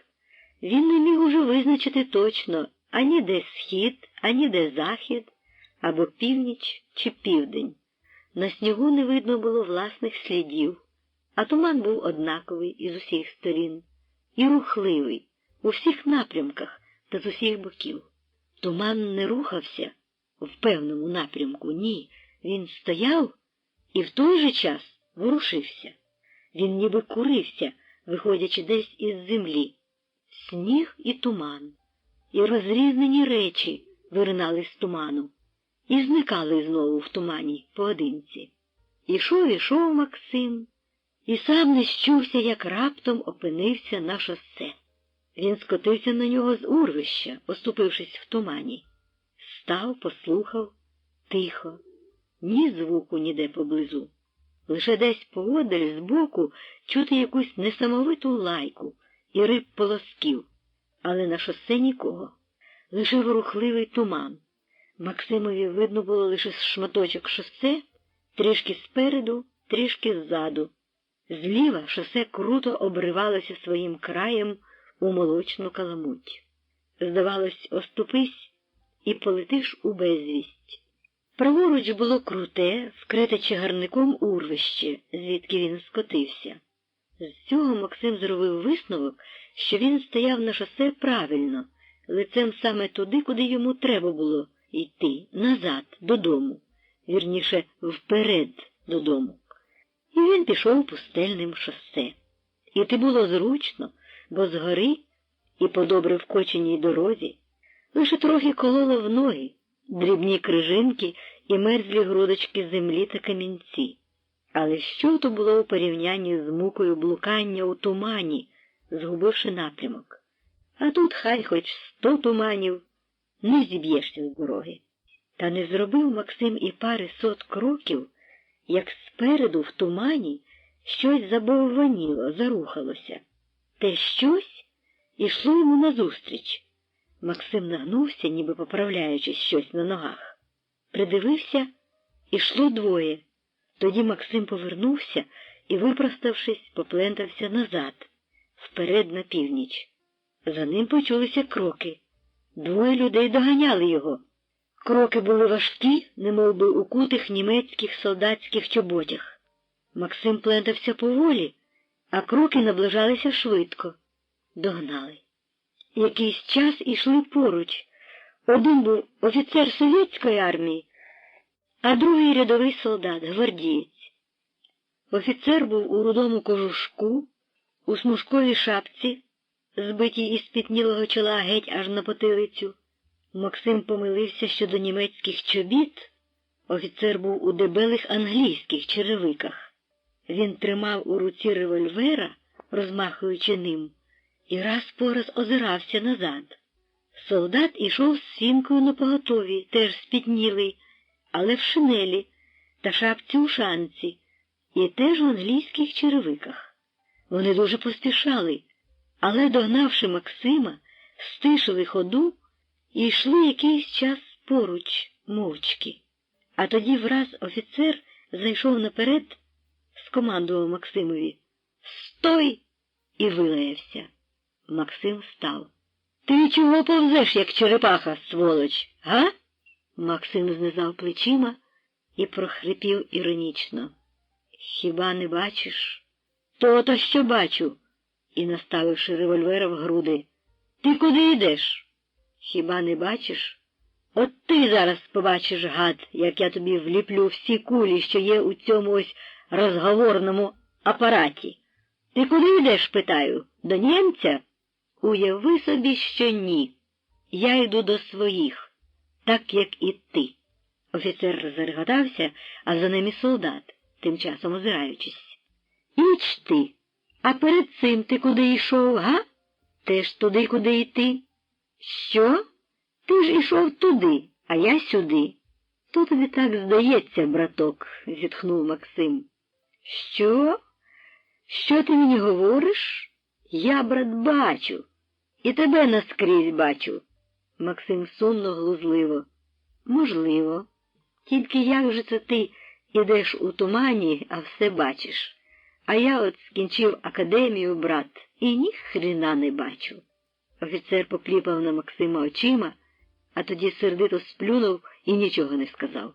Помовчав, озираючись, а тоді: «Ну, добре, от ми там тебе спитаємо. Ану, лишень ворушись швидко, марш вперед!» І піддав під груди револьвером. Аж Максим спалахнув, зупинився, закипів увесь. Але стримався, лише подивився в очі офіцерові довгим поглядом і спитав тихо: «Ти й німців штовхав уже цим розговорним апаратом?» Солдат засміявся, а офіцер зніяковів і замаскував ту ніяковість брутальним матюком. «Іди, подивимось, що ти заспіваєш там». «Де там?» було для Максима цілком зрозуміле і не потребувало коментарів. Він ішов попереду і гарячково ворушив мізком, шукаючи виходу із ситуації. Він збагнув свою трагічну помилку. А помилка була в тім, що він говорив із цими аргатами по-українському, і з його мови було видно, що він інтелігент. Цього цілком досить цим людям, щоб поставити кого завгодно під сумнів і злобно розстріляти. Адже ж за це йому все життя зламано. Ну, як дійдуть туди, то там знайдуться проти нього і більш конкретні аргументи. А офіцер і солдат підганяли Максима. Вони вже були певні, що впіймали якусь велику рибу, саме виходячи з тих міркувань, що та риба говорила по-українському, але не по-простому, не по-селянському, а так, як говорять оті найзатятіші вороги системи, яку вони захищають. Офіцер, мабуть, дедалі більше те розшолопував. Щоб сконтролювати, офіцер зупинив ще раз Максима і запитав: «Чи не якимсь начальником поліції був, га?» «Я, брат, більшим начальником був», – відповів глумливо Максим. «Я орденоносцем був, у Сталіна». Блюхер он теж орденоносцем був, у Сталіна», – буркнув офіцер. «А от як ти говориш, га?» «Ясно, брат, все ясно. Ану, марш!» І вони вели його крізь туман десь туди, де знаходилось оте там. Та дедалі офіцери і солдат усе більше нервувалися. Вони поривалися йти швидко і могли йти швидко, але їхній бранець не міг. Видно було і їм, що не міг. І офіцер несамовитів, кипів, кусав губи, озираючись тривожно назад і по боках, дослухаючись у тумані. Максим бачив, що його охоронники проймалися все більше злістю, і думав: от набридне їм вести такий трофей, і вони візьмуть та й пристрелять. І все. Що їм, цим героям? Хто з них спитає? А якщо спитає, то ще й похвалить. І ця імовірність ставала все більш реальною. Та ось ліворуч, у тумані, з'явилась хата і двір, і ще хата і двір. «Стой!» – скомандував офіцер. Стали. Офіцер із солдатом пішли до двору, а Максима лишили стояти посеред шосе. Вони почали спинатися на пальці, заглядаючи через паркан та роздивляючись, що там було у дворі. Потім солдат зайшов у двір, а офіцер командував ним через паркан, щось показуючи та коригуючи. Максим мляво зробив крок уперед. Як добре, що він босий! Не чути ні тупання, ні чугання. Ще один крок, ще один. Озирнувся. За туманом нічого не видно. Тоді він, скільки духу, чкурнув ліворуч, у чийсь двір, у садок, і канув у тумані, як шах у воді. Ідіть собі, хлопці, самі з Богом, ха-ха-ха! Але тепер, брат, дудки, щоб я так легко знову вскочив у пастку. Ні-ні. Намагаючись не збитися, Максим садками піднявся нагору і пірнув знову у той ліс, де його двічі вже спіткала така невдача. Якийсь проклятий, зачарований ліс. Але він, Максим, однак не мав на вибір нічого ліпшого. Та й не вірив він ні в які чари, ні в яку містику. І знову почувся той гомін, що він його вже раніше чув попереду. Десь там, куди йому треба було йти. Що то за проклятий гомін? І де саме він? Добре, він піде на той гомін. Посуваючись від дерева до дерева, Максим ішов на той гомін, ішов на південь, саме туди, куди йому треба було йти. Ішов просто на небезпеку, з відкритими очима, раз її вже не можна було обминути. А як гомін був уже зовсім близько, Максим ліг на черево і поповз ще трохи, а тоді влігся під кущами і так лежав на снігу, під рясними і низькими кущами глоду, напружуючи зір. Але за туманом нічого не бачив, та зате добре чув. Слух його, натренований, як у дикої істоти, і напружений до останнього ступеня, чітко вже розрізняв у тому звуковому хаосі окремі звуки. Виразно чув людський кашель, і шмаркання, хрупіння і фуркання коней, скрип полосків, матюки на різні голоси, окремі слова команди і навіть слова розмови. То були військові, якась частина чи що. Вони не рухалися, а стояли, над чимось вовтузячися. Над чим вони там вовтузилися? Максим проповз ще трохи і знову заліг під кущем.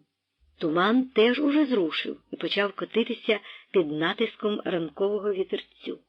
Він клубочився, ішов то густішими, то рідшими хмарами по землі, починаючи вже рожевіти від сонця. Ось у розриви цього туману вдарило сонце снопами проміння, сліпуче освітивши площу перед Максимом. І Максим мало не скрикнув. Просто перед ним, ось тут зразу, спочатку замерехтіли автомати і манірки, карабіни і рушниці ПТР та багато різної іншої зброї, а тоді вже зарябіли солдати і цивільні, що ту всю блискітливу зброю тримали на ременях за плечима чи носили в руках. Уся лісова дорога, що стелилася перед Максимом, захрясла тими солдатами і цивільними, підводами, хурами на санях і на возах, кіньми, коровами. Максим улип ще дужче в сніг під густими кущами і намагався не дихати вгору, щоб парою не видати себе. «Міліція і війська в НКВД», – відзначив Максим, розглядаючи солдатів і цивільних.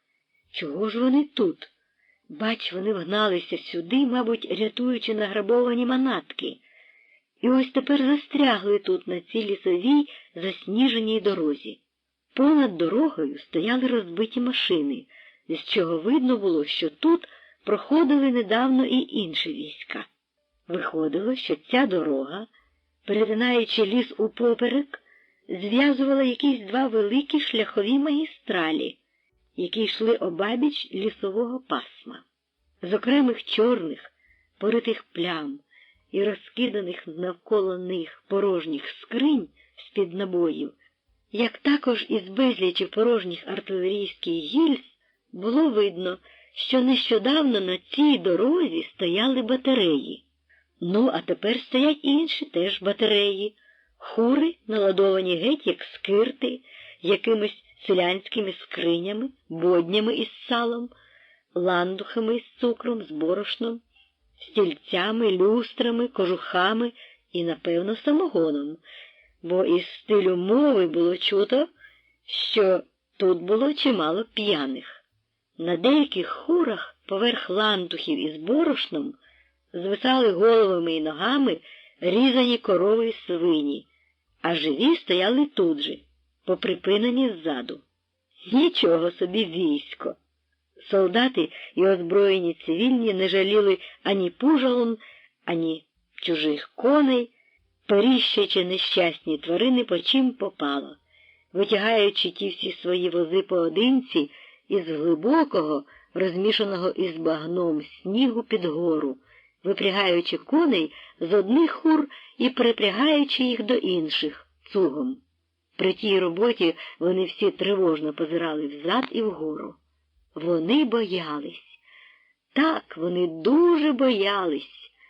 І, мабуть, би давно вони всі кинулись би в розтіч, та жадібність не пускала, тримаючи їх прип'ятими до тих мішків цукру, бодень із салом, різаних корів і свиней. Що ж робити?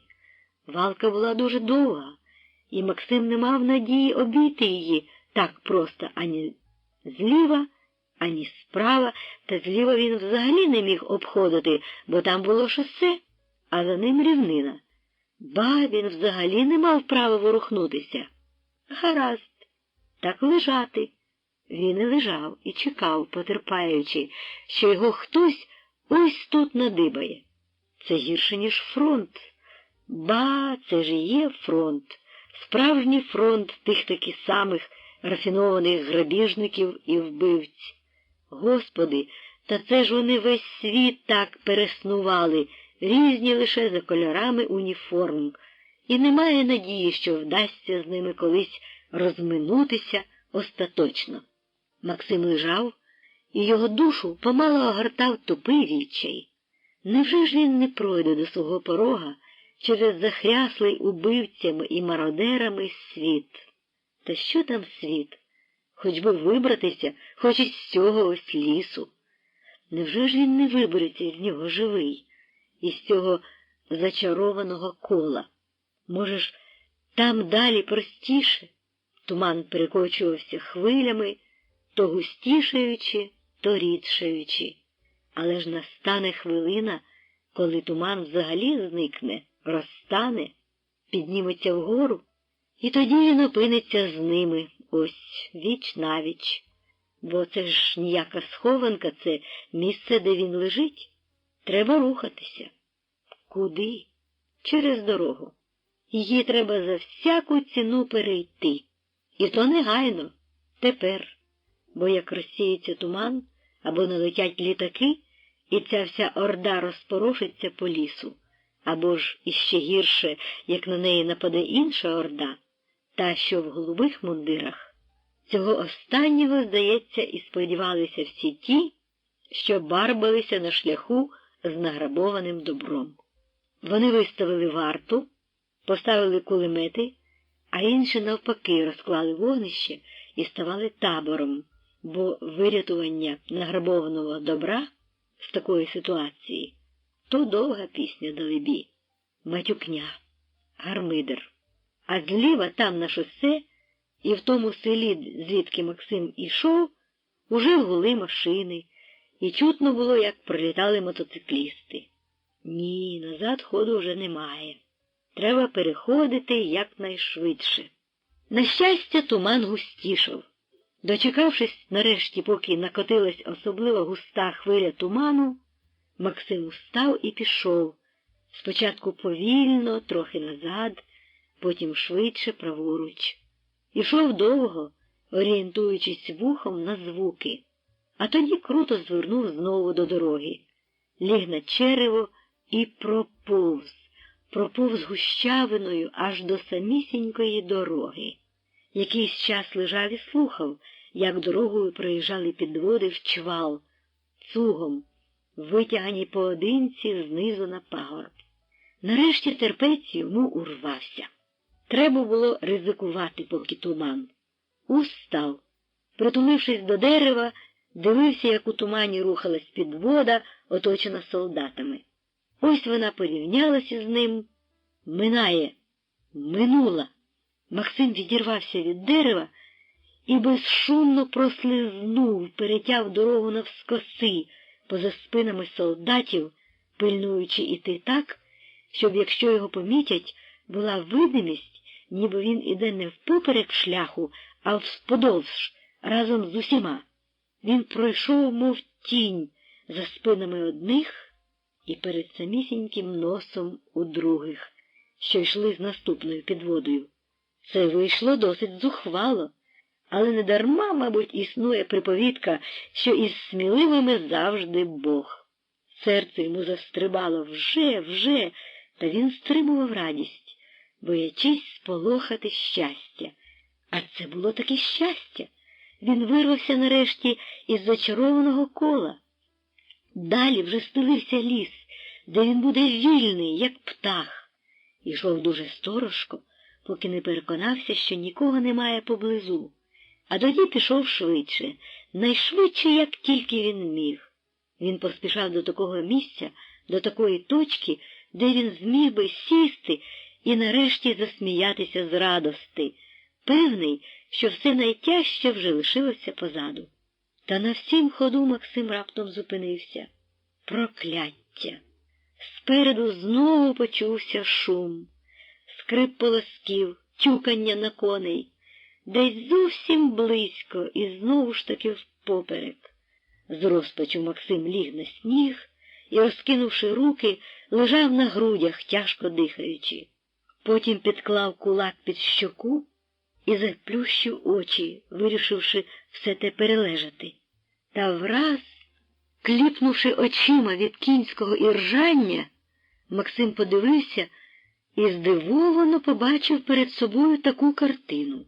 Туман зник, і сонце било в очі сліпуче, а перед очима, замість страшної небезпеки, були тільки старенький дідусь із рудою кобильчиною і молодесенька дівчина.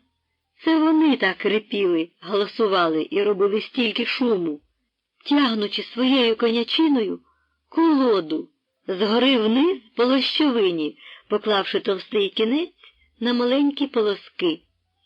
Посміявшись, Максим устав, потягся навпроти сонця і пішов просто на південь, самою глибиною лісу, навпрямки. Він не мав про що в людей розпитувати, не мав чого просити, та вже й не довіряв він нікому. Ану ж запитає хтось у цих людей, чи не бачили вони партизанів. Бачили, будь ласка, але ловив вітер в полі. Він не йшов, він летів. Між ним і домівкою було яких усього 120 кілометрів по прямій.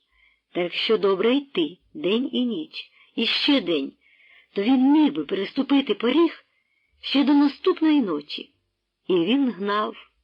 Снігова кора, чирим, розставала і уже провалювалася. Але то не біда. Провалюючись, він дряпав об краї кори ноги і шурхав часом вище колін, а часом і по пояс. Але то теж не біда. Головне, він був тепер вільний, вільний, як птах. У найбільшій гущавині лісу взагалі не було ніякої кори, тому Максим тримався гущавини, хоч і було тяжко йти глибоким снігом. Він шукав людського старосліду, щоб іти тим слідом. Але сліду довго не траплялося. Снігова пилина була чиста, гладенька, ніде й ніким не підтоптана. Нарешті він таки надибав на якийсь слід, до того ж ще і цілком свіжий, а поруч був іще один слід, упоперек. І ніби на додачу до тих слідів десь раптом татакнула черга із скоростріла. Ого! Максим нашорошився. Та тут треба бути обережним. Хтось тут ходить. Вступивши у слід і йдучи ним, Максим пильно приглядався далеко наперед і по боках, дослухаючися до найменшого шереху. Нерви були весь час напняті. Розділ 19. Лопате дерево розкинулося широко над головою, заслонивши небо і сонце густою зеленою кроною. Максим сидів на грубому пні і не міг вийти з дива. Звідкіля взимку таке зелене лопате дерево? Мов би велетенський платан, а чи дуб, розлого розкинув своє гілля і шумів. Та це був зовсім не платан і не дуб. Це була звичайна липа. Старезна, дуплиста і порохнява липа. І це вона заставила зеленою короною небо і шуміла. Але не листом вона шуміла, бо не листом вона була вкрита. Була вона рясно вкрита омелою. І зеленіла та омела, і шелестіла, а в тій омелі гудів горішній свавільний вітер. Максим смоктав грудочку снігу і слухав той шум. Отаке, зелена омела взимку на чорній сухій липі, і дивився просто перед собою затуманеним зором. Перед ним на узгір'я піднімався чагарник. Густа-густа осичина, ліщина, дуби, берізки, бур'янища. І все те вкрите інеєм. Так то туман сів інеєм на ліщині і на низьких кущах. Бо це ж сівера, як кажуть сибиряки, тобто північний схил горбів і пагорбів. Максим пригадав, що подібне слово вживається і у них на Слобожанщині, а саме сіверко, тобто холодно від північного вітру. А сівера дуже подібне. У сіверах стояв ніби морозець, це в той час, як на південних схилах пагорбів уже текла вода патьоками, збігаючи десь попід снігом у низини. Максим сидів і міркував. Як же це так сталося, що він згубив орієнтацію і збився? Він мав на увазі триматися краю лісу, понад лугом, понад Ворскою, а тим часом заходив усе далі і далі у гущавину, у темний ліс, що стояв тут ніби справжній праліс. Він уже спробував іти і правіше, і лівіше, та нарешті втратив зовсім впевність. Тоді сів під розкішним зеленим деревом і сидів. Якби це було у селі, спитав би, та й усе. А тут кого спитаєш? Ні, треба спершу відпочити, бо в голові і в очах усе стоїть якось не на місці. Може, відпочивши на свіжу голову, вдасться розплутати цю шараду. У чому тут річ? І Максим відпочивав, забиваючи спрагу снігом, але спрага від того іще лютішала. Йому починало вже здаватися, що він так іде бознає відколи, і від того спрага така, і що він уже забув, які і люди на вигляд. Усе те лишилося десь там, де вранці клубочився такий густий туман. Там десь гримить, там десь клекотить, там усі ті, що так було замірилися поставити його на коліна. Ну і ну. Шерех по снігу вивів його з забуття. Згори щось спускалося, зриваючи сніг ногами, і шматочки того снігу котилися, як вістуни, попереджаючи, що хтось за ними йде. Ті шматочки побачив Максим, ще не бачачи, хто ж то їх зірвав і покотив. Звівся на ноги і став за липою, визираючи. Щось спускалося майже з того самого напрямку, з якого і він прийшов недавно. Ось, зачорніло. Двоє. Обоє в цивільній одежі, з білими торбами. Мали страшенно переляканий, насторожений вигляд. Ішли крадучись, дивлячись більше назад, аніж наперед. Максимові стало смішно. Це ж і він так. А ті двоє посувалися просто на нього. Ясно, це були два торбешники, цебто такий рід солдатів доблесної армії, яких звали всі в народі торбешниками, за те, що вони замість амуніції і зброї мали лише торби з сухарями, взяті з дому перед добровільним, героїчним виходом на війну. Такі торбешники вже 2 роки бігали отак по всіх шляхах і стежках, кожен шукаючи свою часть, але тримаючи при тому курс додому, якщо пощастить. Це ті, що голосували ногами в лапках за ту систему, яку вони так оце захищали. Торбешники підійшли аж до липи. Тоді з-за неї назустріч їм виступив Максим. Вглядівши його нагло перед собою, торбешники до того перелякалися, що Максимові стало їх шкода. Ми, пролепетів жалібно один із них, молодший, ми часть свою доганяєм. Так, додав другий, старший, кваплячись. Знаю, сказав Максим важко, хоч ви і не в той бік, але нічого. Знаю. Скажіть ліпше, чи не знаєте ви, куди можна вийти, як отак піти? Га? Хто зна, сказав молодший, а старший тремтячими руками скинув торбу, швидко розв'язав її і вийняв звідти білу паляницю і простяг її Максимові. Максим узявся за другий край паляниці, і тут очі їхні зустрілися. Господи, Боже мій, грім з ясного неба. Кутузов. Так, Кутузов. А Кутузов — це таки був дійсно він, хоч і добре переодягнений та зарослий до невпізнання, ніби його вдарив параліч, тримався за край паляниці, не в стані пустити руки, і не міг відвести очей від Максима. Губи йому скривилися жалібно і побіліли. Так вони стояли якусь мить, тримаючись удвох за одну паляницю. Один давав, другий брав, а вона, немовби намагнетизована чи зачарована, тримала їхні руки при собі. Сказав нарешті Максим, оговтавшись, а потім додав глузливо: на кого ж ви покинули осо армії, товаришу, га?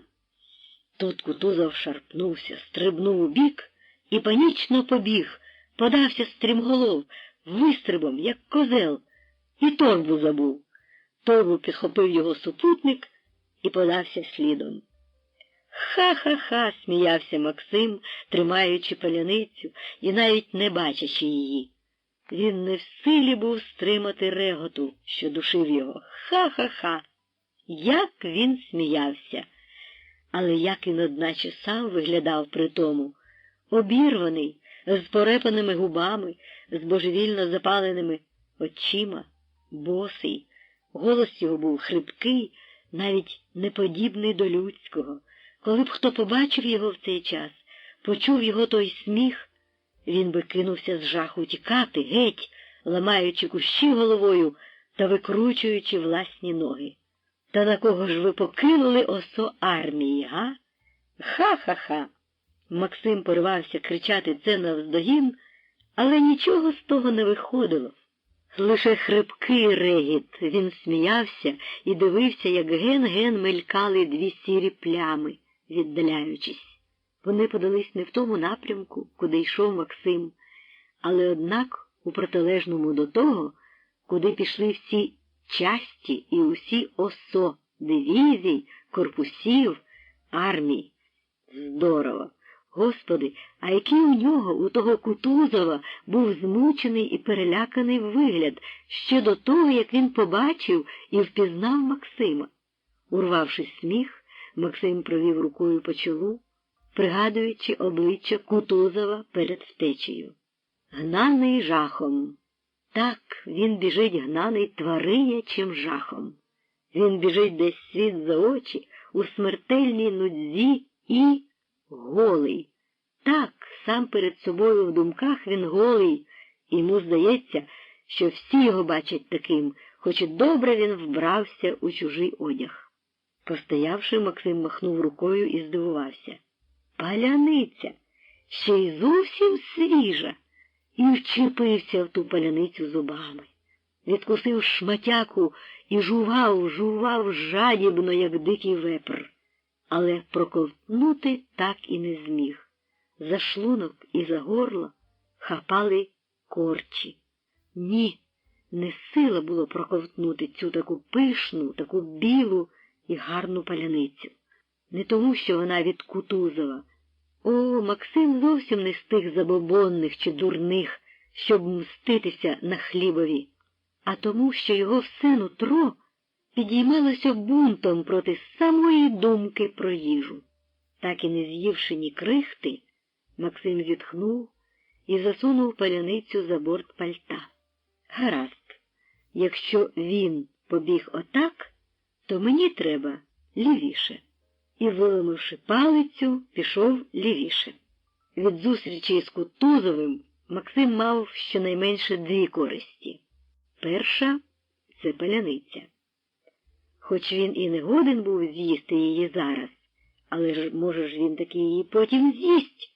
А друга користь – це та, що, відв'язуючись від ворога і прямуючи все лівіше і лівіше, він, виявилося, випадково натрапив на вірний курс.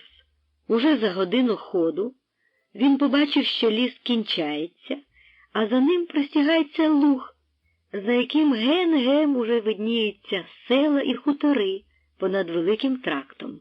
Не виходячи зовсім на край лісу, Максим пішов рівнобіжно йому, приблизно метрів зі 100-200 галявиною лісу. Йому аж полегшало, так наче на душі розвиднілось. Головним чином від певності, що він ішов правильно, не роблячи зайвих петель. Як і в глибині лісу, то теж не було ані доріг, ані стежок, сам рівний цілинний сніг. Але він помилився щодо стежок. Дійшовши до околиці, він раптом натрапив на стежку, невелику і недобру втоптану, але все ж таки стежку. Вона була давно ходжена, завалена снігом, а потім по ній пройшлося на свіжо, видно, вчора або вночі, кілька собак. А може навіть то пройшла вовча тічка, можливо. Це вже був березень, отже, час вовчого тічкування. Але з останньої можливості Максим не зробив ані якісінького висновку. Для нього, бо всі вовчі тічки в цьому світі не мали тепер ані якісінького значення. Хіба що от він з того мав уже користь, стежку, хоч вона була й поганенька, але нею йти було все-таки легше, ніж по цілині. Так тією стежкою Максим і йшов. Він ішов, не зупиняючись, бо після зупинок йому було тяжче, дуже тяжко вставати. До того ж він мусив квапитись, бо йому ще було так далеко, що ж острах брав, чи він таку відстань у такому стані зможе подолати. При думці про це він затинався. Якщо він хоче дійти, він мусить іти. Мусить. І він дійде. Навіть тоді, коли він мав уже останній ступінь гарячки. Він, однак, мусить іти, тим більше мусить іти. Без зупинок. Звичайно, воно можна було б і сісти, а потім якось і звестись. Але це, по-перше, коштувало б йому величезних зусиль волі, а по-друге, що як тієї волі раптом не вистачить? Що тоді? Як привабливо, як добре бо це лягти і задерти ноги догори. І тяжко було втриматися від цієї спокуси. Але він тримався, бо знав, що в його стані це було смертельно небезпечно. Можна лягти і вже ніколи не встати. От би він зараз ліг і, напевно, загойданий втомою і пропасницею заснув би, ну і все. Коли він про це думав, його огортав страх. А що, як у нього ослабне воля, і він піддасться на спокусу? Він гнав думки про сон і спочинок від себе геть. Кинув малий костур і виламав собі більший. І, підпираючись ним, ішов, мов патріарх, чи якийсь біблійний пророк, поважно, величаво і ледве стримуючись, щоб не звалитись набік у сніг. Хитався не тільки від утоми, а ще й тому, що намагався ступати по вузенькій стежці. А це вже було для нього так трудно, як п'яному пройти по вузькій рівній дошці. І він був мов би п'яний, і мов би у п'яному марінні. Максим, ідучи і спотикаючися, думав, то не штука йти отак, а штука йти ось так. То не штука вмерти, а от штука не вмерти, хоч би й під натиском всього пекла, встояти проти нього. Брешуть оті гомункулюси, коли кажуть, що в смерті є героїзм. Ні, в самій смерті героїзму нема. Так само, як нема його і у здачі без бою. Бо що легше, а що тяжче. Чи, скажімо, лягти отут і заплющити очі, і пірнути в нірвану, здатись? А чи очей не заплющувати, дивитися смерті у вічі, і не здаватися, не лягати, а йти, закривавленими ногами, але йти, у гарячці, а таки йти, іти, наперекір усьому світові, такому злому і ворожому. Йти, йти, проговорив він уголос. і наперекір усьому світові. Жити, жити, додала думка. Брешуть ті гомункулюси. Він пригадував перечитані книги і бачені твори мистецтва, великі бібліотеки, архітектурні шедеври і пам'ятки, і картинні галереї, Лувр, де він був з великої ласки уряду країни соціалізму, і Ермітаж, де він був без ніякої ласки, просто був. Знав безліч тем і проблем у тих книгах і творах мистецтва порушуваних. Упивався колись хвилюючою красою і величчю справжнього мистецтва, вічного, величного, божественного. Але все тепер перед ним поблідло. В усьому тому, здавалося, йому тепер десь була якась фальш. І все те в його уяві тепер мізерніло як фікція, як щось штучне. Бо душа, агонізуючи, марила зовсім не тим, навіть не найбільшими шедеврами мистецтва. Волошкою синьою вона марила, чистою, простою, скромною, але божественною, бо прекрасною і живою волошкою, життям. Він знав, що коли він вмиратиме, інші скажуть байдуже і іронічно: ну що ж, вмирай. Яке ти, піщинка у всесвіті, маєш для нас значення?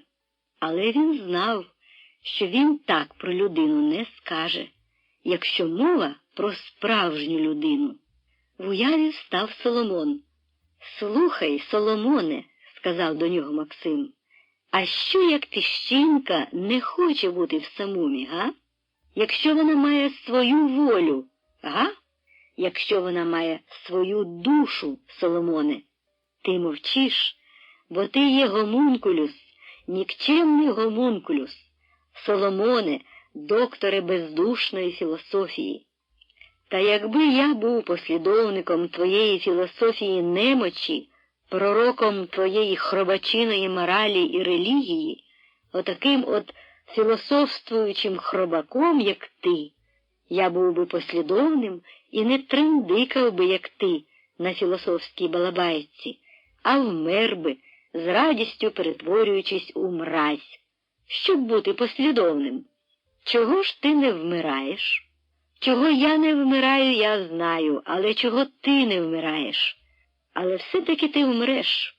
Лише перед тим іще роз'їси пару людських душ, як іржа залізо. Утім, твоя роля, підла роль філософствуючого гомункулюса, циніка і словоблуда, закоханого у мистецтво брехати. Та ж ти, як щур, відгризеш власного хвоста, якщо й дійдеться до реалізації твоєї власної тези.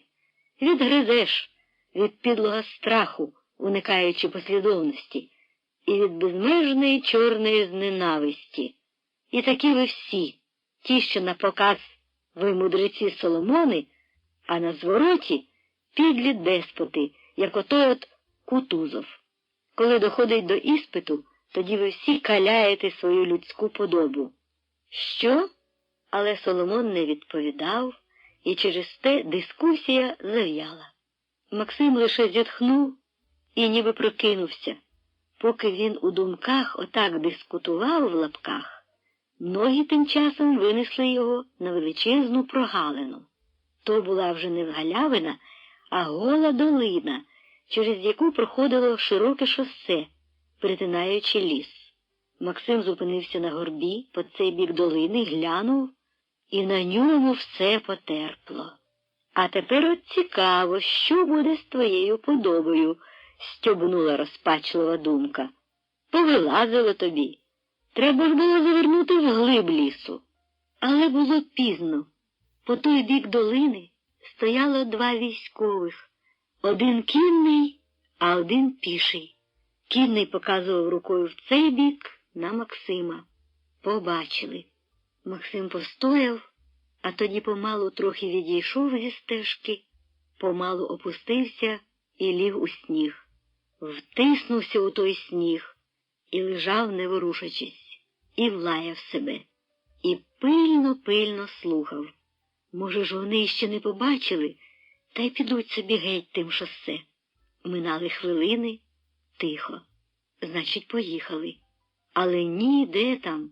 Чути було, рипів сніг, все ближче й ближче, ішли просто на нього. А тут хоч би тобі якась зброя. Раптом зовсім близько чоловічий голос вигукнув здивовано. «О, тут хтось є?» Не бачили. Вони зовсім не бачили, а ти, йолопе, ліг посеред дороги. Чи ж не йолоп? «Гей, агов, товаришу чи пане!» З пересердя Максим аж застогнав. «В чим справа?» – запитав той самий голос уже зовсім близько. Але запитав зовсім лагідно, навіть стурбовано. Максим виглянув одним оком. Перед ним було двоє військових у совєтській уніформі. Один кінний, а другий піший. Обоє назовні без зброї. Кінний сидів на коні боком по-жіночому, бо одна нога у нього була по коліно забинтована, сидів без сідла на стомленій конячині. Піший тримав коня за вуздечку.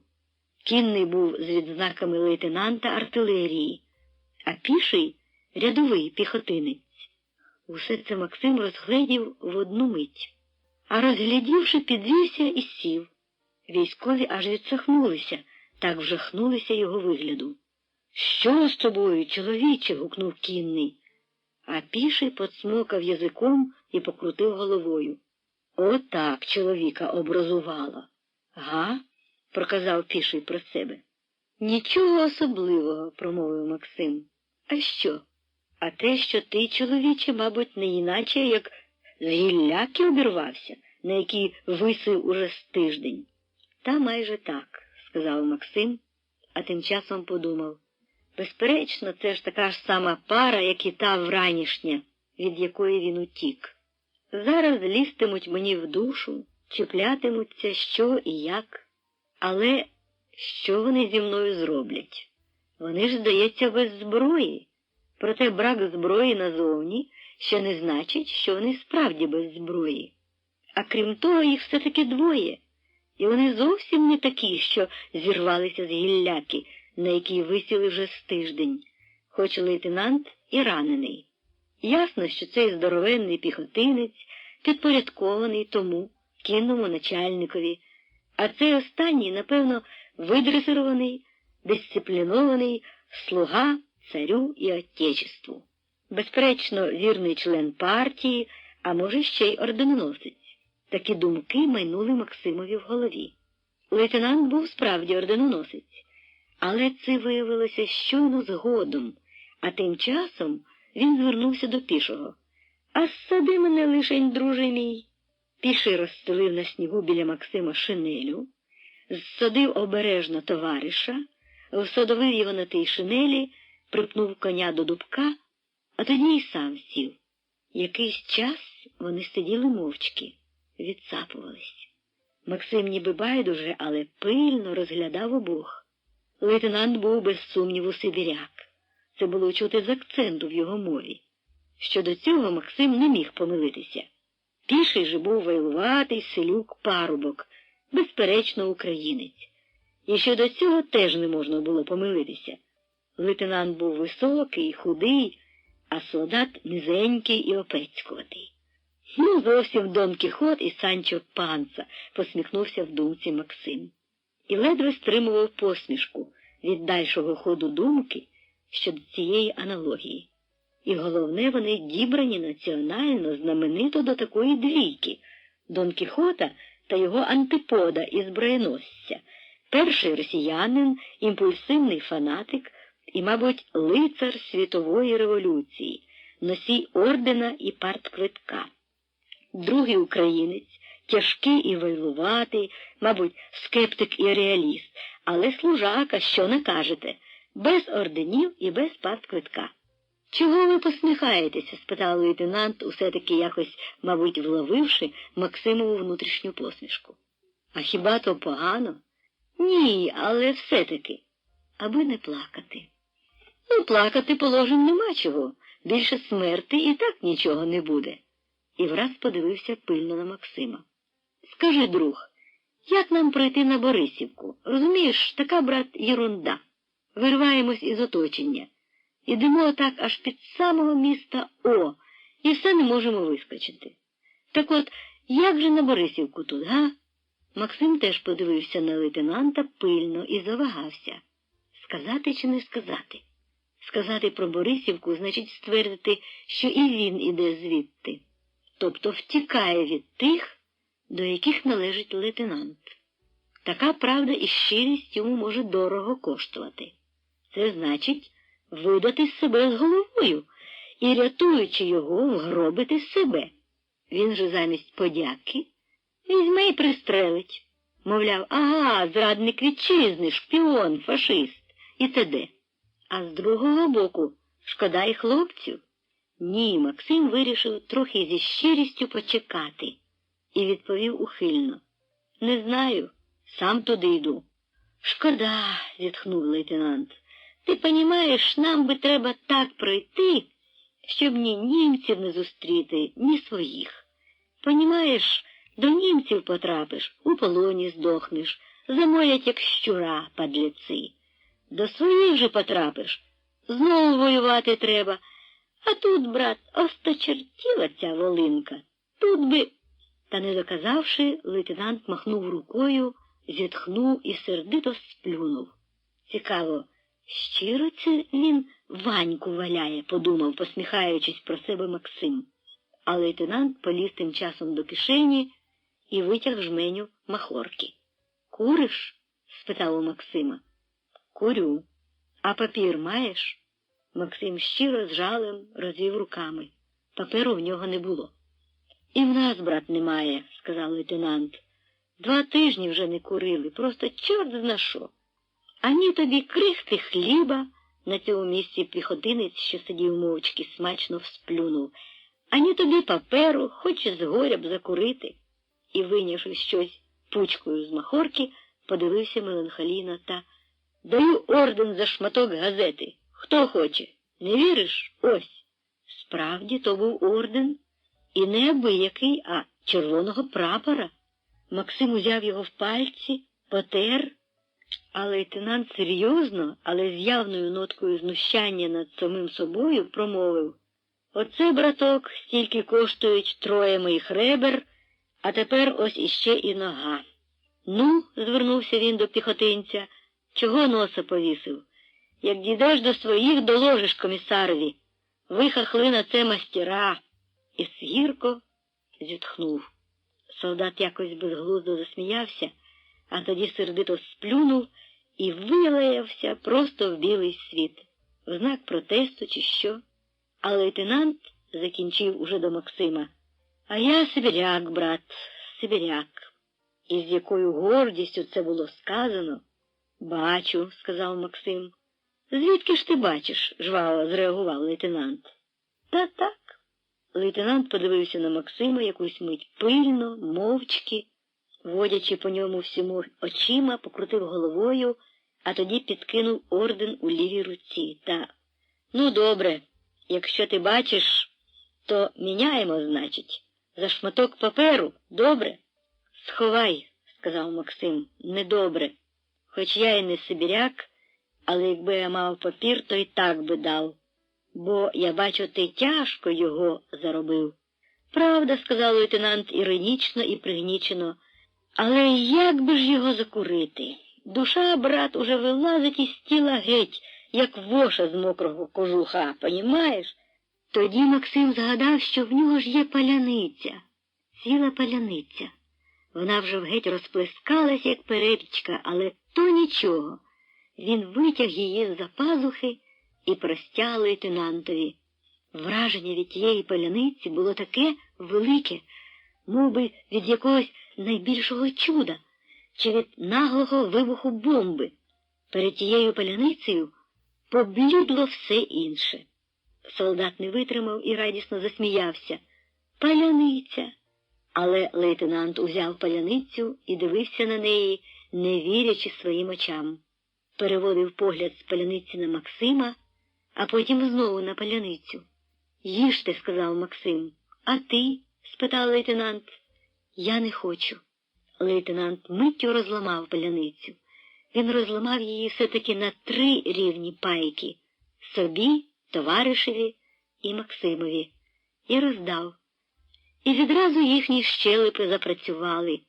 Максим дивився із цікавістю, як вони мололи ту нещасну паляницю, і в ньому прокидалася заздрість. Заздрість до їхнього хижого, вовчого апетиту. Власне, це була заздрість до самого того факту, що вони от можуть їсти, а він уже їсти не може. А як хлопці скінчили, Максим розломив свою пайку на 2 і віддав її на млин. Хлопці миттю змололи її, позбирали крихти і їх теж повкидали в рот. Для таких 2 молотників цього було мало, але все ж таки. «Знаменито», – сказав лейтенант, – «знаменито, брат». «От здорово, спасибі вам», – сказав солдат і закліпав очима на Максима. «Я тільки не пойму, як же це так, що ви самі її раніше не з'їли, га?» «Буває, брат», – прошепотів Максим своїми репаними і смаглими, вже посмаглими від гарячки губами, і узяв грудочку снігу. Смокчучи її, зачепився поглядом за лейтенантів кашкет і згадав тюрму і винахідливість в'язнів. «Ви шукаєте паперу, хлопці, а папір при вас», – він звернувся до своїх нових друзів. «Де?» – аж скинувся лейтенант. «Ось тут», – постукав Максим пальцем по його козиркові. «Та тут картон, я вже дивився. Ану, давай його сюди». Лейтенант миттю відірвав геть козирок з м'ясом і подав Максимові. Максим обдер геть матерію. Всередині був шматок білого дебелого картону. Але це якраз і було те, що треба. Обережно і пильно, настирливо взявшись до цієї копіткої роботи, Максим розслоїв помалу картон на тоненькі, зовсім тоненькі листочки. Лейтенант і солдат аж заіржали, зайшлися веселим, щасливим реготом. «Ну ти, я бачу, й сукін син», – ляпнув лейтенант Максима по плечі. «Якби я був Сталіном, я б тобі дав не тільки орден за це, а й звання Героя СССР. Де ти навчився такої премудрості, га?» Максим промовчав. Навіщо йому знати, що такої премудрості можна навчитися тільки в сталінській ж таки каторзі тієї країни соціалізму, де видають ордени, що не варті навіть і шматка газетного паперу? Замість відповіді Максим скрутив козячу ніжку і наставив її по махорку. Вони всі зробили по козячій ніжці, але тут постала нова проблема – проблема вогню. У них не було вогню. Вояки обшарили геть усі свої кишені, бідкаючись. Були ж, отут же ж були сірники. Але нічого не знайшли. Нема. Тоді Максим витяг своє кресало і кремінь і попросив пошукати якоїсь вати з одежі. Вата знайшлася. На лейтенантові були ватяні штани. І от вони заходилися кресати. Кресали всі за чергою, дедалі з все більшим оскаженінням. Вони геть позбивали пальці і розтерзали, розскубли лейтенантові штани, але вогню не могли добути. Билися, може, з півгодини. Нарешті лейтенант люто виявився і запропонував покинути. Не буде діла. Він уже кинув кресати. Солдат теж уже випрягся. То дурна, безнадійна робота. Лише Максим не здавався.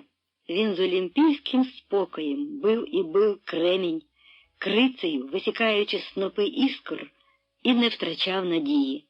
Ба він абсолютно був певен, що вата рано чи пізно, а таки загориться. Фокус полягає лише в тому, щоб вибрати хоч трішки сухої, непропотілої вати. Він завзявся кресати доти, доки викреше, хоч би йому довелося вкресати тут до кінця свого життя. «Покиньте», – сказав лейтенант, – «це безнадійна справа». «Ні», – зітхнув Максим, – «якщо це безнадійна справа, то вибратися нам з вами живцем до хати ще безнадійніше. Але те і друге в наших руках». І кресав, і кресав. І ось вата нарешті задиміла, викресав, задиміли цигарки, попливли хмарки тютюнового диму над табором 3 мандрівників. Сказав роздумливо лейтенант, захлинаючись махорковим димом, ти, я бачу, дух, і крутнув головою значуще. Допаливши одну козячу ніжку, він звернув другу та все дивився на Максима. Скажи, звідки ти є? Спитав нарешті. Максим назвав своє місто. Он як? А ми ж звідти йдемо. А жінка є? Є. І діти? Синок. І дочка. А як звуть синочка? Борис. Лейтенант про щось задумався. По хвилі: гарне ім'я. Мого батька теж Борисом звали. І куди ж ти йдеш? Та доганяю щастя. Молодець, сказав лейтенант глузливо і зітхнув, насупився. Як і ви, додав Максим. А вже ж, згодився лейтенант тим же тоном. А хто ж це, хлопці, є там у вас у Борисівці? Є, моя наречена, пошти жінка. Я біля неї б, як у Бога за пазухою. Зайшла мовчанка. Чи він справді, чи Ваньку валяє? Знову вела тієї ж самої Максимова нашорошена думка. А солдат і собі зітхнув. Молодці хлопці, котрі там у Рябині. Максим спитав, що ж то за хлопці в Рябині? 200.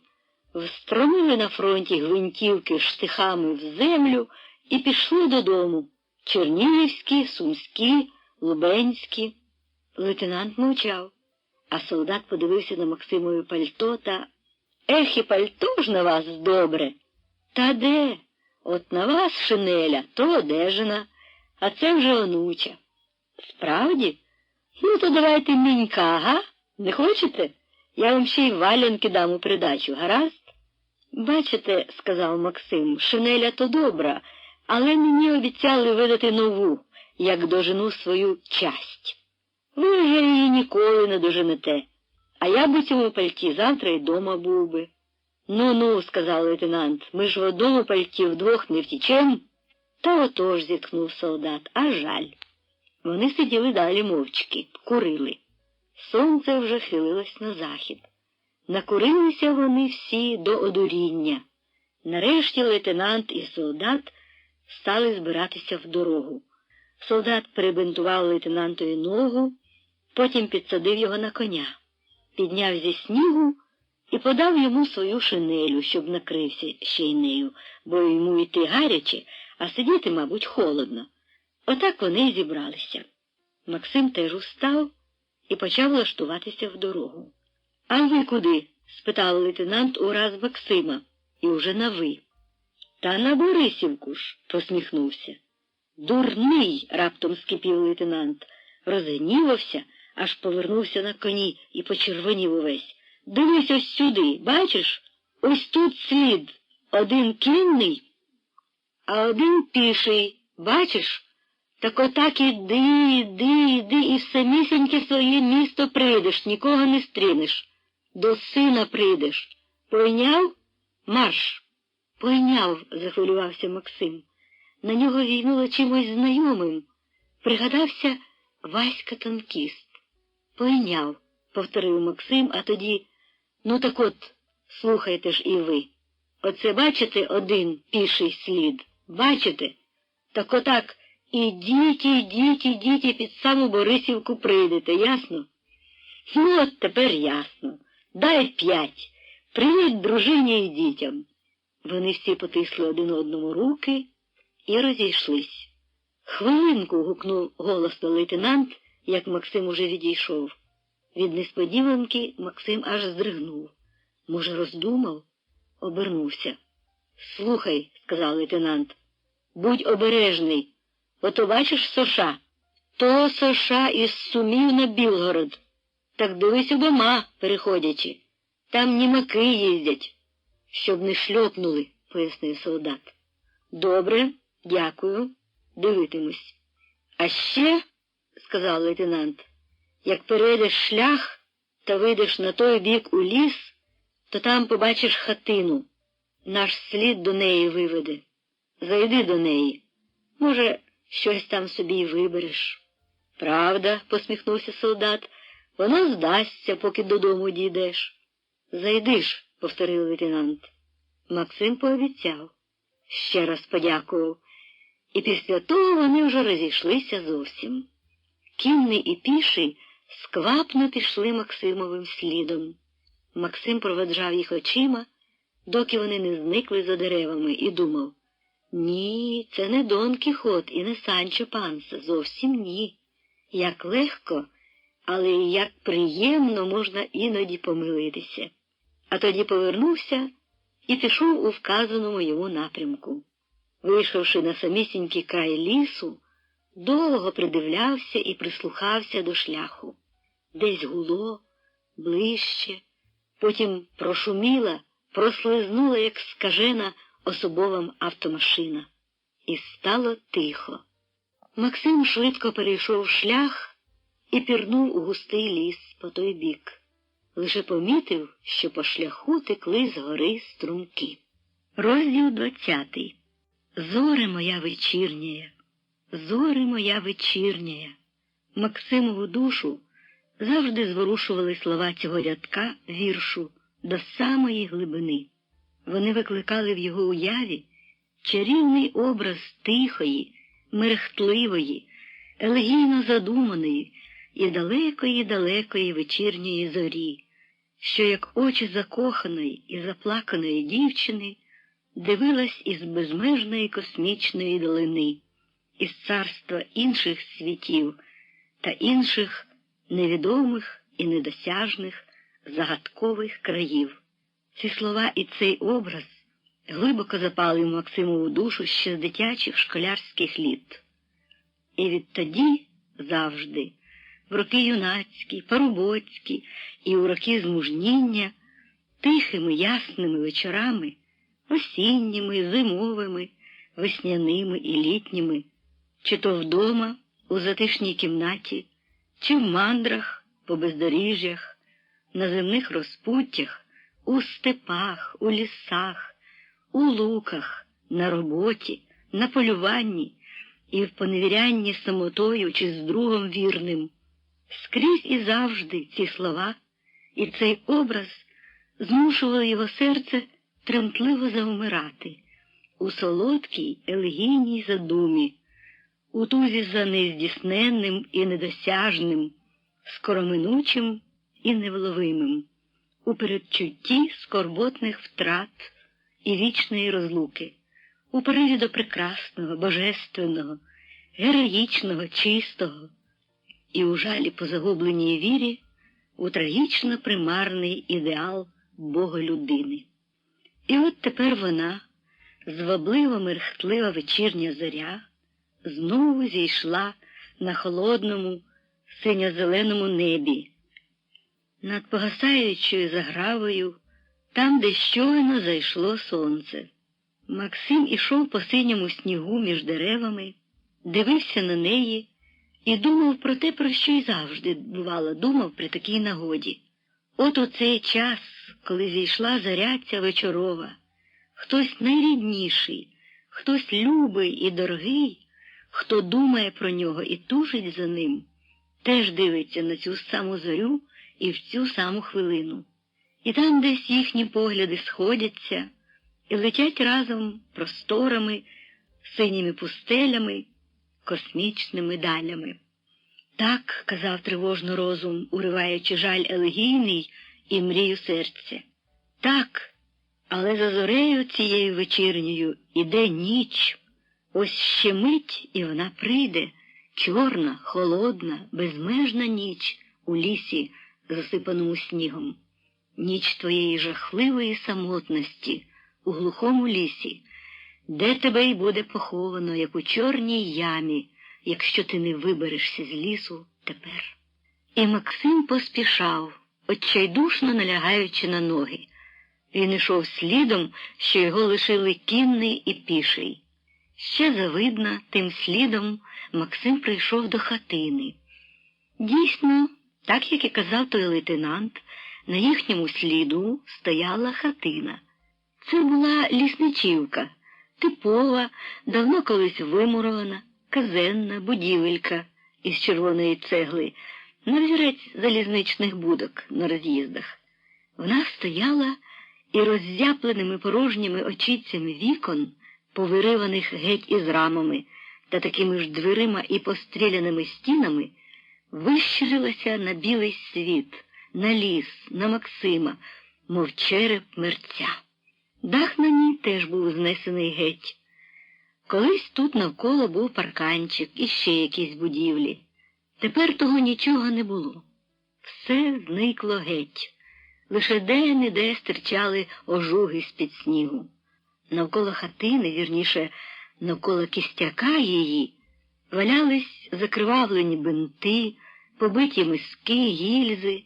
Максим подивився на цю досить неприємну картину і зайшов до середини. Що ж тут вибирати? Думав над словами лейтенанта.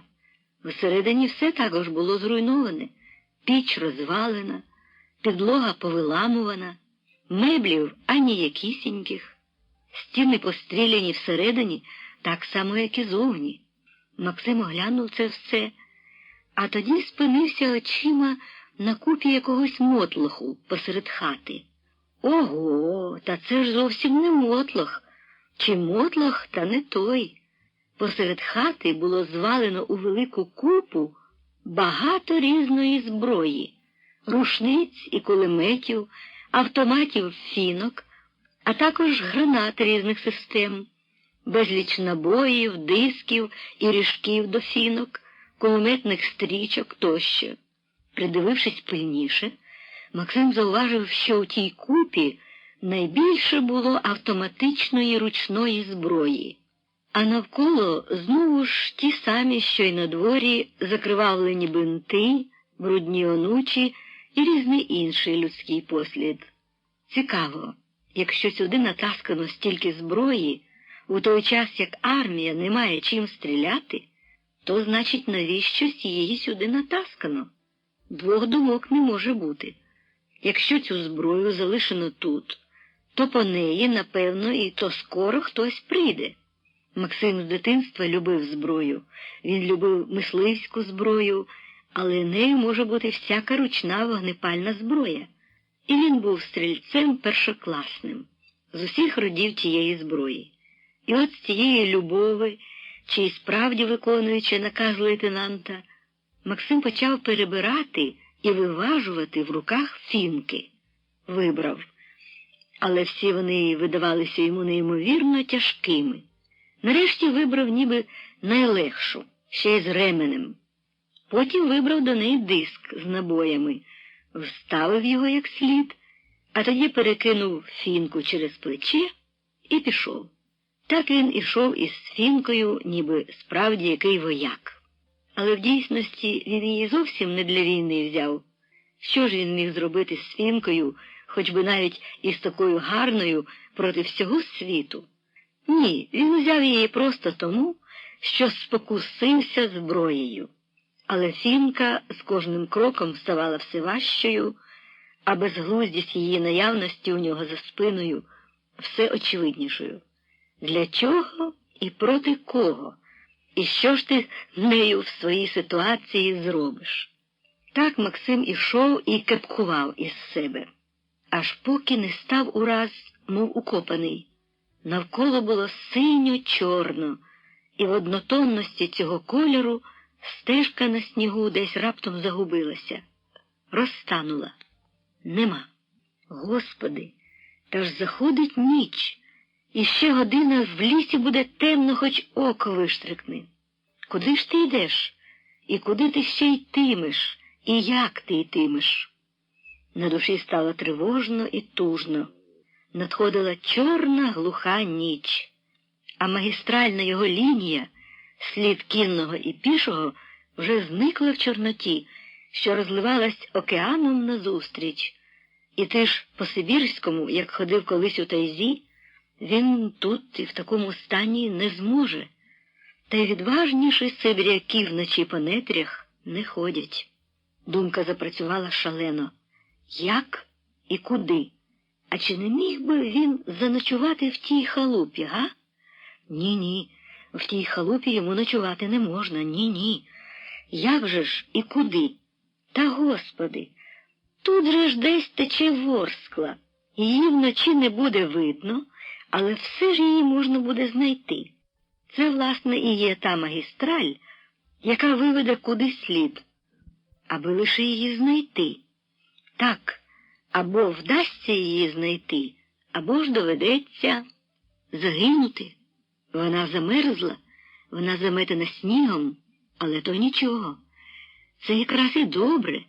Якщо її вдасться знайти, то по ній уночі можна буде йти, як по паркету. Скоріше ж геть із цього лісу.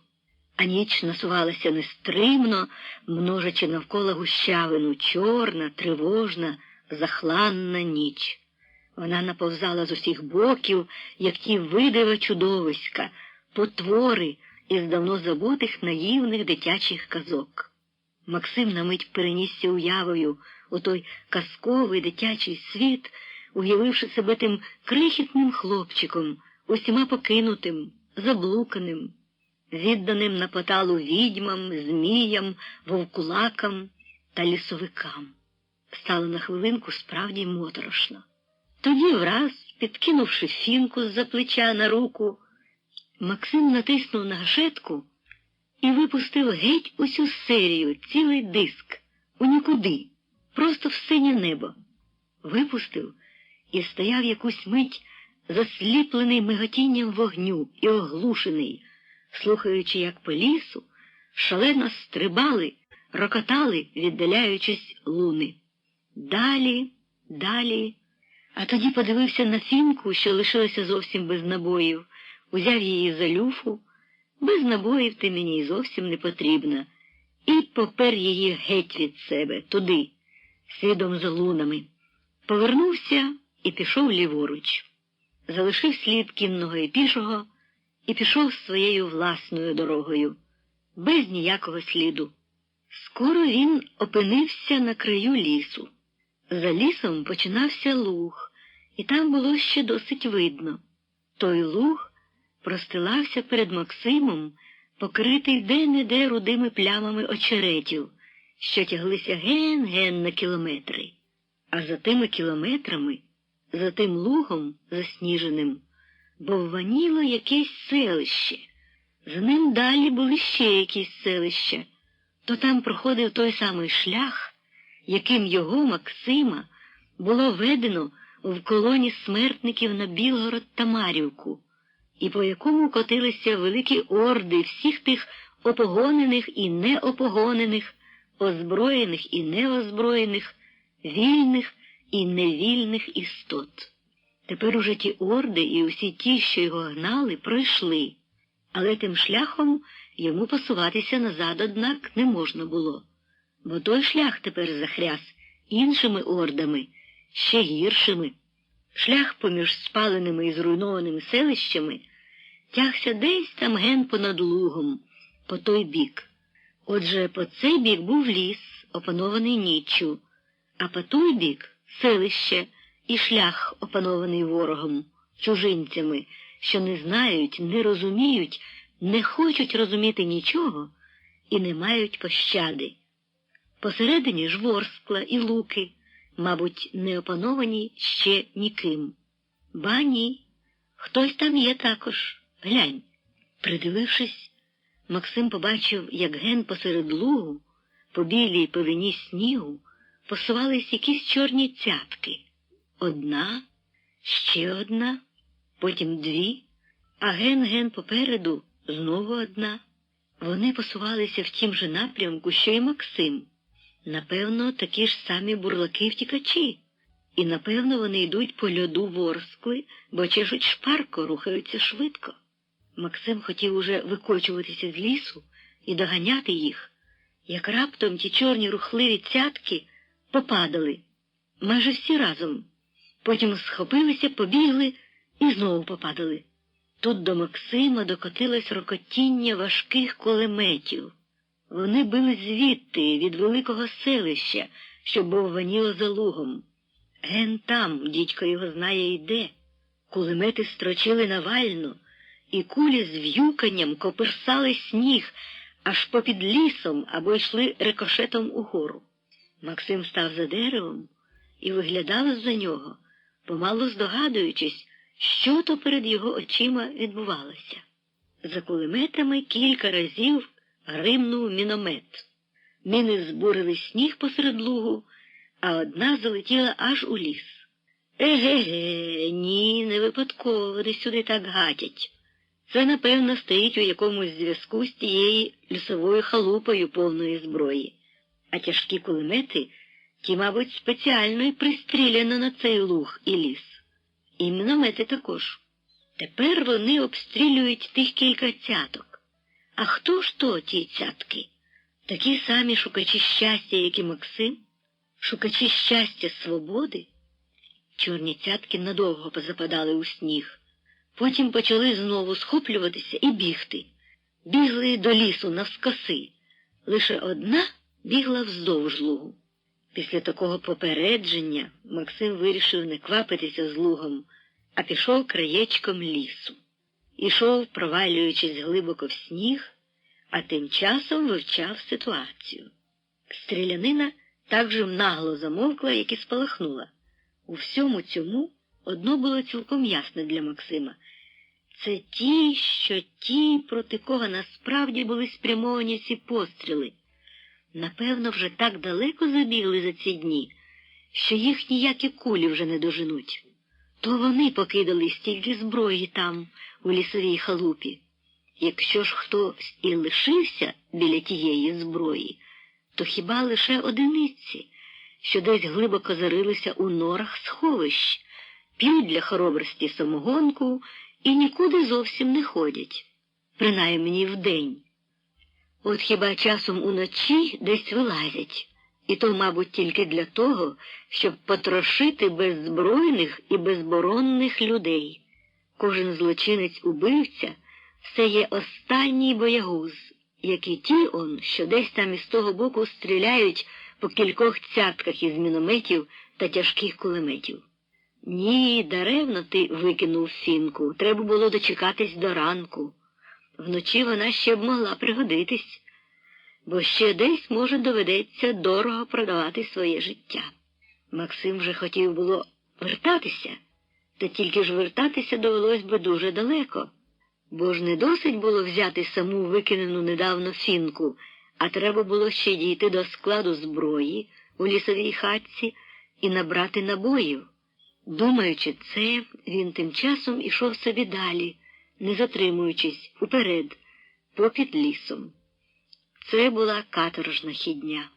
Потемки, прикований зором до лугу збоку і до темряві спереду, він не добачав ні ям, ні ровів, ні пеньків.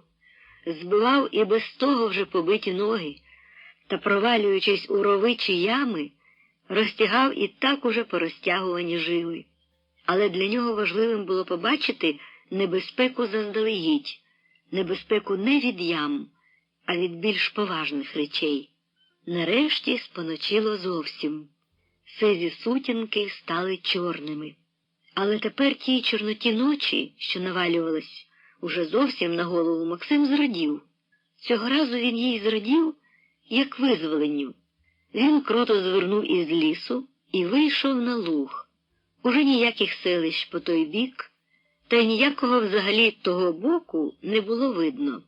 Все облягла густа мла, що з'єднувала небо і землю. Лише ледь-ледь білів той сніг, що був найближче. Ступнувши 100 кроків, Максим оглянувся. Лісу вже теж не було видно.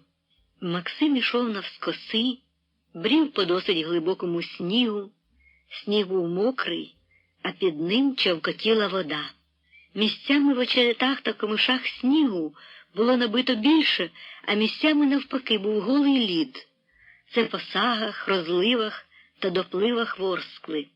Максим усе те перетинав і перетинав навскіз, добираючись до ворскли. Нарешті він спустився трохи вниз і відчув під собою лід. Пройшовши трохи ще в тім самим напрямку, наткнувся на високий берег, порослий лозою і віршняком. Ага, це ж і є Ворскла. Тоді повернувся за течією трохи правіше і пішов по льоду. Місцями лід був покритий водою, але то не біда. Він вирішив іти Ворсклою всю ніч, без зупинок, аж до того місця, де, як він пам'ятав, це з мапи, Ворскла мала круто загнутися праворуч, роблячи величезну дугу біля села Р, а тоді перетяти луг ліворуч навпростець і вийти в степ, та так само без зупинок і смалити далі, аж до кінця. Геть по прямій, переступаючи через шляхи і дороги, через усе, що трапиться, навпростець, скільки вистачить сил. А сил у нього, він був певний, вистачить до самого дому, бо ж іншого виходу у нього нема, як немає вибору. Він або мусить іти без перерви і дійти, або ж, спасувавши і шукаючи хвилевих вигод чи уявного рятунку, загинути. Напевно, і остаточно. Звичайно, у першому випадку теж можна загинути, але тут усе-таки був шанс. Шанс перемогти. Поставивши все це на карту і не шкодуючи сил, перемогти. Максим без вагання вибрав цей шанс. Для нього це вже не було змагання тіла. Тіло його, він відчував, уже нічого не варте і не витримає само по собі навіть і дужого подиху вітру. Це було змагання духа, змагання його волі і пекельної жаги життя. Від тіла тут вимагалося лише одного – якщо й умерти, то не лежачи, а в боротьбі, у змаганні, живучи і пламеніючи до останку. Вмерти так, як умирають комети, згоріти до краплі, до решти, лишивши по собі ще й вогненний слід, вогнити бодай якийсь час. А згоряючи, може, на якійсь останній стадії свого згоряння, ще й перемогти. І він так горів. Скільки він уже так горів? Він уже, здавалося, наполовину згорів. Але душа від того ще ж не бралася попелом. Навпаки, вона все яскравіла і яскравіла. Вона все ще жива і живе, сягаючи у майбутнє, хоча й переживаючи ще раз минуле. В ній з'єднувалося тепер вчорашнє і завтрашнє, сталевою ланкою сьогоднішнього. І ця сталева ланка, вкинута тепер у страшне горнило випробування, мала довести гард найвищої проби – витримає чи не витримає. Максим ішов льодом. Як порівняти з його ходою вдень, він ішов божевільним темпом. Це було далеко не так швидко для нормального хідця, але це було аж надто швидко для нього. Він летів. Щораз то більше його окрилювала надія і віра в перемогу. Надія і віра від однієї думки про те, що він уже пройшов такий тяжкий іспит, і ще живий, і навіть вийшов на рівну і певну лінію, яка вже так реально наближала його до мети. Душа горіла і нестримно поривалася вперед, наказуючи бідним ногам і тягнучи їх уперед. Але вони ледве встигали за нею, спотикаючись. Та де там вони встигали? Але все ж таки вони йшли, поки що не відмовляючись. За кілька годин, відтоді як смеркло, Максим багато пройшов, усе вигадуючи, як би скоротити шлях, як би заощадити енергію, не роблячи зайвих гаків і петель. Річка дуже петляла, що Максим помітив дуже швидко, хоч і було темно. При засніженій землі і найбільша темнота відносна, і коли маєш добрий зір, то можна багато побачити.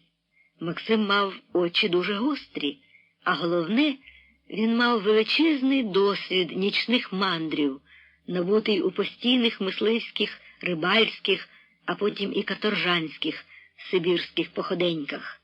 Через це орієнтувався тепер досить добре. Встановивши, що річка петляє, він вирішив лінію свого руху випростати, цебто йти дослівно навпростець. Оглянувши, скільки міг сягнути зором, рельєф пагорбів та лінію берега понад ними, він брав напрямок на якусь точку, кущ лози чи очерету, і йшов до неї, по чому попало, по льоду, по горбах, по снігових заметах, між комишами, і виходив знову на лід річки.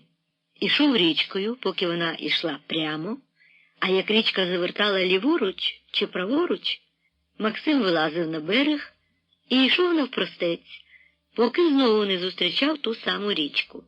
Так він набагато скорочував шлях. Відчував, як назад відбігали кілометри за кілометрами. По кількох годинах такого ходу Максим несподівано вперся у досить високе плато, що врізалося глибоко в луг і відтиснуло Ворсклу кудись круто і далеко вліво. Це плато не було вкрите лісом. Ліс було відтиснуто геть аж на самий верх горбів, і він там ледь-ледь чорнів праворуч. Максим пішов через плато навпростець, певний, що, як він його перейде, здибає по тім боці знову Ворсклу. Та плато розтяглося на кілометри. Воно було вкрите чорними ріллями, розкислими від води, з торішніми стернями і прорістю озимини. Сніг тут майже зійшов, і вода, збігаючи по рівчаках, дзюрчала струмками. Подекуди вода стояла озерами, в які Максим потрапляв зненацька з розгону. Він здивувався, виявивши тут раптом такий весняний стан. Але дивуватися було нічого. Це ж був південний схил, та ще й геть укритий розореними полями. Досить сонцеве допастися до чорної плямки, як сніг із ріль відразу зазюрчить. Як Максим переконався потім, навколо плато в цьому місці високий гористий берег річки робив велетенську підкову, створюючи чудовий затишок від північних вітрів. Оскільки тут прямішої лінії не можна було вибрати, то Максим теж робив підкову, ідучи по схилах берегового пасма і повертаючи разом із тим пасмом на південний захід. Почали траплятися кущі, гайки, переліски. Ось якісь глиці, ось бур'янища і, мабуть, сад. А ось, будь ласка, цілісінький хутір, кілька хат і ще якісь будівлі. Максим увігнався в самісіньку середину і від несподіванки аж став. Хутір, а може, ціле сільце. І наче вимерло. Ні вогника, ні собачого бреху, ні голосу людського, а нічогісінько. Ніяких натяків на існування тут живих істот. Максим підійшов до однієї хати, до другої. Двері навстіж, вікна без шиб, речі порозкидані. А ось чорна пляма. Це пожарище. Ще стояв запах гару і сажі в повітрі. Всюди пориті ями, то вирви від гарматних набоїв чи від бомб. Враз Максим почув десь тихі чоловічі голоси. Він став завмерши посеред вулиці. Стояв, прислухаючись, і дивився в імлу поперед себе, чекаючи великої і прикрої несподіванки. Зненацька помітив, як десь далеко-далеко, там, звідки він прийшов, тричі поспіль блиснуло. То він у цей час думав не про те. Він думав про таємничі голоси і про небезпеку.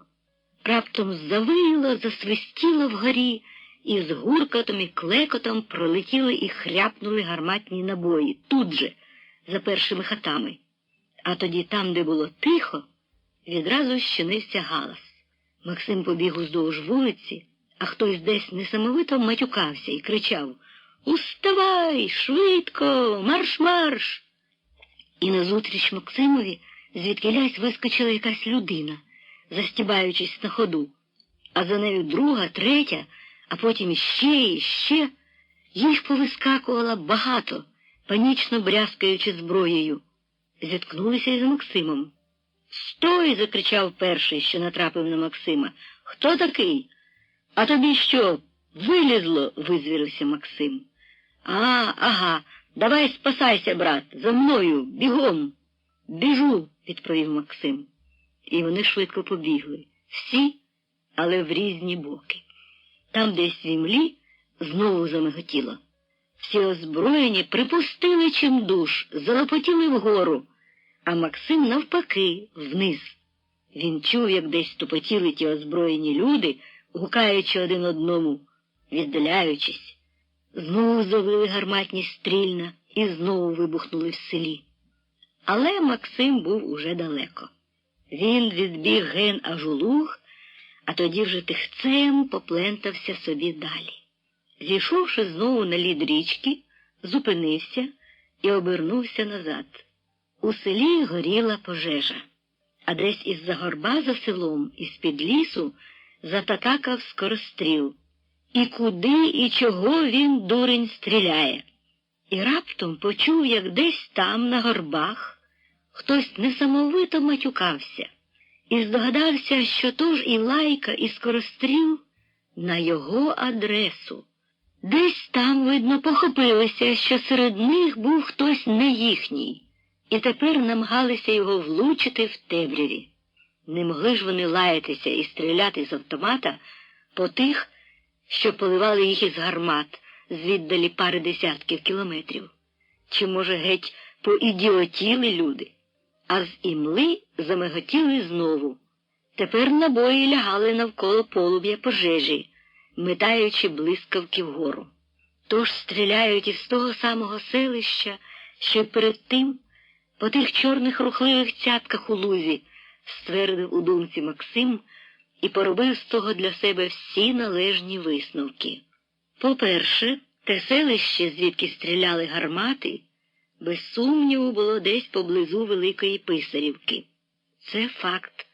Максим відзначив його з радістю, бо це ж свідчило, що він уже далеко пройшов. А по-друге, це село, по якому стріляли, напевно, стягло на себе немилість німців, просто тим, що воно було під лісом. А може ще й тим, що якийсь дурень і стрельнув у нього з люшні. Німці обстрілювали його з гармат удень, може вчора, а може й сьогодні, бо ж чути було, як десь гуло. А тоді, пристрілявшись, вирішили помацати і вночі. А ті люди, ті вояки, що так панічно повтікали, то, напевно, якісь утікачі з фронту, які було отаборилися на нічліг у невідомому селі, покинутому людьми і списаному самим Богом із реєстру підлеглих його охороні. При світлі пожежі Максим пішов собі далі пустельною рікою, по мокрому льоду. Десь на заграву пожежі завалували собаки, і пролунало кілька рушничних пострілів. А десь далі, ген-ген там, над степом, у чорній безодні нічного неба, загорілись панікадила. І кілька разів там щось глухо і важко бухнуло, як далекий-далекий грім. Потім панікадила погасли, пожежа згасла теж, і стало ще темніше, ніж було. І моторошніше, ніж було. Самотній, загубленій у чорній, безкраїй чорноті, як у справді чорному морі, безмежно вимученій людині було моторошно. Хоч та людина у своєму житті і пройшла вже вогні і води, і мідяні труби. Може, тому було моторошно, що людина відчувала досить виразно, як за нею на зерці, шльопаючи по мокрому снігу і чигаючи на відповідну нагоду, ішла невідступно смерть. Неуявно поетична, а сама справжнісінька, прозаїчна і гидка смерть. А нагод тих було аж надто багато. І смерть не тільки чигала на найзручнішу, але й намагалася підставити ніжку, щоб людина впала, а потім спробувати, встане вона чи не встане. Бо ж для смерти це був зухвалий виклик. Людина, що за всіма правилами і законами давно уже мала б умерти, не хоче вмирати, ніяк не хоче вмирати. Затялася, зціпила зуби, звинулася, як сталева пружина, і от котиться, наче той автомат, що спершу йшов силою заведеного механізму, а тепер уже гойдався самою силою набутої інерції. Штовхни, він упаде, і вже ніколи не встане. І смерть штовхала. Але людина-автомат не падала. Вірніше, навіть падала, але вперто, мало-помалу, зводилася і знову йшла. Бо при всьому своєму автоматизмі це була людина, у смертному механізмі якої була душа, а в тій душі іскра великої, божеської, безсмертної волі. Чорна мла тепер, здавалося, вже пливла і шуміла, наче море, вічним шумом прибою. Це був, думав Максим, шум прибою часу, прибою вічності, що їй нема ні кінця, ні початку. І ця ніч, ця чорнота теж не має ні кінця, ні початку. І його шлях теж, здається, без кінця і без початку. Власне, він і не йде, і йде.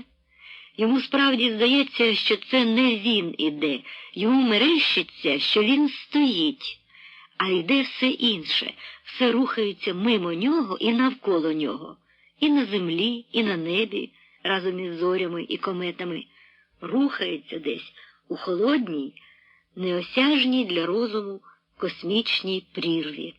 Максим уже був на тій межі, за якою губиться почуття власного руху, і людина може лежати, як колода, а їй здаватиметься, що вона летить із швидкістю комети.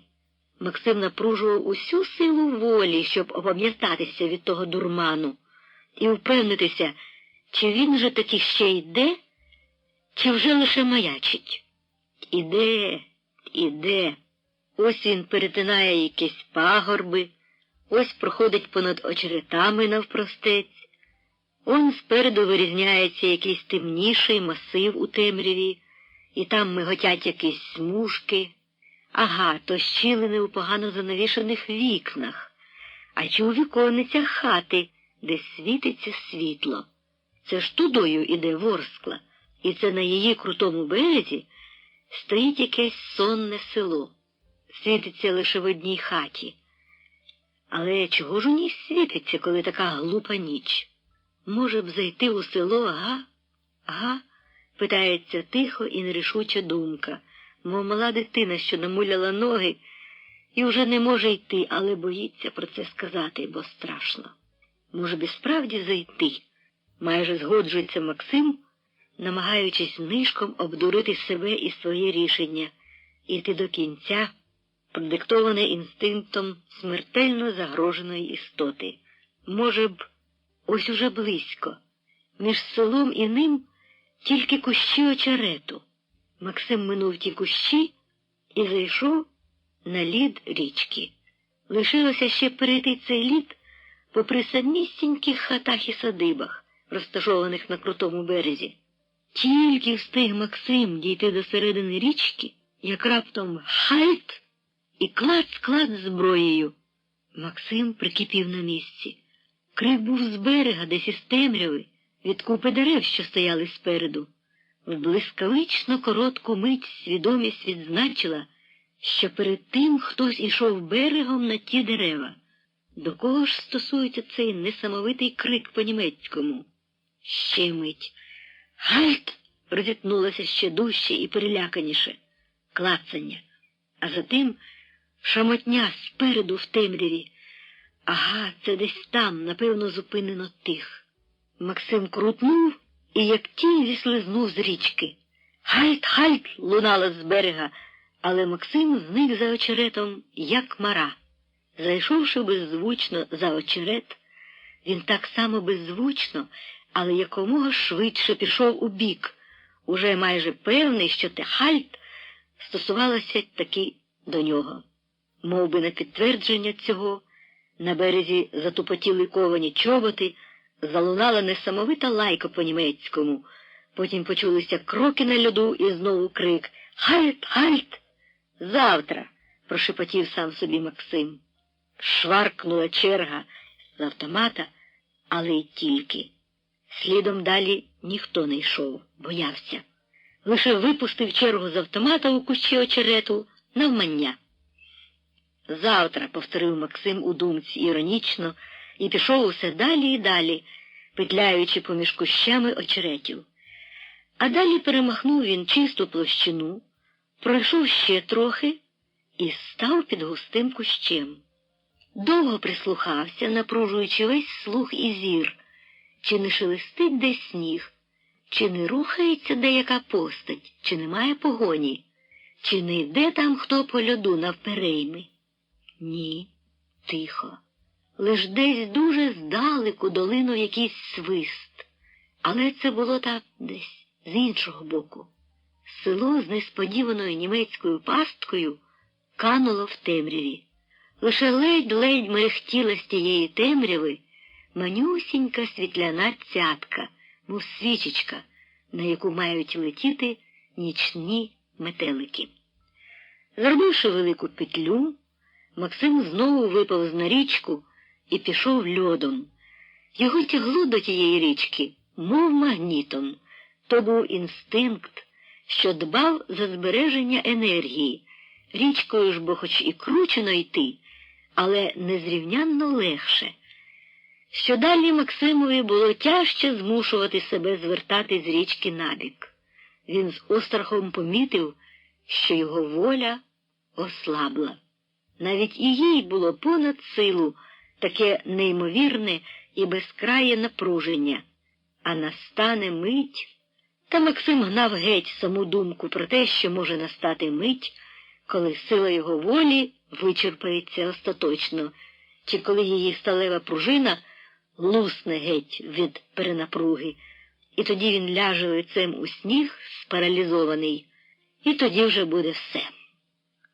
Але він навіть сам не знав ще своїх всіх можливостей, не знав свого другого «я», що сиділо в нім. А в нім сиділа друга істота, дика і несамовита, озброєна надзвичайним, сліпим, але неймовірно тонким і могутнім волевим інстинктом. Коли його свідомість опинялась у вирі маячіння, майже вибуваючи з ладу, тоді його вела та друга істота, що має такий дивний інстинкт. Максим виразно відчув, як та друга істота коригує всі його кроки і рухи, як вона порядкує. Це вже було роздвоєння, своєрідне психічне роздвоєння. І в стані цього роздвоєння він перебував уже довгий час. Йому навіть здається, що так, власне, і було все його життя. Коли б не те друге «я», він би вже давно, дуже давно загинув би. Лише цього він раніше не помічав. Це просто щось неймовірне. Ось ним опановує тривога. Невідомо чого і що. Він встає і стоїть на льоду, і нашорошує вуха, і напружує зір і нюх. Що таке? У чому річ? Він стоїть, як вовк.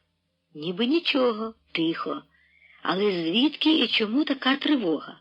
Підкоряючись внутрішньому імпульсові, він зіходить з річки, з труднощами видирається на берег і стає між кущами лози.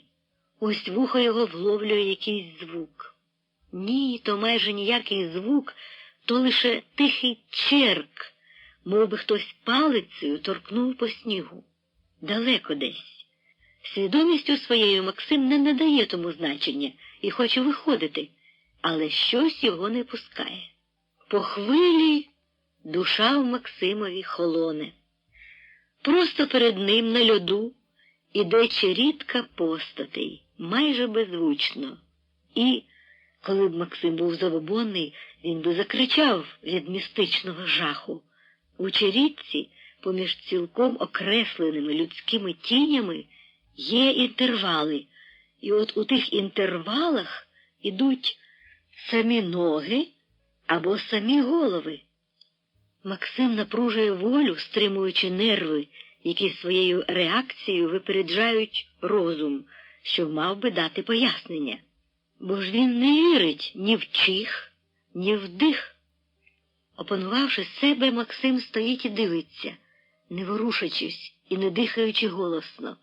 Завмерши, спостерігає, як перед самісінькими його очима проходить химерна парада. То йдуть тяжко озброєні німецькі солдати, серед яких деякі у білих захисних балахонах або в білих накидках. Вони йдуть десь, мабуть, із якоїсь бойової операції, чи, може, на операцію. Ноги в них, напевно, пообмотувані ганчір'ям, щоб не тупотіли. Вони не видають ні звуку. Безперечно, вони всі охоплені страхом, бо ж вони йдуть зі смертю бавляться. Парада зникла, а Максим усе ще дивився на річку. В очах йому мерехтіло, і він уже не був певен, чи там не йде ще хтось, хто не має вже видимих ані ніг, ані голови. Зовсім невидимка. Цей реальний випадок видався йому ще фантастичнішим, ніж усі його гарячкові візії і маячіння. Власне, на цім випадку він відчув, що почав уже губити межу між дійсним і недійсним. Досі він, ішовши все-таки, диференціював цілий навколишній світ досить чітко. А тепер починалася смуга, за якою все переплутувалось, перекручувалось, зміщалось планами, сходила з осі і з власного місця, обертаючись у хаос, в анархію. А в тім хаосі відчайдушно борсалася воля, змагаючись, як іскра, загрожена холодною і чорною повінню. А в найкритичніші хвилини вона все-таки брала гору, не погасала і вела. А час тягнувся без кінця, з мукою, як зубний біль, і не було нічого, тільки безкрая, безнадійна безкрая дорога. Зринаючи нагору з хаосу, думка Максимова спокійно відзначала, що він уже на краю загибелі. І в той же час та сама думка відчайдушно намагалася стати на варті, виконуючи підсвідомий наказ волі, щоб не прогавити, де звертати, де покидати річку і виходити геть із лугу, та й переходити на степ. Намагалась пригадати мапу, розташування сіл і містечок, лінію річки. Мабуть, ось тут. Річка повертала круто праворуч. Спереду маячило ніби якесь селище, може навіть велике. Максимові здавалося, що ось тут і треба звертати. Він покинув річку і пішов ліворуч. Натрапив на дорогу. Чорна, розчавучена колесами возів і машин, вона простилалася через пагорбок. Тільки-но Максим вийшов на дорогу і пройшов пару кроків, як праворуч заблищали фари, мов двоє фантастичних очей. Виринувши десь із-за повороту чи з-за кущів, просто на нього йшла машина, гойдаючи пасмами світла то вгору, то вниз. Відступати було ніколи, і Максим, уловивши мить, коли пасма світла гойднулися вбік, ліг де стояв, просто в грязюку, в болото, встигнувши зробити лише один крок убік. Лежав лицем униз і думав, наїде чи не наїде. Машина пройшла повз самісінькі ноги, але не зачепила. Максим устав, перейшов дорогу і потягся у морок навмання. На мить йому здалося, що ген-ген спереду, навпроти нього у темряві, посуваються впоперек якісь вогняні цятки. Він вирішив, що то там лежить великий шлях, і по ньому йдуть машини. Значить, він іде вірно. Значить, він узяв правильний курс. Саме туди йому й треба йти. Треба пересікти той шлях, а там за тим шляхом почнеться вже степ. Максим пішов на ті вогненні цятки. І почалась хідня, як агонія. Ті цятки, вони то погасали, то загорялися знову, і все би ніби віддалялися, немов би летіли десь. Він йшов до них, до тієї лінії, на якій вони горіли, пролітаючи, а та лінія все втікала далі і далі. Вогники мінилися, гасли, з'являлися знову, обертались, немов ті іванівські світлячки у темну задушливу ніч на Івана Купала, або як мандрівні вогні в болотах, або як очі хижих диких істот, що перебігають з місця на місце і прядуть очима, як люстерками. Максимові здавалося то перше, то друге, то третє. То він ішов з отчайдушними друзями-школярами шукати папороті купальської ночі, наслухавшись легенд про чудесну квітку і неймовірні скарби. То він читав і бачив навіть казку про душі померлих, що блукають мандрівними вогнями. То він сам блукав у середньоазіатській пустелі вночі, а перед ним усе відбігають і відбігають шакали, блискаючи люстерками очей. То він у темному відвічному пралісі, а поперед нього летять вогненні комахи. Потім усі вогники десь позникали, а Максим раптом відчув, що він борсається по коліно у воді. Вода сягала все вище і вище, проймаючи холодом ноги, холодячи нерви, холодячи серце. Він не знає, як довго він ішов, лише відчув, ніби нараз прокинувся від сну. Вода, кругом вода. Боліла голова, боліли ноги і боліли очі від темряви, в яку він так вперто вдивлявся, і від вогню всередині, що, здавалося, вже випікав йому очі. Максим брів по воді, мов рибалка, брьохався в ній, і спочатку йому було навіть трохи приємно. Приємно було від того, що гарячкуюче тіло занурювалося у крижану воду, хоч усього його вже й починали стрясати дрижаки до самого мізку кісток. Тим більше, що спочатку йому здалося, ніби він потрапив лише в калюжу, з якої можна зовсім просто вийти, аби лише бажання. От тільки треба піти лівіше. І він ішов лівіше. А там було ще глибше, і вода поступово сягала все вище. Тоді, значить, треба йти правіше.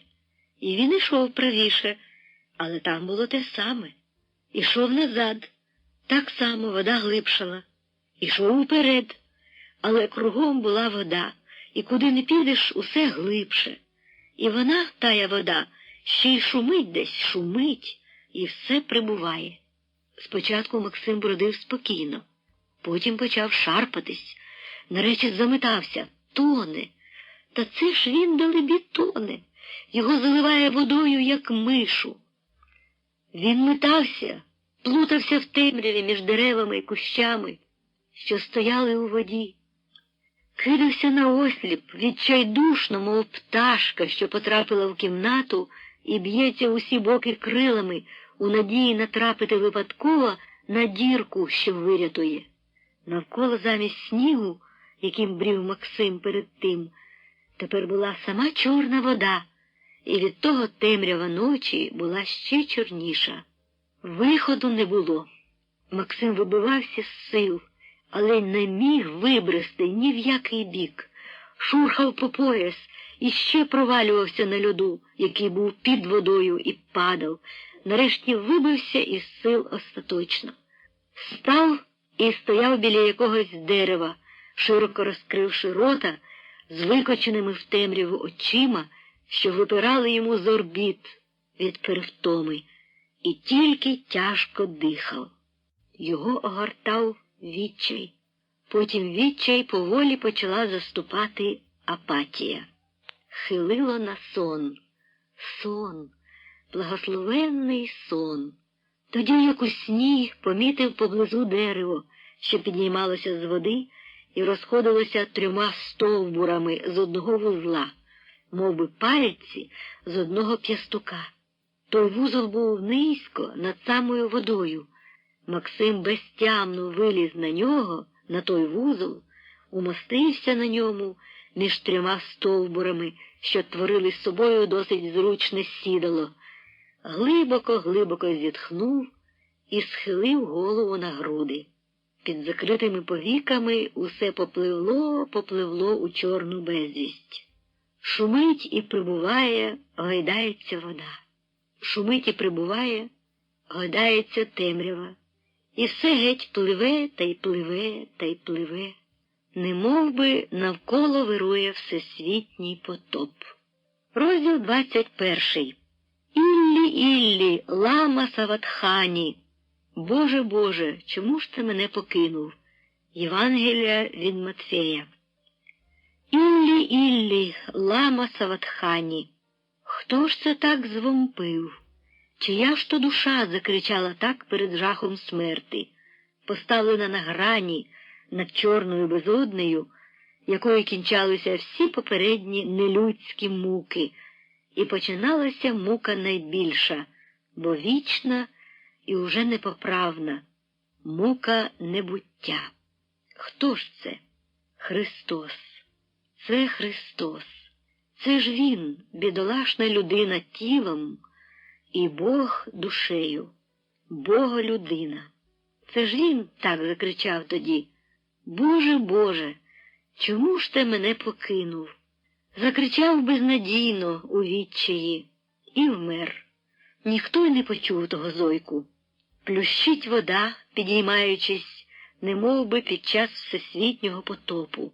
Максим сидить між трьома деревами, як між трьома велетенськими пальцями фантастичної долоні, немов би між трьома пальцями своєї немилосердної фортуни, схилив голову на груди і догоряє в гарячці.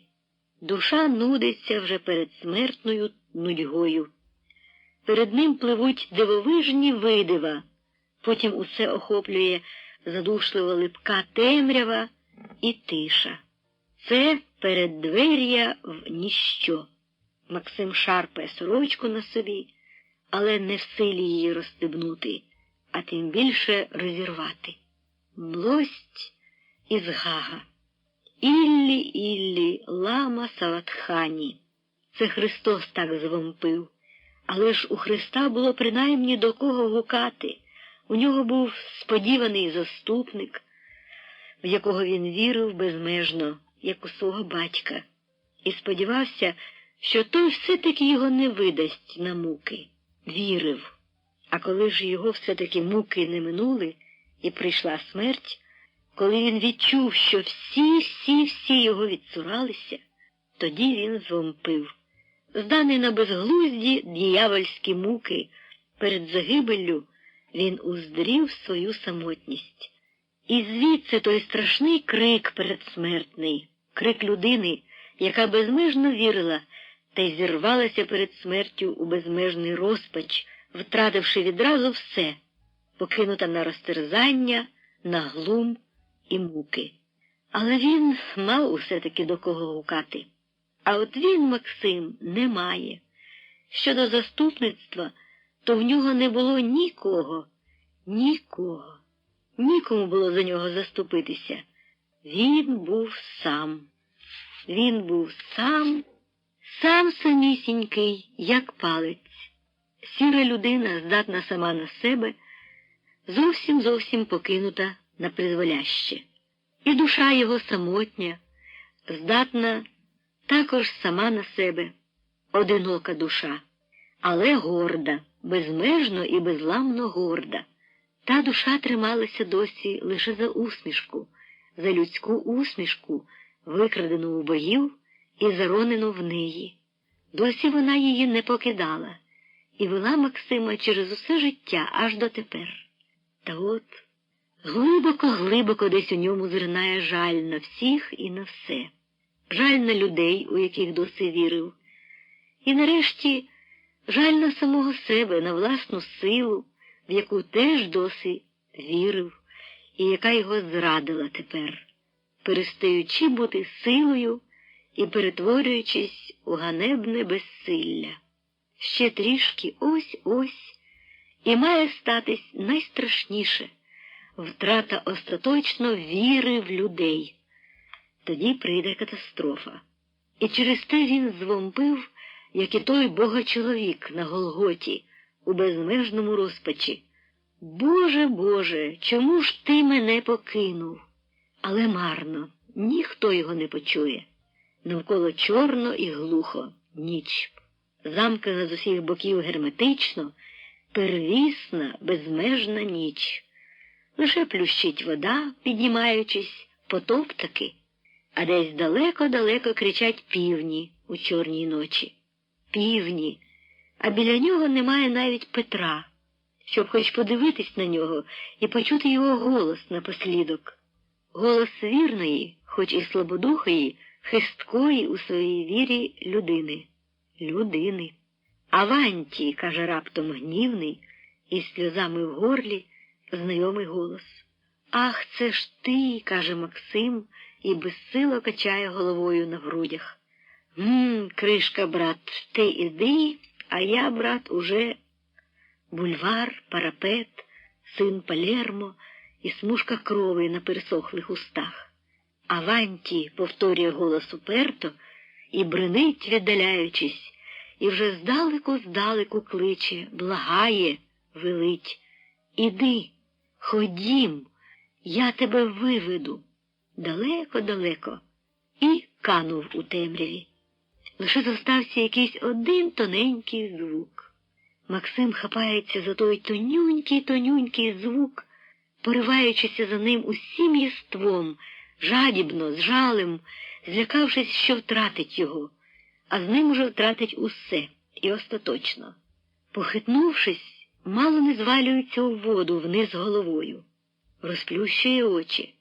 Зюрчить вода, вона вже досягла ніг, а перед ним наче хтось стоїть, якась людська велика постать. Але вона помалу безшумно віддаляється. Фу, яка чертівня! Максим проводить рукою по очах і стирає з них галюцинацію. І тоді бачить зовсім близько, спереду, у тім самім напрямку, що й раніше, біжать, пролітають вогненні цятки, попарно, впоперек. Зовсім близько. Максим ще раз проводить рукою по очах, але цятки не зникають. Більше того, стає чути рокіт моторів. Максим опускає ноги у холодну воду і злазить із свого сідла. Бреде. Бреде просто туди, де пробігають вогники. Вода все вище, а він бреде. По пояс уже, скоро попід руки. Байдуже, зціпивши зуби, він посувається все вперед і вперед, сковзається під водою по крижаному дні, натикається на пеньки, оступається в ямки. Він вирішив, або він захлинеться, або перейде цей потоп і вийде геть. Вийде на той шлях, що по ньому ходять машини. Той шлях лежить за зоною низин. Там починається степ. Вода досягла попід руки, глибше. Максим зринув і поплив. По якомусь часі він дістав ногами дно і пішов далі, почало мілішати. Нарешті Максим вийшов на сухе, в лапках, на гливку хлипку ріллю. Тією ріллею він посувався далі у напрямку шляху. Машини перестали йти, і Максим у темряві знову загубив орієнтацію. Та по довгій хідні він усе-таки вийшов на шлях. Він намацав його ногами. Шлях, розчавучений, вкритий грізюкою, але все-таки відмінний, твердіший від іншого ґрунту. Повернувшись праворуч, Максим пішов шляхом. Та ось раптом спереду знову з'явились вогні. То йшли машини. Коли вони наблизились, Максим зійшов у бік, ліг ниць, просто у грязюку, і лежав, чекаючи. Машини пройшли. Тоді Максим устав і пішов далі. Та знову з'явились машини, і знову Максим ліг на землю. І мов би назло, ті машини усе йшли, партіями по 4, по 5, з короткими інтервалами. Але Максим тримався шляху в надії дійти до людського житла і там обсушитися, обігрітися. У ньому ще жила невгасима іскра віри у людську доброту.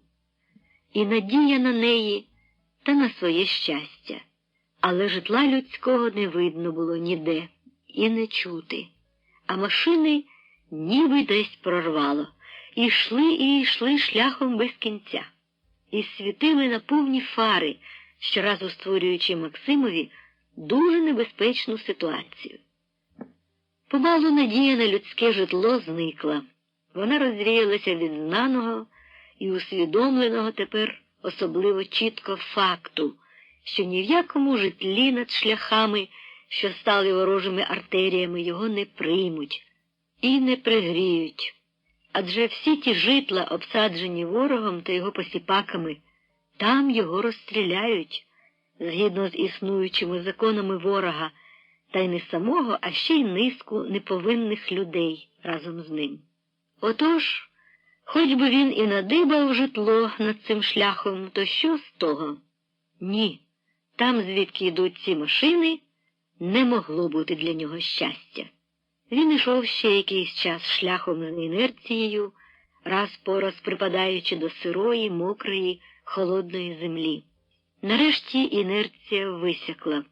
Тоді Максим звернув геть і пішов просто в степ. Розділ 22. Милосердя. Над ранок дмухнув і почав розгулюватися холодний північний вітер. Земля взялася корою дубіючи, і такою ж корою почав братись одяг на Максимові. Мокрий він крижанів, дубів, робився цупким, як дерев'яний, дедалі більше. Ставало тяжко рухатись, так немовби він був закутий у залізний, суцільно литий панцир. Засунувши руки в рукави, він тепер уже не міг їх розвести. Рукави задубіли, та ще й попримерзали один до одного. І не було сил ті руки розвести. Ще живі, але вже скуті руки. Максима почав огортати жах. Замерзає. Живий, живісінький, на ходу і замерзає. Ще трохи, і він обернеться у задубілу мумію, що зупиниться та так і стоятиме посеред степу на ногах, примерзнувши ними до землі. Нагнувши голову, він ступав з усієї сили, але бачив, що туго посувається вперед. І ось скоро станеться, як у казці. Злий дух його оберне у крижину. Хоч би вітер перестав, але вітер дме і дме, як зумисне. І розбирає його розпач, і розбирає його лють на вітер, немов на живу зловорожу істоту. Він лає його шалено, лає останніми словами, лає і бачить. Та то ж він зумисне, той вітер, і то не просто вітер, то воля злого демона, то злий всесвітній дух жорстокості, злоби і наруги, ненависницький і мстивий. І тут Максим пригадує, що з ним уже раз щось подібне було. Це було там, на холодній півночі, у таборах знущання, наруги і загибелі. Там карали, в лапках, в'язнів за непослух тим способом, що роздягали і ставили їх голих на морозі, обливаючи водою. А він, лютий вітер, студив їх поволі, обертаючи в крижані стовпи. Він, вітер, служив тоді у штаті Сєвлагу, як ретельний і дисциплінований виконавець. Тоді він, Максим, вирятувався. Але той вітер догнав його тепер ось тут. Лють розбирає Максима така, що він вибухає дикою лайкою на весь голос, кляне вітер і цілий світ, мов божевільний. Вітер йому затуляє рота, не дає йому слова, і Максим скаженіє ще більше. Господи, куди ж ти дивишся, якщо ти взагалі дивишся? Хіба ж це вітер? Вітер – це той пестливий і ніжний, що як усмішка матері голубив його колись у дні його дитинства, на цій же таки самій землі. Він цілував і пустотливо гортав волосся. То був вітер, вітерець, А будь же ти Богом і людьми трижди проклятий. І кляв. Максим відчував, що йому ставало все тяжче і тяжче рухатись. Якась злобна сила його не пускала, приковувала, хотіла покласти на землю. І те, що він ніби кричав, клинучи, то йому тільки здавалось. Він зовсім і не кричав. Коли б він зміг послухати сам себе збоку, то переконався б раптом, що він не кричав, а тільки бурмотів, хрипко і божевільно. Потім лють минула і лишився жаль. Жаль видавлював сльози, що відразу ж замерзали на очах. Максим уже ладен був опуститися навколішки і благати той вітер, щоб він перестав, або хоч щоб почекав, якщо вже не може стати знову таким, як був давно-давно колись. Та відчував, що якби опустився тепер, то більше б уже ніколи не встав. А вітер однак собі дмухатиме, і ні тобі скирти, ні тобі хати, ні тобі нічогісінько ніде. Степ. По якомусь часі спереду щось забовваніло у сірій мрядці.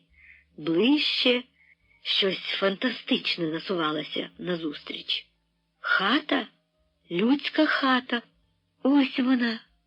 Стоїть над дорогою, над самісінькою цією степовою дорогою, по якій йшов Максим, уже наполовину обернений у крижину. Обставлена чимось, забарикадована від вітру, обтикана стовпцями і глицями замість тину. Хата одна однісінька, без ніяких інших будівель, але то нічого, для того, щоб урятувати людину, і цієї хати цілком досить. Максим зрадів їй, як рідній матері. Хата, і люди в ній, люди. Підходячи, Максим чув, як у хаті щось гомоніло, хоч і було темно. Ніде не було видно і натяку на світло. Максим обійшов хату навколо і здивувався. Далебі це була хата без вікон, без дверей, як у казці. Ні, вона була просто товсто обставлена очеретом, скошеним улітку надзелень і так висушеним. Очерет той був буйний, листатий і височенний. За ним, як за муром, не видно було ні вікон, ні дверей. Нарешті Максим таки знайшов у заглибині між очеретом двері. Така товста очеретяна кожушина. Тепло, мабуть, там у цій хаті. Знайшов двері і постукав. Мовчанка. Бурмотіння всередині раптом увірвалось, затихло. Мертва тиша. Тільки вітер шумів в очереті, мов у лузі, гойдаючи буйний лист та лисиці вгорі. Максим постукав дужче. Мовчання. Мертво. Глухо. Ніби пустка. Тоді Максим знайшов віконечко, теж у заглибині. Постояв якусь мить, вагаючись, може, там справді нікого немає. Але по деякому часі вухо знову виразно вловило гомін усередині. Там є люди. Максим постукав у віконечко, висунувши голову у заглибину, як у пащу. Гомін затих, мовчанка. Ще постукав, мовчанка. Настирливо постукав з усієї сили. «Чого тебе?» – озвався нарешті злий жіночий голос. Озвався тією мовою, якою говорять усі чужі колоністи на пограниччі Слобожанщини, по всіх отих люджах, верхолюджах, пожнях, верхопожнях. «Чого тебе?» «Люди добрі!» – прохрипів Максим, зворушений до глибини душі людським голосом. «Люди добрі, пустіть погрітися!» «Ну-ну, проходи себе!» «Трішечки, люди добрі!» Мовчанка.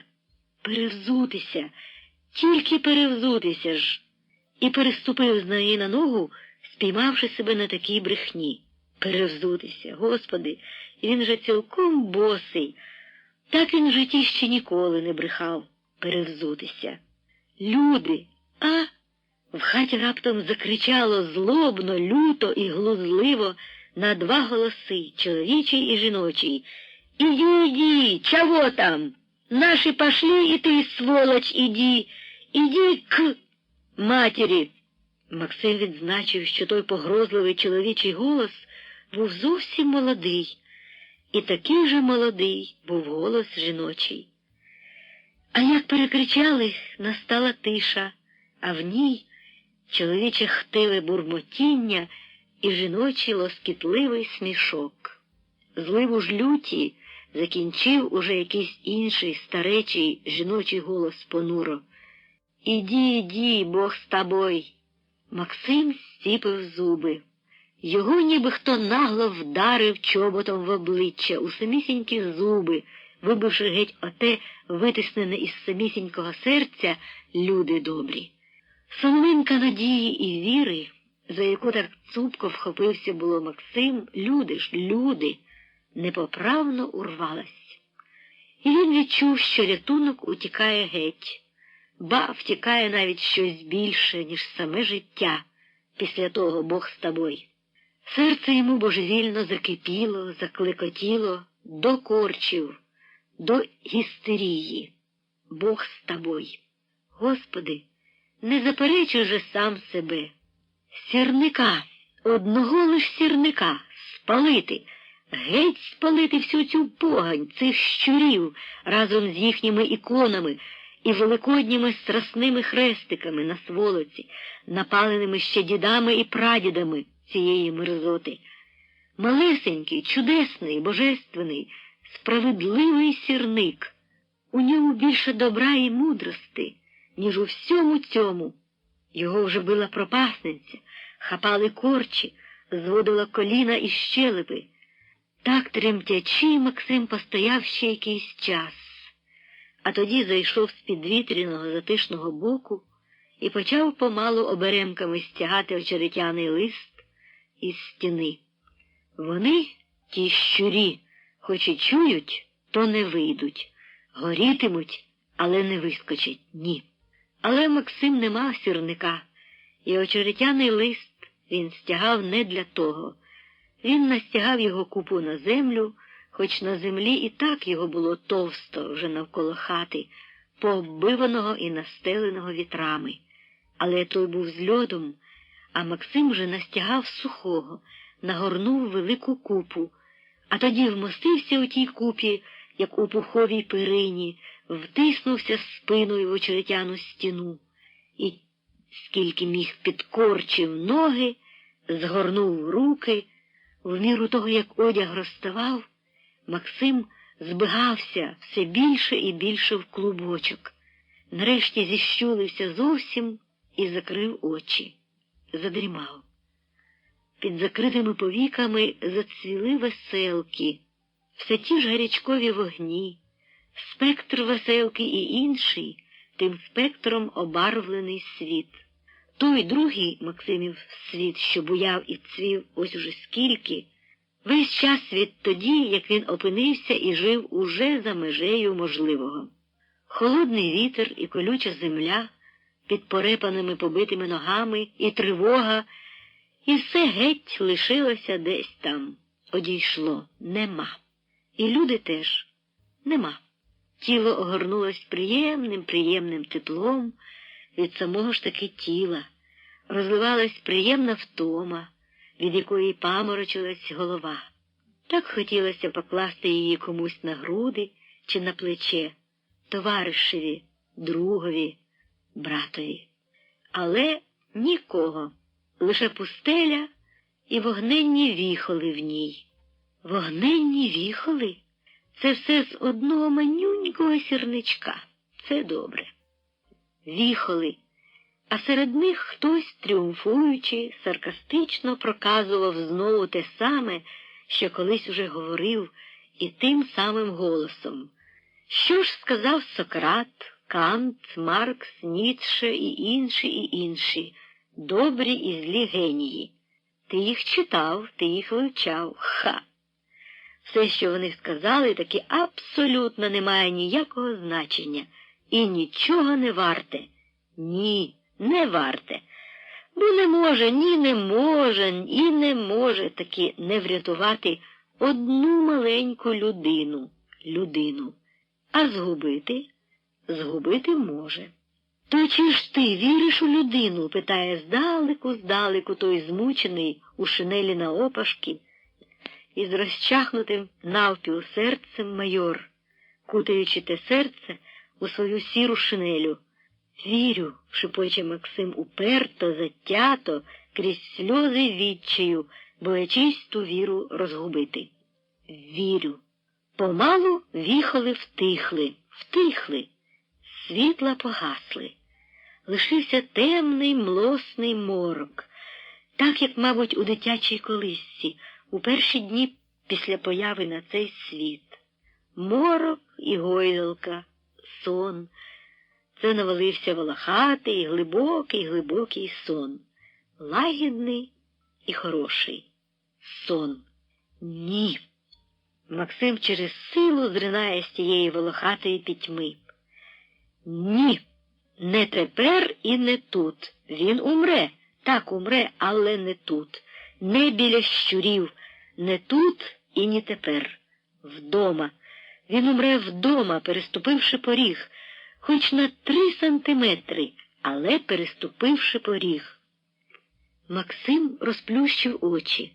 Навколо було сіро. Либонь розвиднялося. Спереду бовваніли ще якісь хати. Там, мабуть, теж були люди, але швидше від оцих і від тих людей, і від усього цього такого брачкого, нахабного, волохатого, страшного сну. Швидше. Вітер віяв так само, але вже трусив і кружляв сніжок. Потепліло. Максим виліз із барлога і тільки тепер раптом усвідомив собі, що той лютий вітер, якого він так лаяв у степу, насправді тоді дбав за нього, за Максима. Так, це ж він його рятував, а тож, заморозивши йому одяг, він обернув його в панцир і тим панциром захищав Максимове тіло, зберігаючи під ним крихітку власного тепла і затишок. А тепер от, коли той панцир розстав, Максим раптом відчув, ставши на вітрі, справжній холод, що пробивав до самих кісток. Так пробивав, аж мізок у тих кістках судомило. Але нічого не вдієш, він мусив іти, мусить. Він не виспався, але все ж таки трішки перепочив, і тепер мусить іти. А виспатись він уже потім, за одним заходом виспиться, як переступить поріг свій. Ой, і виспиться ж. Лише не тут. За коротку мить вітер знову зробив Максимові ту саму прислугу, обернув його одяг на панцир. Благословенний вітер, такий же благословенний і чудесний, як і ті весняні голубливі вітерці його дитинства. Це було невеличке село з кількох хат, що всі стояли тут ось купкою понад дорогою. Підійшовши до тієї купки, Максим зупинився. Чи не спробувати йому щастя ще раз? Повагавшись, Максим підійшов до однієї хати з високим ганком, зійшов на той ганок і постукав. Мовчанка. Постукав ще раз. І, зітхнувши, зійшов вниз, вийшов насеред дороги. Ба! Не тільки люди, навіть собаки до нього ні звідки не озвалися. Нікого ніде не було чути. Худоби теж. Ну, худобу люди зжерли, це ясно. А решта? Де ж решта? Решта, мабуть, поховалась, прищулила вуха, прикинулась, що її нема. Та ж, Боже, все це так ясно. І в Максима вже не було жалю до людей, жалю на те, що вони такі нікчемні, здрібнілі і немилосердні, злобно ощирені. Та ж вони перелякані, смертельно і навіки перелякані. Занадто великий жах обступив їх, щоб вони пам'ятали ще про когось, крім самих себе. Жах від усього. Жах від чужих і жах від своїх, жах від червоних і жах від брунатних чи яких там, жах від героїв в лапках і жах від звичайних злодіїв, душогубів і жах від добрих людей в лапках. Перші всі карають, другі ж лише визволяють, але за ними слідом приходить теж кара. Всі приносять лише біду. Люди бояться всіх і самі себе. І все чекають. Від чужих кари, від своїх зради, від лихих помсти, від добрих не знати чого, від ще добріших доносу і мотузки, а від самих себе підлого страху батька всіх мерзот. А через це вони черстві, холодні, жорстокі, без віри і довіри, загнані у шпарини, де вони нашорошено огризаються проти всіх, повернуті хвостом до стіни і ощирені зубами наперед. Максим посміхнувся від такого образу, що зринув чітко перед очима. Образу людини в такій от божественній в лапках позі. А ви кажете гуманізм, християнство, братолюбство, ще й комуністичні ідеали, гірко промовив Максим у думці невідомо до кого, та й пішов у мряку. Шлях за сільцем ішов у степ, у рябий степ, укритий мерзлою чорною ріллею та й латками снігу. Максим не пішов туди. Він звернув на бічну доріжку, що вела у чисту снігову пустелю лугу, за яким маячила темним обрисом стіна лісу, і пішов тією доріжкою. Попід гаєм шлях доріженька, широкая та юбитая, широкая та юбитая, слізоньками перелитая. Це так у пісні співається. А в дійсності це була така от собі звичайна доріжка. І тільки тому, що вона крутилася попід гаєм, пісня зринула та існувалася у Максимовій голові. Снувалася журно і зовсім недоречно, але зовсім ніби й правильно, що до слізоньок, то це якраз і було недоречно, бо саме це відганяв від себе геть Максим. Йому пригадалися тюремна камера і друг Микола на Холодній горі. Там вони сиділи і співали багато пісень, а серед тих пісень була одна ще ліпша, ніж ця. Миколина улюблена «Забіліли сніжки, забіліли білі». Це чи не найтрагічніша з усіх пісень. Вона, мабуть, найбільше підходяща була б тепер, але тільки тому, що вона така безмежно трагічна, від якої ридати хочеться, Максим гнав її з думки геть. Геть, усі ці тужливі пісні добре співати за чаркою горілки, у рідному колі, щоб було з ким разом сумувати і мріяти розчулено, а то й поплакати і пожаліти себе взаємно, або ж співати з товариством у такому стані, коли ще докладно невідомо, як з тими сніжками буде. Але коли от перед тобою вже насправді, та ще так от забіліли сніжки, і вже тобі побіліло в очах і на губах, а біля тебе нікого нема, не те, щоб слухати, а бодай, щоб хоч колись посвідчити, де ж ти дівся, то тоді таку добру і правдиву пісню може співати тільки якийсь безнадійний скиглій, що навіки вже втратив почуття гумору. Тому Максим із усього їхнього з Миколою тюремного репертуару вибрав іншу пісню, саме ось цю, про доріжку, що йде попід гаєм. Власне, він і не вибрав її. Вона сама вибралася, зринула та й бреніла собі. Максим тільки не заперечував, бо вона була до серця. Доріженька петляла, а пісня линула рівно, сувора пісня рішених на все. Підем, братця, у вишневий садок, та й наріжем черешневих гілок. Та й будемо вимірятися, котрому у солдати вибиратися. Це мужня пісня, невесела, але й не слізна, сувора і могутня в своєму ритмі. Це тобі не забіліли сніжки. От поміряємося на тих палицях із черешневих гілок.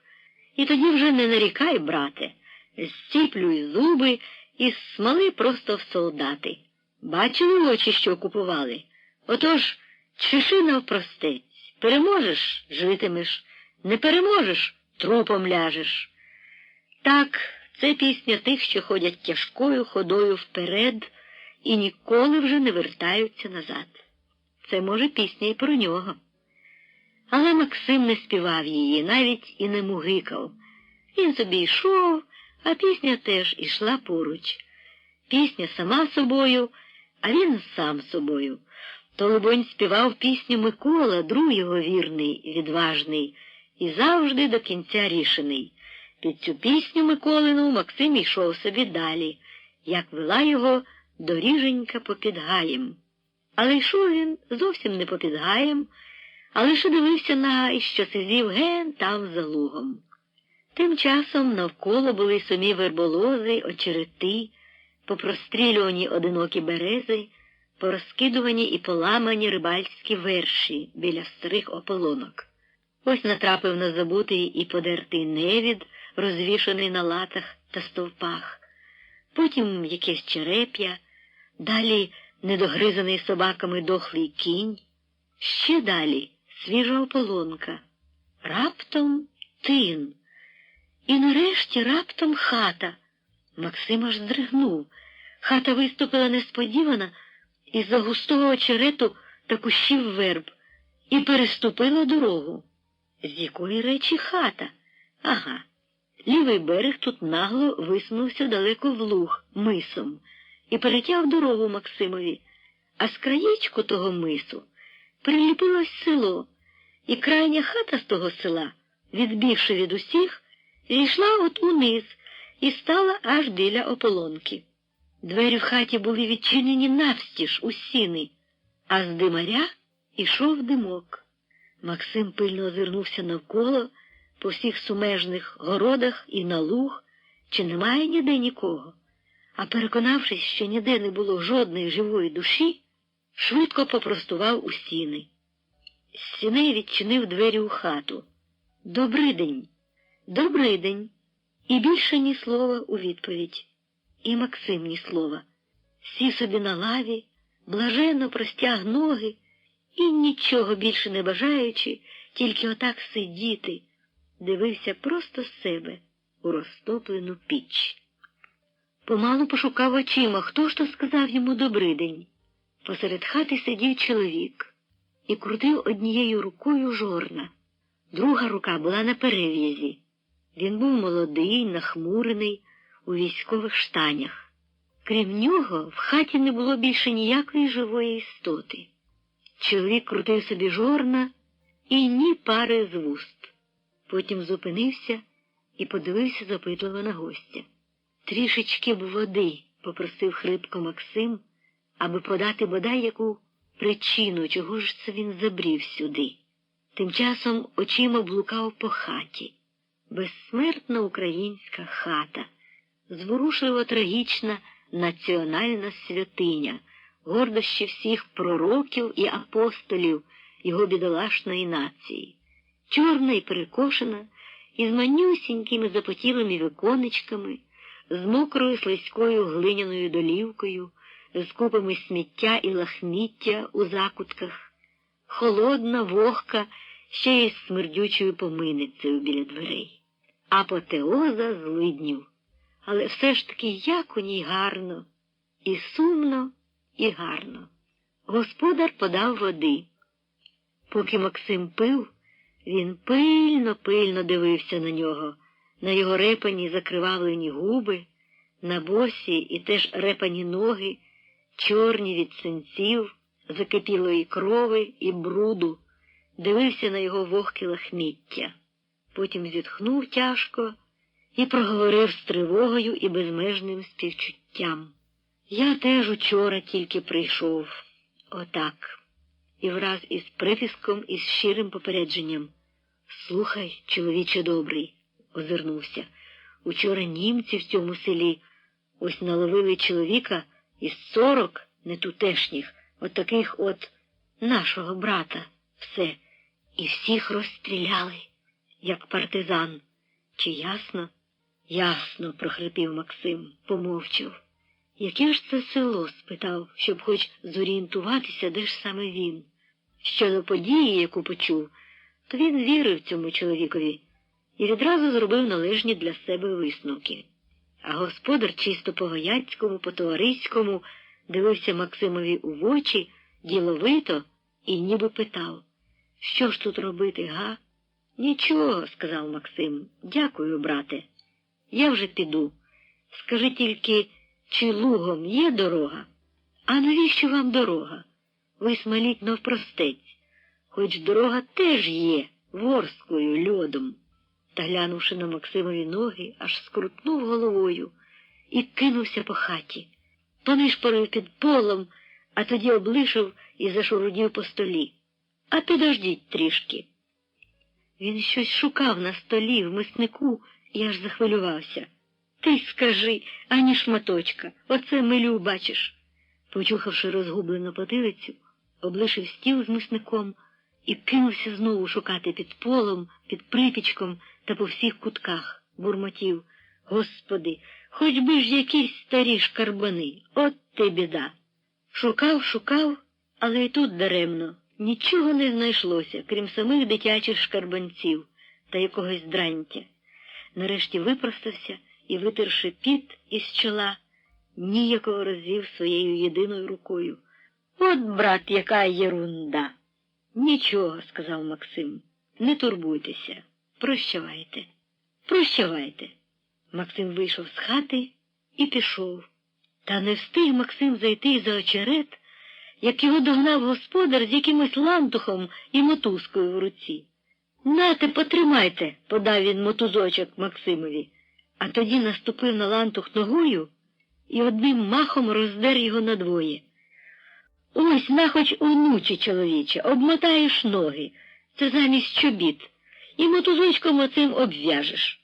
З цими словами подав роздертий лантух Максимові, додавши сумною посмішкою: «Чим багатий брат, тим...» і, не договоривши, махнув рукою. Максим узяв онучі і не знав, що йому й сказати. А як підвів голову, господаря вже не було. Зник за очеретами. Та й хіба можна те, що хотів висловити Максим, сказати словами, пустими і відтертими, як мідні шаги словами? Максим узяв онучі і мотузок під пахву і швидко пішов через луг. Пішов швидко, головне тому, що боявся, щоб, бува, не заплатити господареві за добро злом.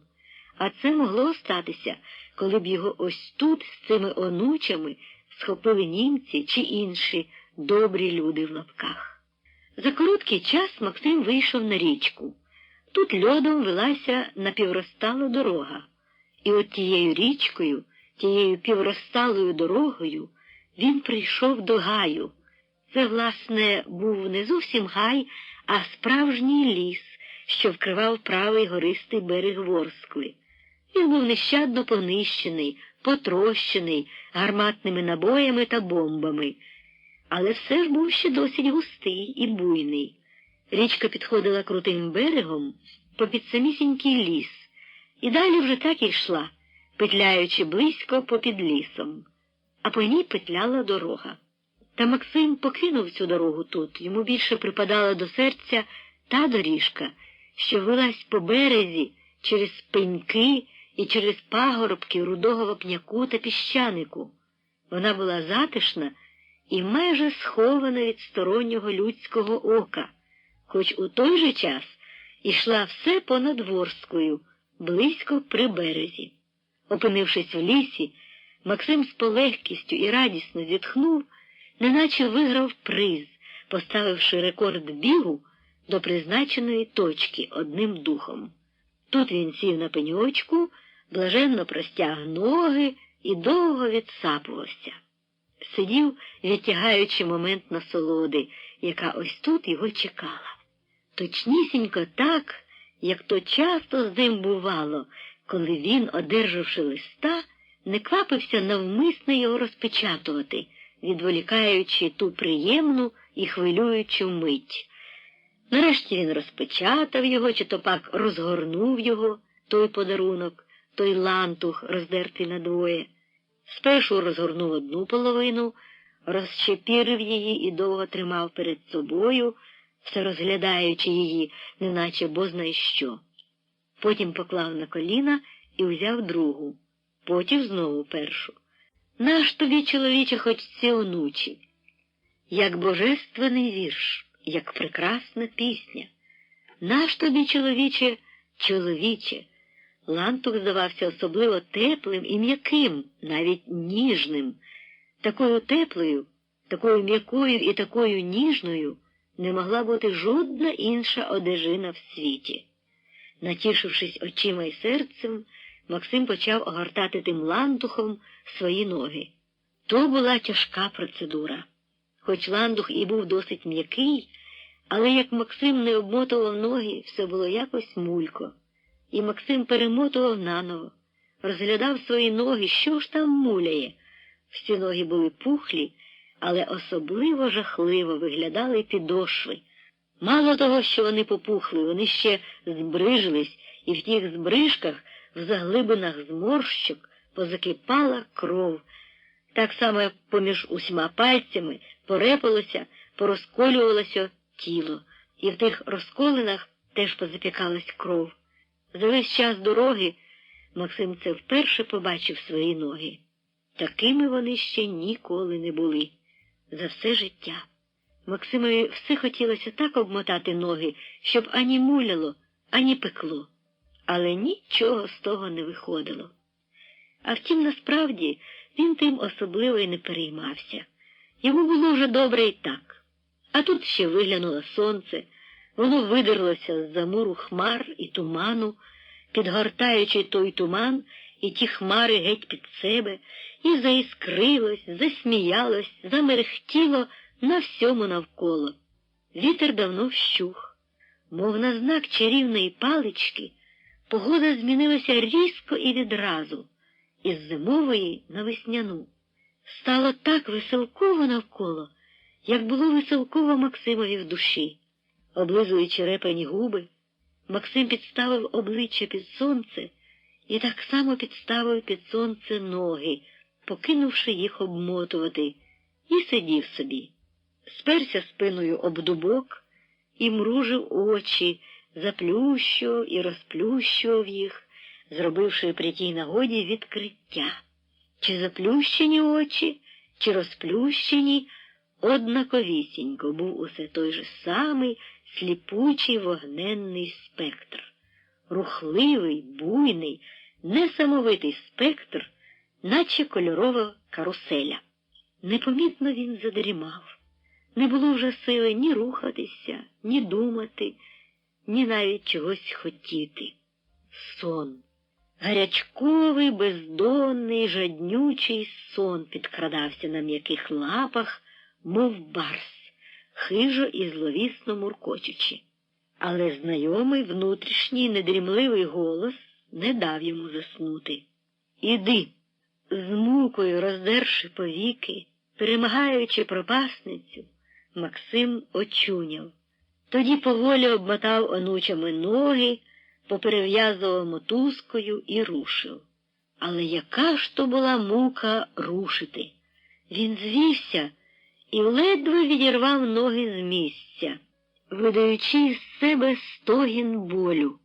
Суглоби в стегнах, у колінах, у кісточках тріщали, але все ж таки він якось рушив. Потім виявилося, що в онучих іти особлива мука. Спершу було ніби нічого, а потім почало божевільно пекти. Максим сідав, перемотував і рушав знову, і знову сідав і перемотував, аж поки не збагнув, у чому справа.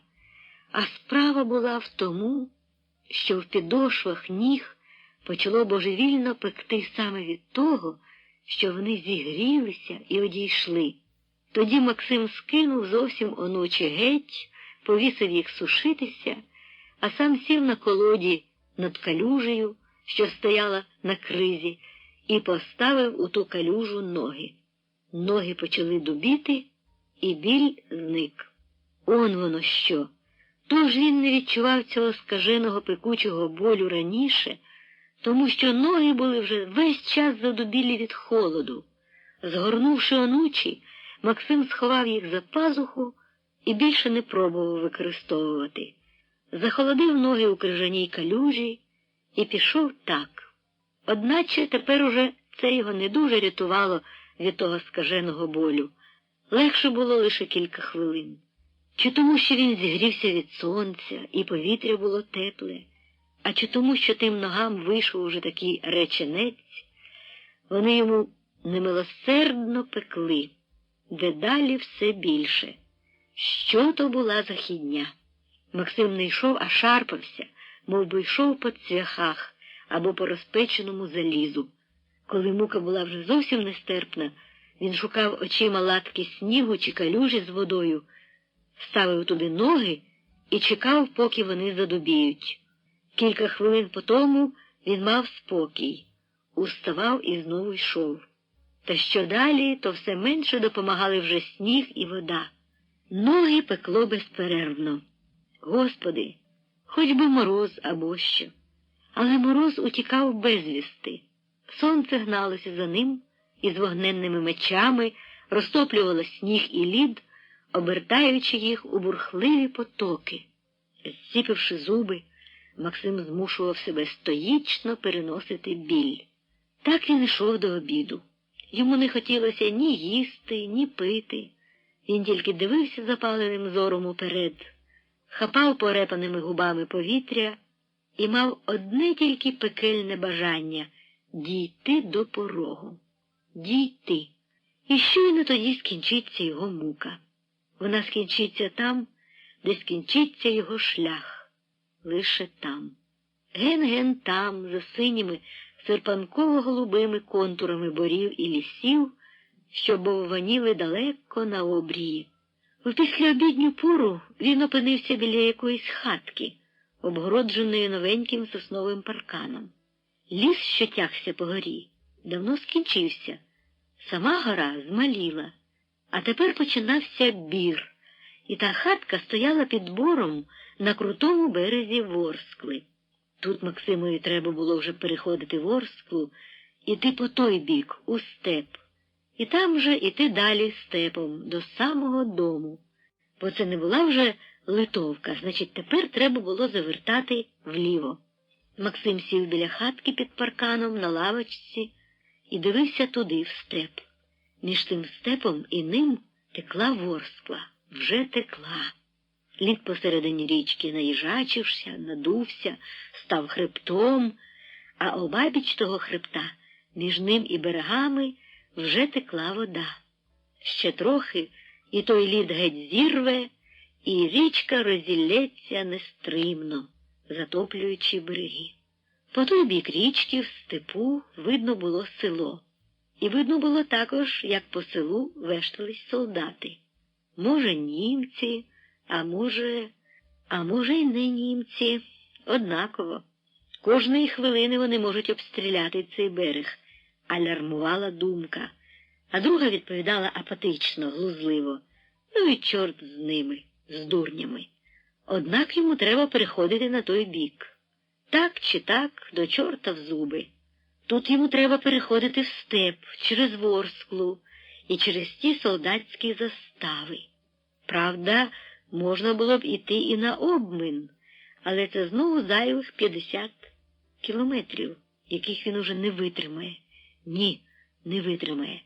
А як отак, навпростець, усього 20. Лише 20 кілометрів, Господи! Якщо б добре побігти, то можна було б за пару годин і добігти одним духом, близько ж як. І серце в ньому тремтіло, але сили вже зовсім не було. Заплющивши очі, він сперся спиною на паркан і так сидів. Розділ 23. Мати. Дотик. Чиясь рука лягла йому на чоло у вісні, в марінні. Ніжна жіноча рука. Прокинувшись із заплющеними очима, Максим відчув, що рука не зникала, лежала на чолі. Дивно. Сон не хотів зникати. Максим так сидів, не розплющуючи очей, щоб не сполохати візію, яка забарилася зникнути і перейшла в реальність. Він сидів у тій самій позі, в якій сів зразу на цій лавці. Голова задерта горілиць, підставлена чолом під сонце, а потилицею зіперта на паркан. Він відчував ребрасту дошку під потилицею, а в руці, що лежала на колінах, відчував шапку, так як він був узяв її з самого початку. В руці було тепло, бо шапка була вже гаряча від сонця. Жіноча рука на чолі поворушилась, пальчик-мізинець торкнув ненароком брову, а журний голос після глибокого зітхання промовив: «Боже, Боже, та ж він уже й не при пам'яті». Максим посміхнувся, повів бровами заперечливо і розплющив очі. Перед ним стояла жінка. Вона прийняла руку з чола і, підпершись нею традиційно в підборіддя, дивилася на Максима, трохи збентежено і зрадівши водночас. З непокритою головою, у старовинній селянській корсетці, поверх полотняної з рясно вишитими рукавами сорочки, вона стояла так, як щойно вийшла з двору із своєї хати, не стара з обличчя, лише надміру змучена турботами і горем, що промовляли самі з себе з її зажурених очей. «О!» – промовила жінка, оготавшись. «Що з вами?» І розсердилась сама на себе. «Дурне питаю. Скажи, ліпше, чоловіче добрий, хто ти і звідки?» «Ні, не йдеш звідки. Звісно, звідки тепер люди йдуть, а родом звідки?»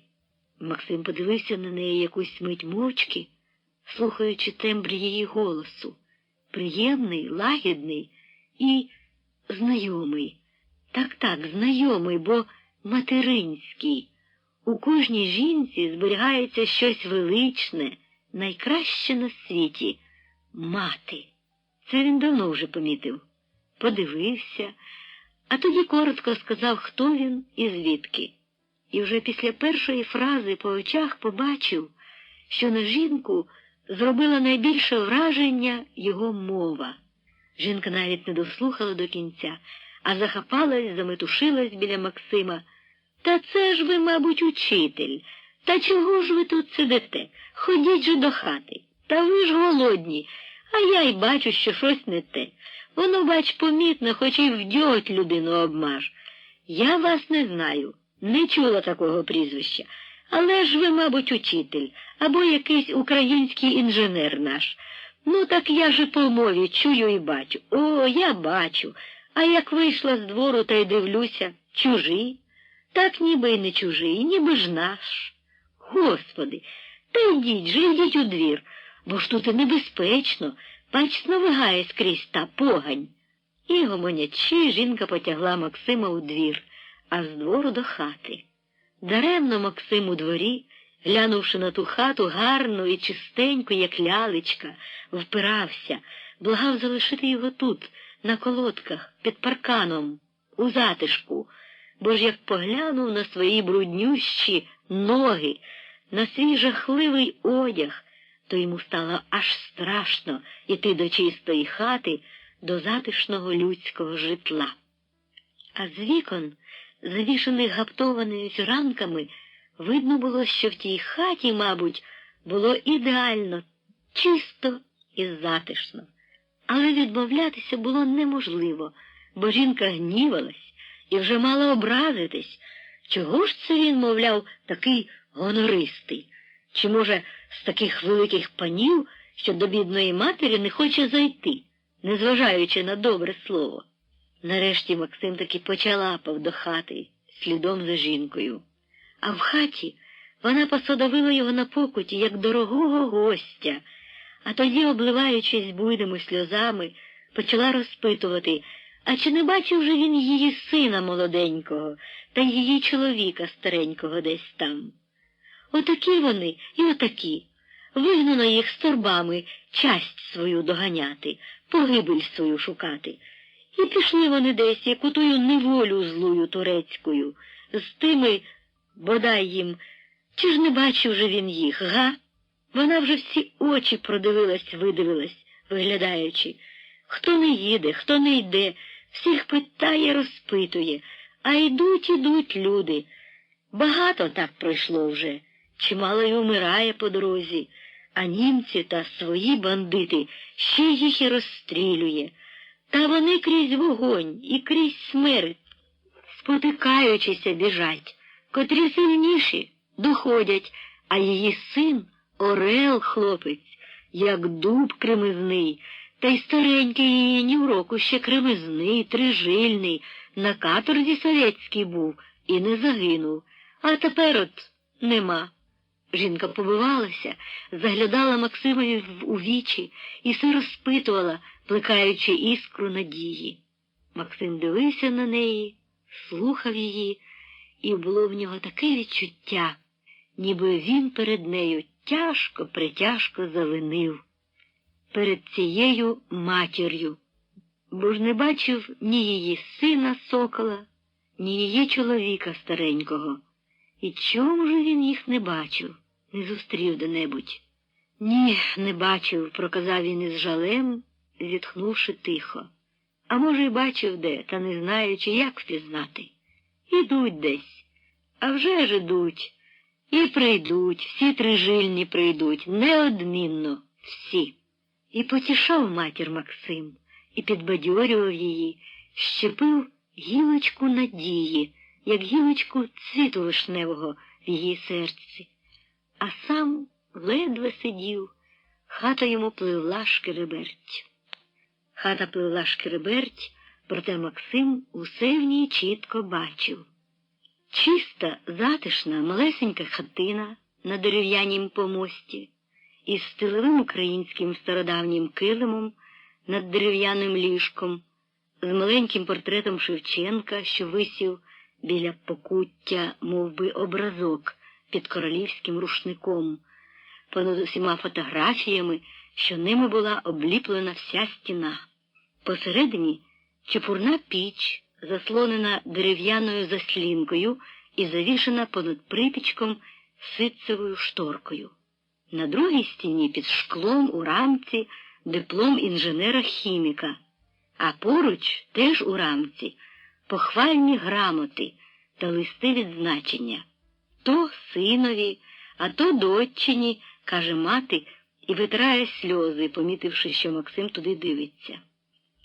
Максим дивиться на портрет, велике фото дівчини у формі авіатора. «Царство небесне», – каже мати журно. Вона виплакала рясні сльози і тепер дивиться поперед себе задумано, самими лише вогкими очима. А далі похоплюється: «Господи, Боже ж мій, що ж це я? Та ви ж голодний, та ви ж змучений, та ви ж...» Вона хотіла сказати «хворий», але не сказала. Знала, що то не було для Максима секретом, але не хотіла про те йому нагадувати. Цур йому, може, воно, дасть Бог, минеться. Вона швиденько кинулася до печі і заходилася поратися там, відкривши заслінку, а Максим дивився на її старовинний, такий стилевий святковий одяг, на її пишні гаптовані рукави сорочки і збагнув. Та це ж вона вирядилась так, немов до церкви чи на велике свято, спеціально для сина і для свого чоловіка, що їх виглядала. Цілий день, а може вже й кілька днів отак, і сина, і чоловіка свого виглядаючи, ось-ось прийде, ось-ось застукає хвіртка, затупають ноги біля порога. Вона прибралася у свій найкращий одяг, яку багату надію. Але вони не йдуть. Максим дивився з замилуванням на цю матір, а перед очима йому встав його дім. «Іти, треба йти, швидко-швидко, поки не пізно», застукала наче молотом у тім'я тривожна думка. Вони до неї теж прийдуть, вони там десь отак ідуть, а може вже й рачки лізуть, але ж лізуть. Мати насипала борщу і поставила його на стіл, поклала картоплину замість хліба, ложку, ніж. «Присувайтеся, їжте, ради Бога, прошу вас, їжте. Вибачайте, але що ж? От би горілки, але де? Нема. Нема хлопців і горілки нема. Прошу ж». Стіл накритий білою скатертиною. Максим не хотів їсти, але не хотів завдавати жалю цій бідній матері, тож присунувся і взяв ложку. Але їсти все-таки не міг. Не тому, що борщ був недобрий, ні.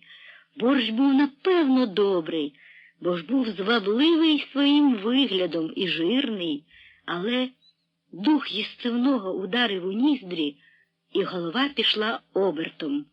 Його раптом занудило, аж наче все всередині перевернулось, протестуючи з дикою якоюсь відразою до їжі. Він тримав ложку з набраним борщем, і рука йому тремтіла.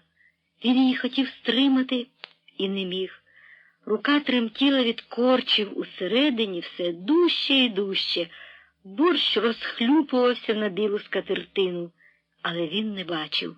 На чолі йому виступив піт. Він аж сам здивувався, що то з ним діялося. Всередині ніби хтось вчинив шалений протест проти його наміру їсти. Так він і не зміг не то проковтнути, а навіть і наблизити до рота того борщу.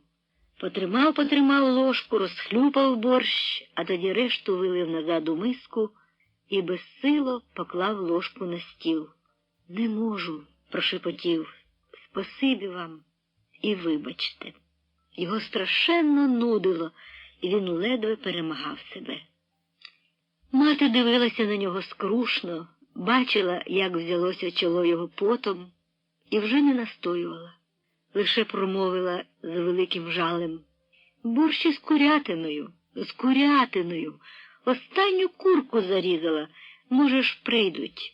Сон такий мені снився, думала, що проти приходу їхнього». І закрила лице хусткою. Перемогла себе, зітхнула. «А може б ви таки з'їли, хоч трішечки».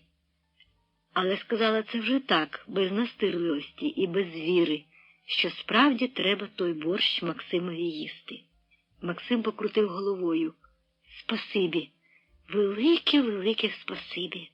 В хаті було дуже натоплено, і через те голова Максимова особливо паморочилась, і всього його нудило. Він сидів, спершись ліктями на скатертину, і з усієї сили не давався впасти в крайність. Перемагав себе як тільки міг. Гору брала втома і пропасниця. Він сидів у забутті і нічого не чув, лише дзвони у вухах, та бачив кольорові кола в очах. Ті кола, мов пухирі, надималися і лопалися, потім надималися інші і так само лопалися. І знову. Раптом Максим пильно подивився на скатертину, і його враз охопив жах. По сніжно-білій скатертині, сповзаючи з його рукавів, посувалися вони, супутники найбільших зрушень великої ери воєн і революцій. По сніжно-білій скатертині Максима огорнув жах. А що, як у мене тиф? І це такий гостинець цій матері. Він непомітно, але швиденько заходився збирати своїх супутників у пучку і встав. Він мусить іти, мусить. Мати бачила, як Максим хилитався на ногах, дивилася на його очі, знаючи, що він у гарячці, що він тяжко хворий, і, кліпаючи вогкими очима, просила його нікуди не йти, вже лишатись тут, відпочити, видужати. Бо як же ж отак іти, га? Ні, вона його не пустить. Ні, не пустить так. То ж гріх від Бога і від людей ганьба, від людей. Максим дивився на неї і не знав, як же ж і що їй сказати. І тільки крутив тихо і рішуче головою і дивився з посмішкою її в очі. А мати настоювала все гарячіше. Вона бралася рукою за гудзик його пальта. Вона вимагала лишитися і бути як вдома. Ось так, немов би це вже її син тут. Максимовій голові було мулько, і серцеві теж. Тяжко йому було відмовлятися на такі слова. Ну як ти скажеш цій бідній матері, що ж ти не можеш, не мусиш, не маєш права? Добираючи у думці слів і способу вислову, Максим не знаходив нічого такого, що найпростіше б і найделікатніше полагодило б справу все вияснивши. Тоді він раптом чисто інстинктивно, так ніби між іншим, спитав, зітхнувши і поволі розставляючи тяжкі слова. «А чи тут часто їздять німці?»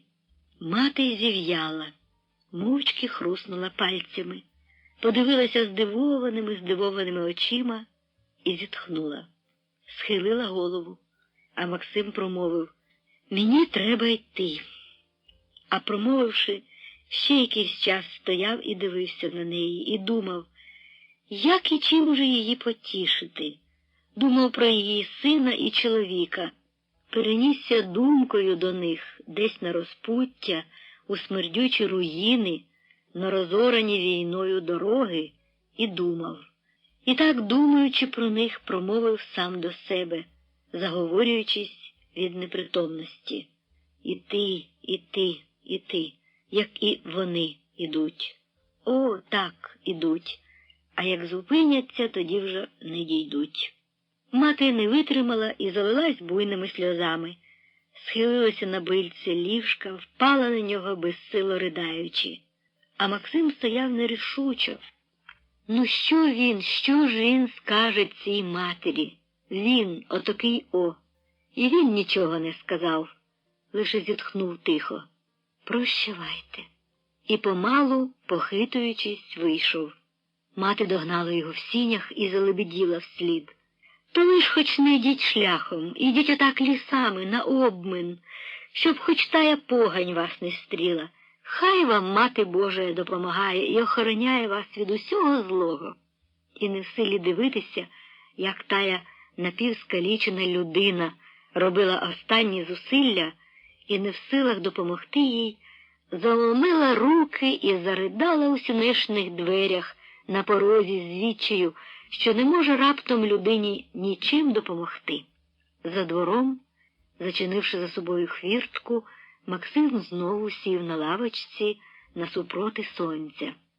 Сидів і дивився на річку, що дедалі більше надималась. Він бачив, як ген збоку на льоду збилася купа підвід, що їхали льодом, загналися аж сюди, насупроти села. І тепер їм треба було з'їздити на берег. Але як? Ні ліворуч, ні праворуч нема ходу. Люди бігали, метушилися, бо ще трохи, і під ними розступиться лід, і тоді вже буде по всьому. Людей опановувала паніка. Як з'їхати на берег? Ані сюди, ані туди.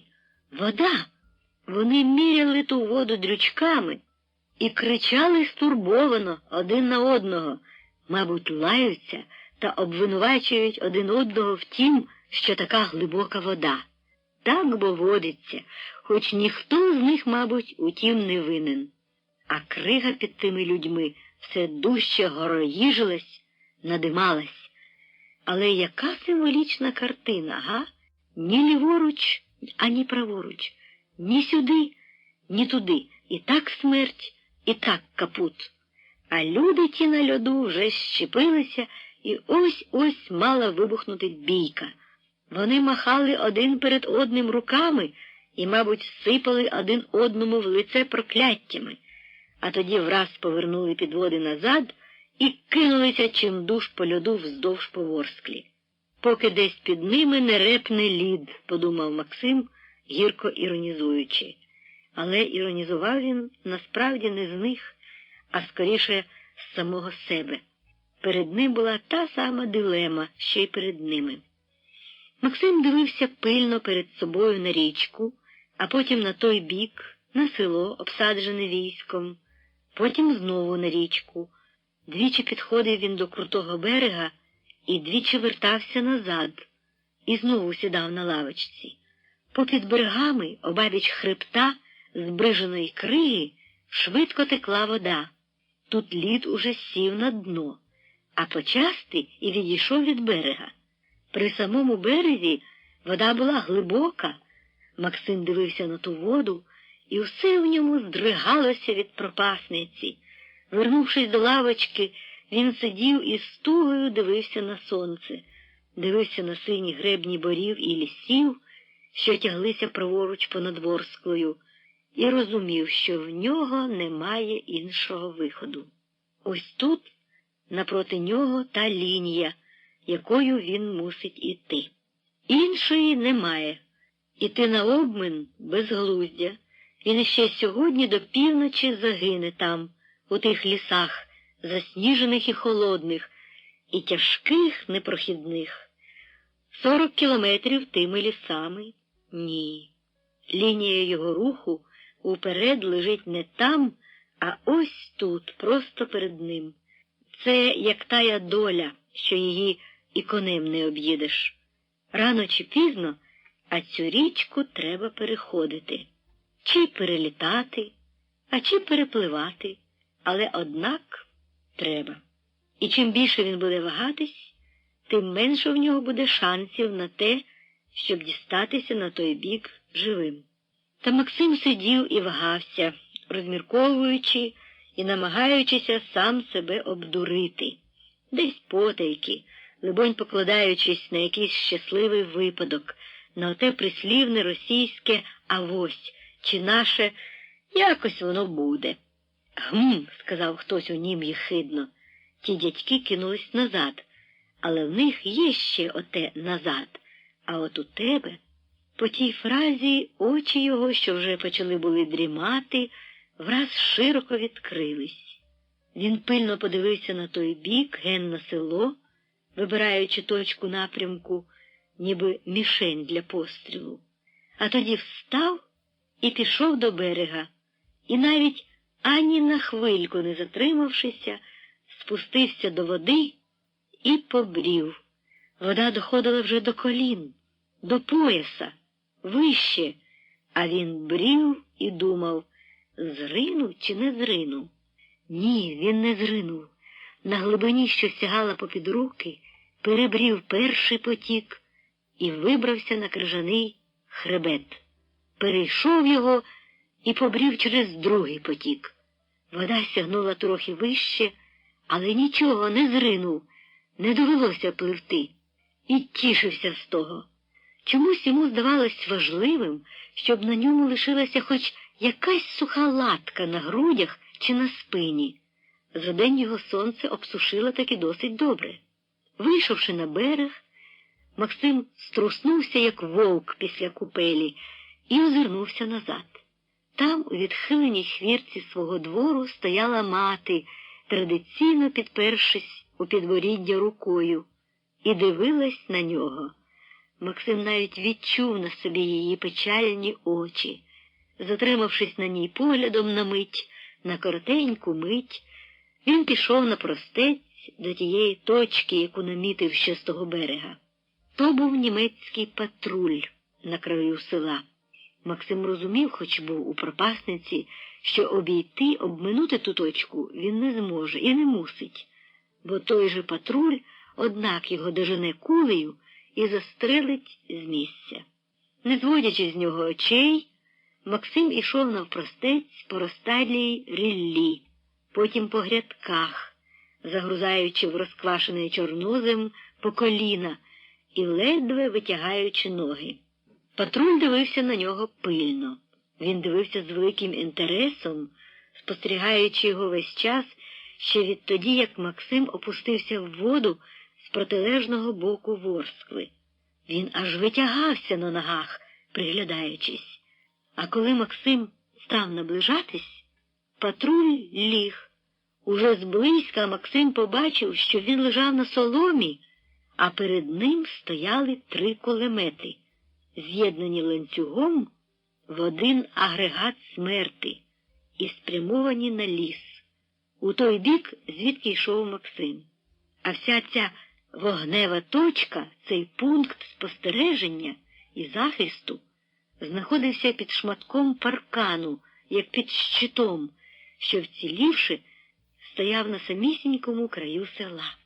Він був висунений на південний захід, над шляхом, що йшов до станції К та до цукрокомбінату, що були так добре знайомі Максимові. Туди, повз ту станцію і той комбінат, йому саме і треба було йти. Солдат біля кулеметів був зовсім молоденький Порубійко, але пиховитий і грізний, сповнений відчуття величі свого райху. Коли Максим наблизився, він несамовито закричав «Хальт!», а тоді, зупинивши, подивився пильно на нього, мокрого, напівпритомного, з босими ногами, обліпленими по коліна масною грязюкою, і зареготався. Довго сміявся, а тоді папір гримнув нагло, урвавшись сміх, що його він ледве стримував. «У тюрмі», – відповів Максим байдуже по-німецькому. Патруль ураз перестав сміятися, насупився, поправив ремінець шолома під підборіддям і подивився на Максима з-під лоба, насторожено. Водив очима знизу вгору, згори вниз, із босих ніг, що стікали грязюкою, і до рота, дивуючись, що Максим заговорив до нього по-німецькому. «Партизан?» – спитав понуро, тримаючись за руків'я середнього кулемета. Максим покрутив головою. «Ще ні», – сказав по-українському. «Вас?» – перепитав патруль, аж рота роззявивши на таку незрозумілу відповідь. «Ні», – відповів Максим уже по-німецькому, розводячи іронічно порожніми беззбройними руками. «Добре», – сказав патруль, ніби аж тепер побачивши, що Максим цілком беззбройний. «Добре». І, закурившись, щось обертав у своїй голові, пильно дивлячись десь просто перед собою на шлях, де ген-ген на обрії бовванів стрункий димар. Перед очима патруля, метрів яких за 100, шлях, ідучи в напрямку до того димаря, нагло вривався, перетятий скаженним потоком. Той поток гнав зі степу, розірвавши геть греблю, і клекотав, крутив шматки криги, віхті соломи, дошки і паліччя, що підхопив на шляху свого переможного бігу. Патруль одвів очі від потоку, глянув ними на Максима, посміхнувся злобно і несподівано спитав: «Спортсмен? Спортсмен. Ну, так ось я тобі наказую. Розумієш? Я тобі наказую. Іди ось через цей потік. Просто. Іди отак, посередині». Максим стояв і дивився, як той потік шаленів, клекотав перед ним. Дивився ліворуч, дивився праворуч і бачив, скільки сягав погляд, вода йшла буряно, несамовито, перетявши шлях до його мети. «Ну чого ж ти?» – визирівся патруль. «Там он, де отой димар, там на станції розташована комендатура. І от ти йди прямо туди, і там зголосишся. Там розберуть, чи ти партизан і де твої документи. Ясно? І ніде ти не дінешся. Тут рівно, як на долоні». І, кинувши цигарку, повернув усі кулемети в показанім напрямку. «Ну?» – сказав нетерпляче і враз засміявся. «Боїшся? Нічого. Ми тут учора переходили. Правда, в нас потопилися, позахлиналися коні, але то нічого. А тобі однак. А я подивлюся». І, не витримавши враз, залився сміхом від однієї уяви, як то цей гунд топитиметься. «А я подивлюся, який ти спортсмен. Ха-ха-ха, спортсмен. Ну-ну». Максим посміхався про себе. «Дурню ти. Та чи ти тут є, чи тебе б не було, а через цей потік мені треба йти. І нема, брате, викруту. Але що ти от з цими цяцьками, що стріляють, то гірше». Потім він подивився ще раз на кулемети, на патруля, кивнув йому іронічно головою у відповідь на його регіт та недобрі вогники в очах, і пішов. Дійшовши до потоку, глянув пильно праворуч, не повертаючи голови, орієнтувався на всякий випадок, якщо його понесе вода, і побрів навпрост. Вода клекотала, зривала його з ніг, але він ішов у ній все глибше. Він ішов помалу, обережно, тримаючись за стовпці порваної греблі, що де-не-де ще стирчали з води. Він забрів уже по пояс, попід руки. Ще трохи, і він захлинатиметься. Він зосередив всю свою увагу, все своє серце і душу на латці дороги, яка виходила з води на протилежному боці потоку. Він навіть не чув, як реготався ззаду патруль. Вода реготалась теж і скаженно ревла, вила з радості. Ще трохи, і він почне захлинатися, муситиме пливти. Але гай-гай, вода його потягла геть за собою. Враз відчув, що під ним стало мілкішати. Максим помалу, але певно вибрався з пекла. Ще трохи і... Але тут раптом він відчув на собі не тільки злобний погляд чужинця, а й 3 кулеметних цівок. Там, за спиною, озирнувшись сміхцем, Максим на одну коротку мить побачив, що патруль припав до кулеметів, навівши їх на нього і так тримаючи. Не було сумніву, що як тільки він вилізе на берег, ті кулемети заговорять. Учепившись за стовпець цілками, Максим стояв у клекітливій крижаній воді, а йому було гаряче. З нудьгою дивився праворуч. Зауважив, що потік ішов не просто до Ворскли, а за густими кущами звертав, ішов під кутом, майже рівнобіжно Ворсклі, зникаючи за кущами верболозу, а тоді десь там, вируючи серед густого вільшняку, що розкинувся ген, зайнявши всю луговину на кілометри вперед. Миттю зважив всі за і проти, смерть від куль і смерть від води. В першому випадку це було напевно і неминуче, а в другому ще хто зна. Нарешті, надумавшись і наважившись на відчайдушний план, Максим пустився з стовпа, зробив кілька кроків і, давшись збити себе скаженій течії, поплив. Його закрутило, він устиг лише вхопитися за невеликий шматок криги і кружляв разом з ним. На березі вибухнув регіт і вже не вгавав, поки Максимові вуха були здібні чути. Його несло далі і далі, крутило, штовхало об пеньки, об шматки криги. Він захлинався, а на березі, на соломі, вхопившись за живіт обома руками, качався від нападу божевільного сміху патруль. Нахлиставшись до несхочу води, задубівши і відчуваючи, що ноги його вже були скуті нападом корчу, Максим все ж ще встиг ухопитися за гілля верболозу, там, де потік звертав під крутим кутом. Він виповз на берег майже біля самісінької Ворскли. Ще б трохи, і його б винесло на іншу течію, на іншу воду, між збурений лід великого річкового простору, куди вривався цей скажений потік, і де Максим уже не дав би собі із стихією ради. Вилізши, Максим посидів на сонці у затишку крутого урвища, на купі сухого хмизу. Зігрівся, викрутив своє пальто і почекав, поки воно трохи потряхне. При цій усій пригоді він загубив онучі і шкодував, бо вони його гріли, хоч і були за пазухою. Потім Максим одягся і пішов.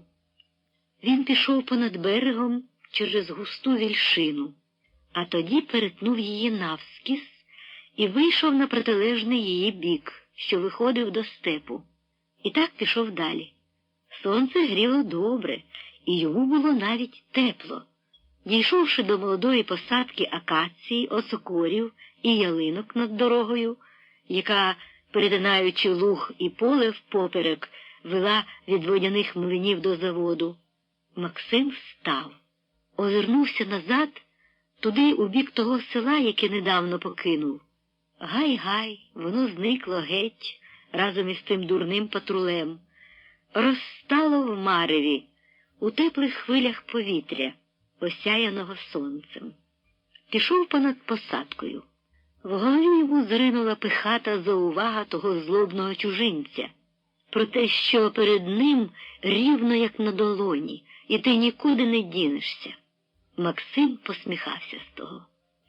Дурню, ти в своєму Фатерлянді, у своїй садибі не пройдеш так із ліхтарем удень, як я отут, із зав'язаними очима вночі. Всі стежки тут виходжені, усі закамарки землі знані, усі кущі і горбики, і вибалки відомі. Не доходячи посадкою пару кілометрів до заводу, Максим звернув ліворуч, обходячи завод віддалік, попід транспортером, через жомові ями, повз покинуті занедбані бурти погнилих буряків, через страхітливі бур'янища, пустирі. Завод цей уже третій сезон не працював, заглух, заріс кругом чагарником бур'янів.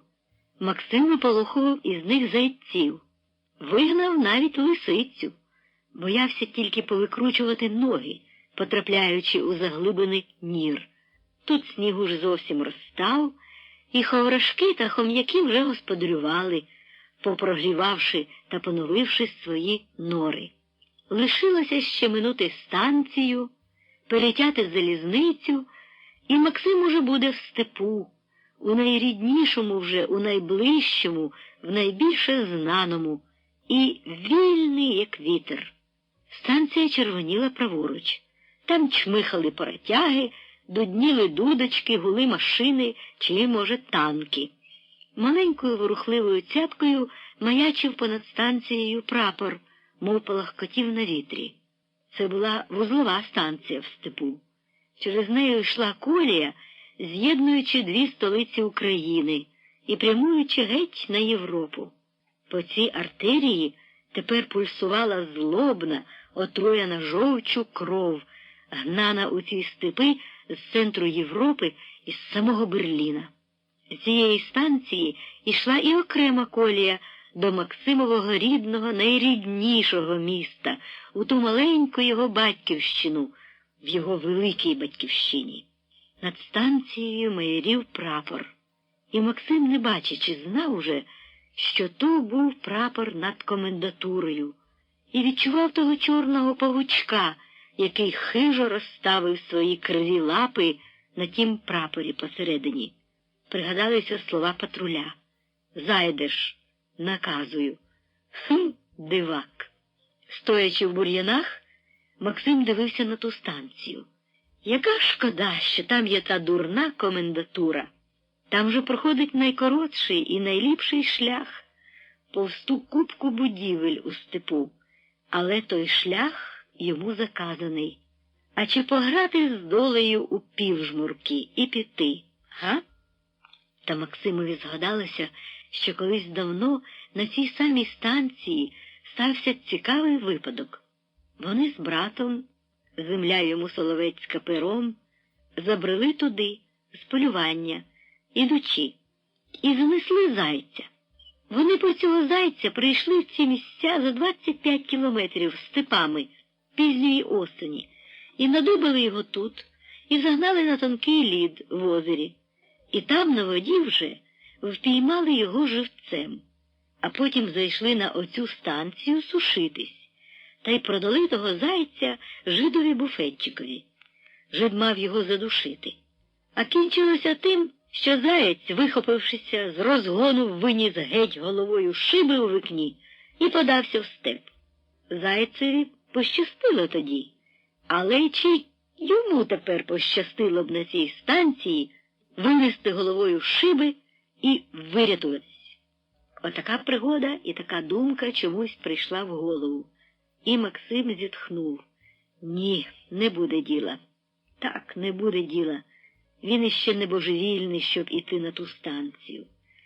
Для того, щоб він там опинився, треба загнати його, як того зайця, на тонюнький лід, щоб він провалився, а потім, піймавши, занести його туди в торбі або затягти за вуха, як і того нещасного зайця. Але поки що його за вуха ніхто ще не тримав. А коли так, то треба дати волю ногам, іти так і туди, як і куди вони хочуть і мусять. Максим дійшов до залізничної колії, перетяв її впоперек і, опинившись на тім боці, пішов просто по ріллі в степ. Зайшовши у виболок і надибавши там купу старої соломи, він ліг на ній. Довго лежав, а тоді встав і довго йшов виболком. Піднімався нагору, оглядав степ і знову спускався вниз. Так ішов, аж поки не дійшов до великого тракту Київ-Харків, а тоді круто повернув праворуч. Розділ 24. Замінований шлях ряснів дротиками, що стирчали то там із чорної землі. Ті дротики виглядали невинно, мов ненароком повтикані чи погублені кимось і втоптані в землю безлічу ніг нещисленних юрб, що прокотилися тут і будуть ще котитися цим шляхом із Києва на Харків. Та тільки ті юрби, прокотившись тут учора, вже обминали цей шлях і йшли стороною, не мавши ще часу розміновувати його. Вони йшли паралельно, проклавши дивовижний слід танками, гарматами, машинами, кінськими і людськими ногами, розмісили, розтоптали, розчувучили землю в коліно, а як де і в метр, потворивши прірви баюрища, в яких потопилися танки і машини, та так і стояли шкереберть, не мігши вибратися. Зараз цим подвійним шляхом уже ніхто не йшов. Ті толпища машин і людей вибрали десь, мабуть, інший шлях, і тепер тут ішла тільки одна істота. Істота йшла, тиняючись і петляючи з правого на лівий, з лівого на правий бік. Так, ніби це хтось, добре випивши, прийшов на цей шлях спеціально шукати смерти. Та це була істота, яка навпаки зовсім не хотіла вмирати. Це був Максим. Він йшов напівпритомний, просто по замінованому шляху, а якась невидима рука вела його поміж смертельними точками. Часом він інстинктивно зупинявся перед тонкою дротяною дугою, що стирчала з землі, перед самісінькими ногами. Дивився на неї якийсь час, поки до свідомості доходило значення цього явища, а тоді звертав набік. Пробував іти стороною, але стороною тією другою дорогою, що була вичовочена паралельно, іти було зовсім неможливо. Гливка грязюка засмоктувала ноги по коліна. Він ледь-ледь посувався вперед, більше тупцявся на місці, немов би місив великий заміс глини, як той опішнянський гончар. Звернути ж зовсім набік і йти просто полем було також неможливо, бо там була гола колюча стерня. Та стерня штрикала у виразки, у збрижі розпухлих підошов ніг, завдаючи несамовитого болю. Помісивши грязюки до непритомності, Максим звертав знову на замінований шлях, забуваючи, що він замінований, або й нехтуючи тим. Просто не йняв віри, звідчаю з безвихідності. Шляхом було йти добре, твердо і місцями вже майже сухо, протряхло від сонця, вітру і спокою, бо там давно вже ніхто не їздив. Так він пройшов тим шляхом довгі кілометри, мов випробовував своє щастя, бавлячися із смертю в піжмурки. Нарешті та проклята замінована дільниця шляху лишилась позаду. Вона кінчилася кількома глибоченними вирвами і кістяками поперекиданих та попалених машин. Далі шлях ішов рівний, гладенький, твердий, бо був висушений сонцем і вітрами, а головне тому, що підіймався на горби, на плато і стелився ним. Те плато було досить високе, порівняно з попередньою низиною. Над тим плато віяли вільні вітри, остуджуючи і осушуючи землю. Тут Максимові йти було легше. Не зупиняючись, він йшов до самого вечора, хапав очима і душею простір, гнав чимдуж тією душею, як сокіл, і доганяв її своїми побитими ногами. Та надходив вечір, а простір лишався, наче зовсім нерушений. Пройдена ним відстань була до смішного мала. Хоч він ішов без зупинок, весь час і на всю свою снагу. Та бач, відстань — то є поняття відносне, залежно хто йде і коли. Раніше, коли Максим ходив по цім степу, як мисливець, він проходив те, що пройшов нині, за півдня, за годину, і це було страшно мало. А тепер це було страшно багато, і він тепер йшов швидше, так, назовні він повз, але внутрішньо він йшов страшенно швидко. Так швидко, як швидко билося в агонії його серце. Він летів, надсаджуючись тим серцем. Він пролітав над землею, аж дух йому спирало. Він пройшов дуже багато, але лишилося безмірно більше. І вже здавалося, що він тієї решти не пройде, бо серце його не витримає. Бо то якась зачарована решта. Чим далі він ішов, тим більше йому лишалося йти. Так же безмірно далеко, як і безмірно тяжко. Та решта розтягувалась,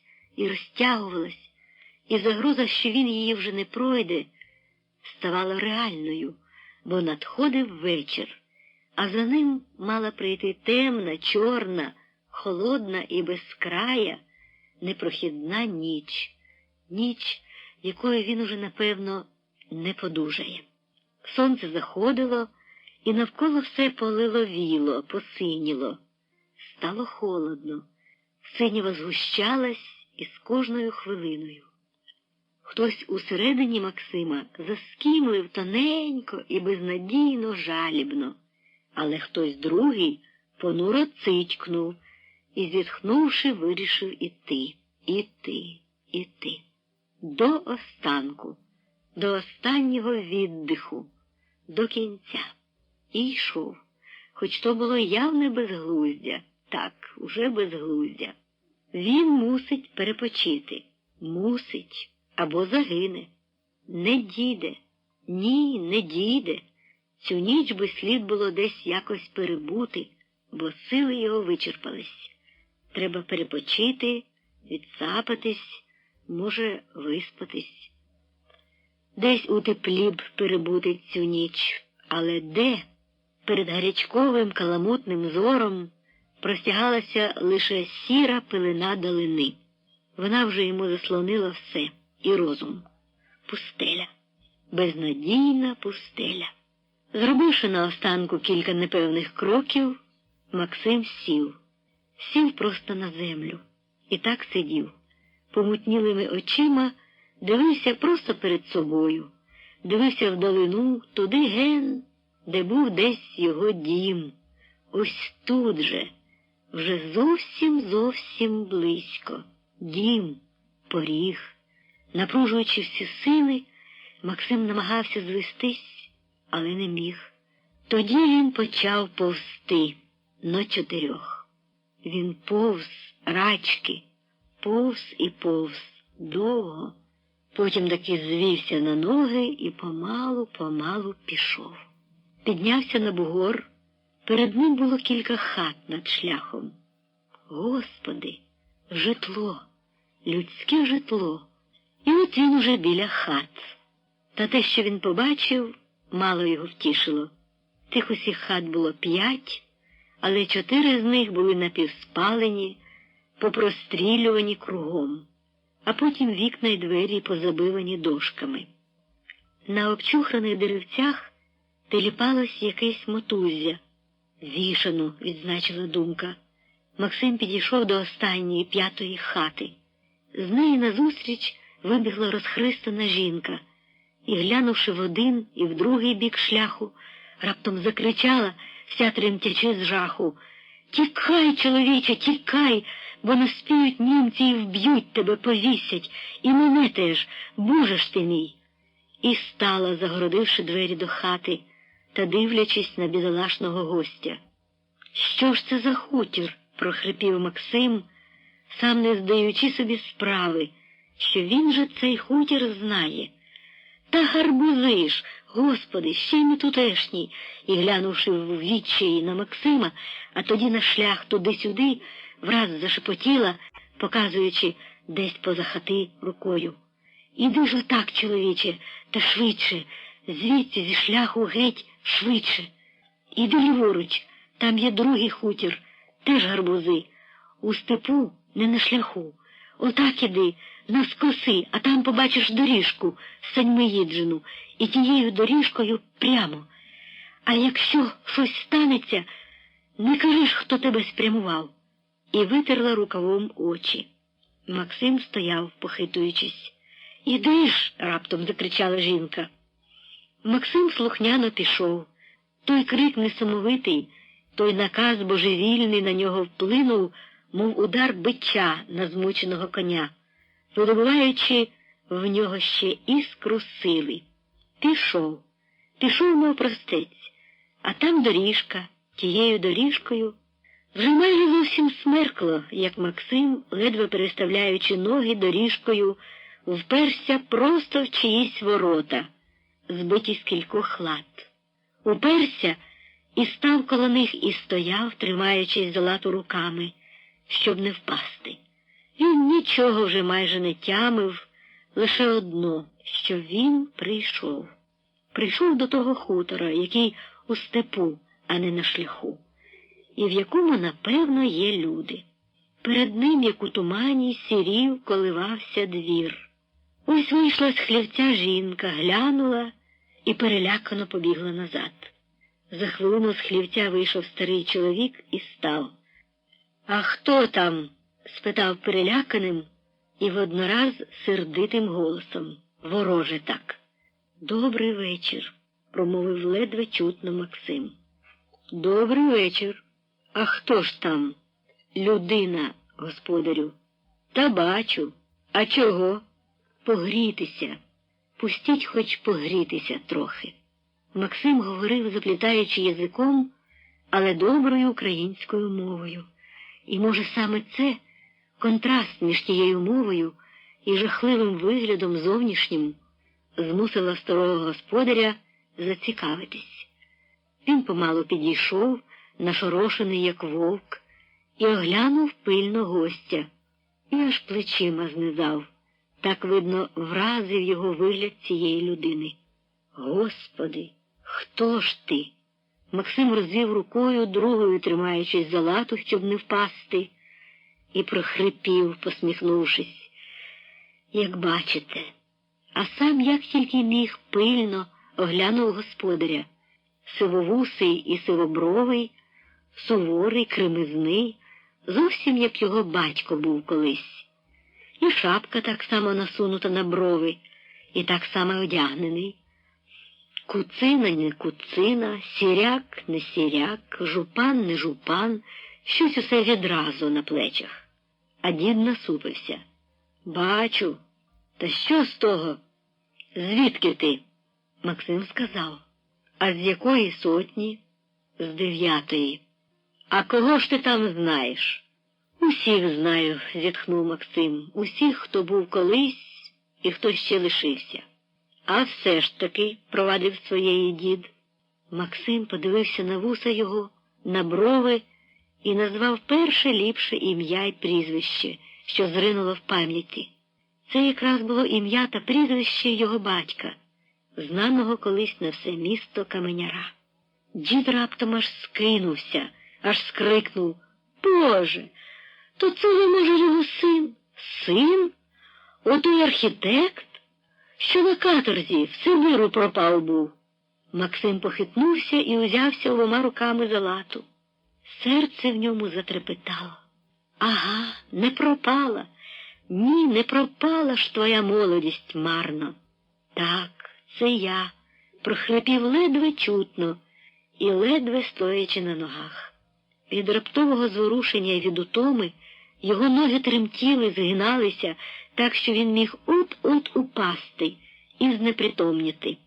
Дід оглядався на всі боки, а тоді швидко вхопив Максима під пахви, силоміць відірвав від воріт і потяг поволік його через двір до хати.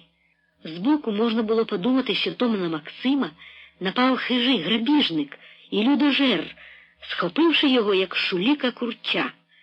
І що тепер прийшов Максимові край, ось тут, на цьому самотньому, загубленому степу і, здавалось, забутому Богом і людьми хуторі, може, навіть нічному притулкові якихось бандитів та злодіїв.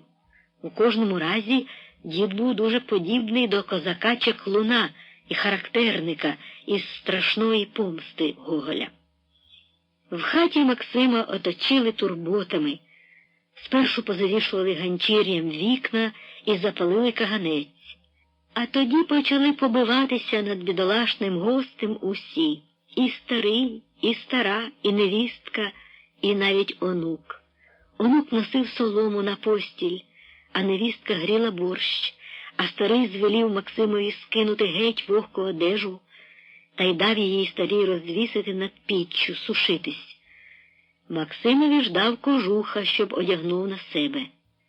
Тоді застелили солому рядном і поклали Максима, все питаючи, що йому треба, що він хотів би. Максим посміхався, напівпритомний від гарячки, за все дякував і нічого не хотів. Щиро дякував, він бурмотів ту подяку, як молитву перед сном грядущим. Але його змусили їсти, змусили звестись і їсти. Невістка насипала борщу у велику полив'яну миску, врізала яшного хліба і дала ложку, просто силою вклала ложку в пальці і стиснула їх. «Їжте!» Максимові зовсім не хотілося їсти. Його нудило при одній думці про їжу. Але він усе-таки з'їв кілька ложок. З'їв через силу, щоб не образити таких добрих, таких сердечних господарів. З'їв і... Ой, яке ж це свинство! Тут же все й геть вивернув, і аж трохи не заплакав від сорому і прикрости. Його заспокоювали, але їсти він уже більше не хотів, не міг. Попросив тільки чеснику. Йому дали, він з'їв кілька зубків із сіллю і ліг горі черева. Його накрили кожухами, сіряками і далі побивалися над ним. Дід, пильно вкутуючи Максимові ноги, бідкався, що немає горілки. Ото добре було б із перцем випити. Максим лише дякував і дякував розчулено.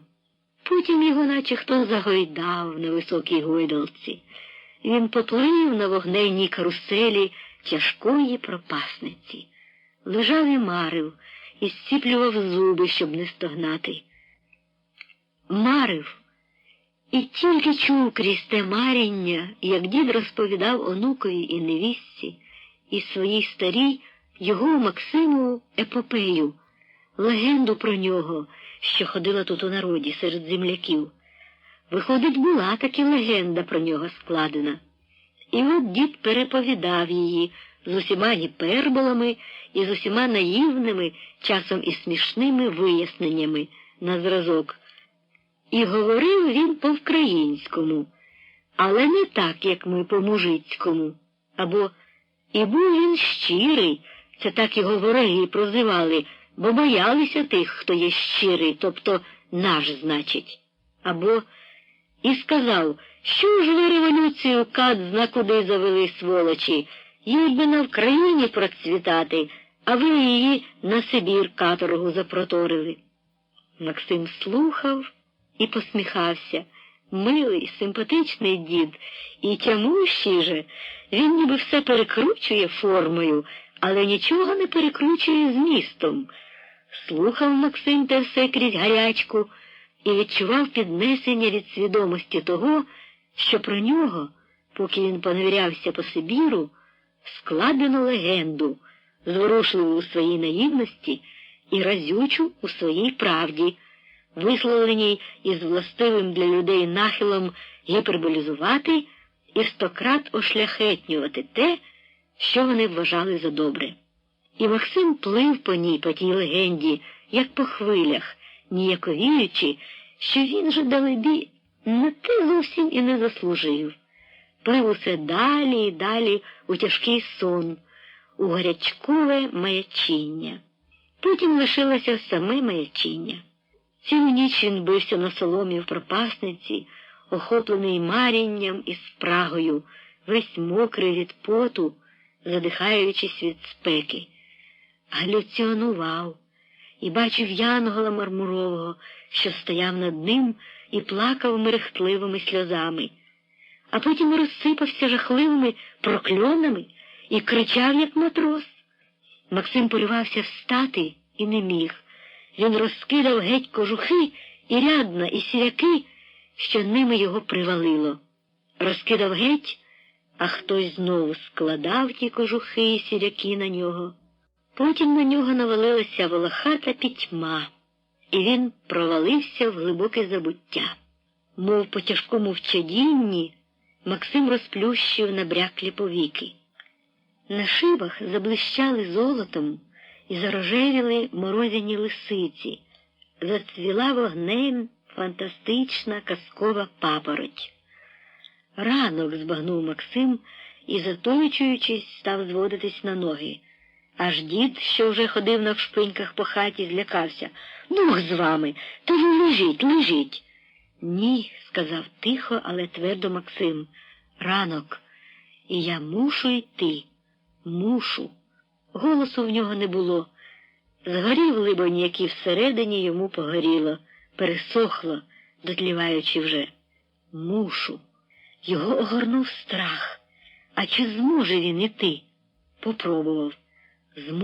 Зможе.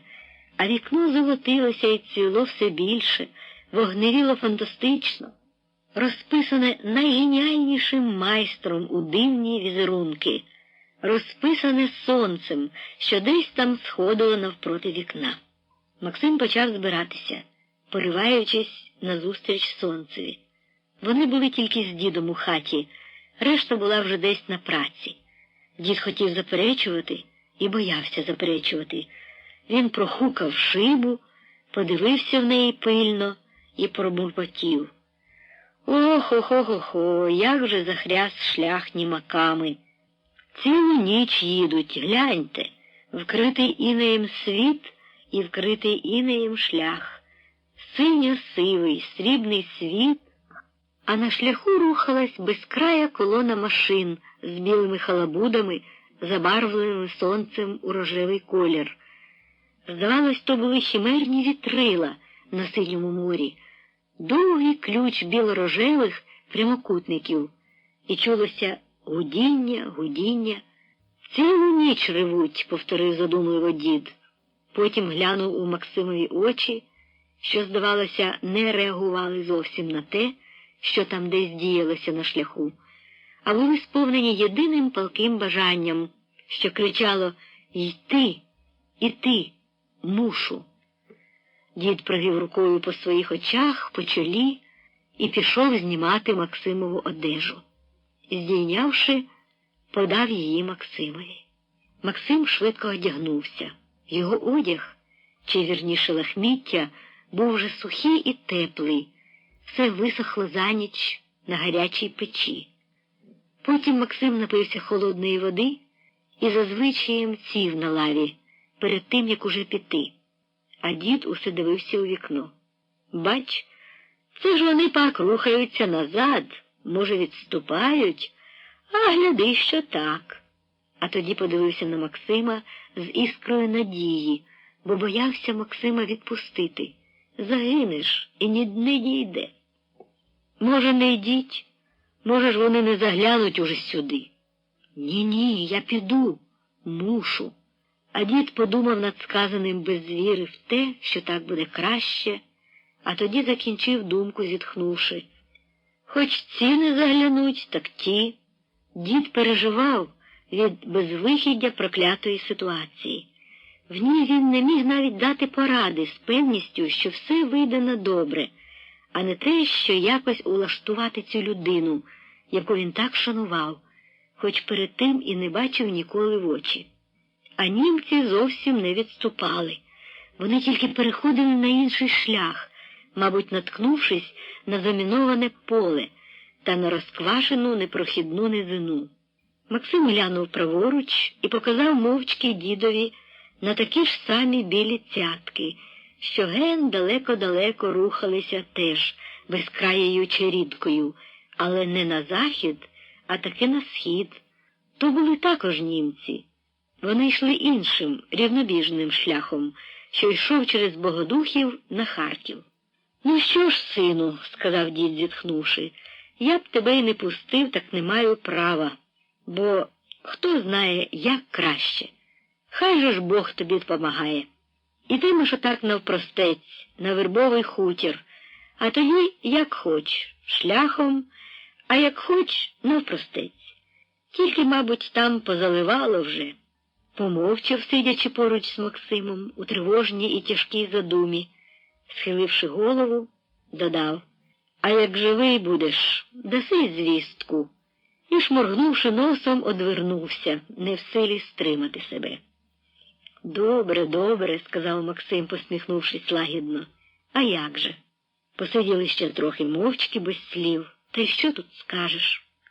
А як уже Максим звівся на ноги, то дід ураз аж скинувся.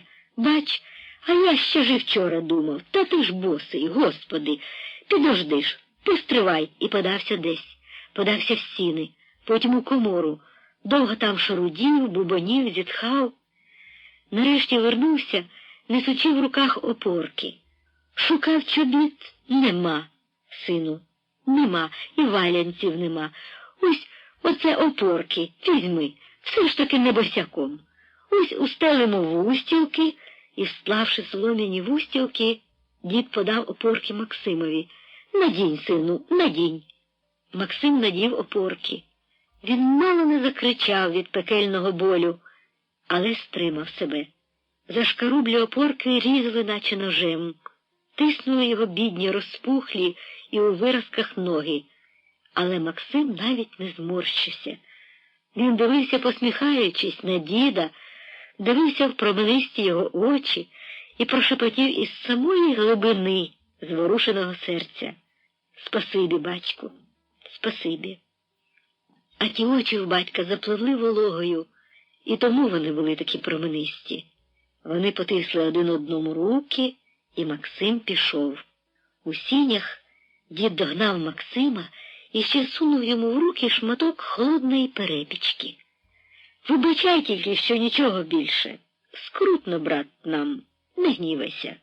А тоді визирнув із сіней, глянув на всі боки і вперед, чи нема ніде нікого. Нема. З Богом. Максим засунув перепічку за пазуху, вони ще раз потисли один одному руки, і Максим швидко пішов через двір. Душу йому шарпав і роздирав шалений біль від опорків. Але Максим посміхався і, зціпивши зуби, йшов спокійно, як тільки міг. Перейшов двір, перейшов садочок, минув повітку і нарешті минув клуню чи омшаник, що були в кінці саду, аж понад полем. Далі в нього вже не вистачило сили йти в опорках, і він зупинився. Мало того, що вони фізично мучили, вони ще й псували, затемнювали йому радість від людської щирості.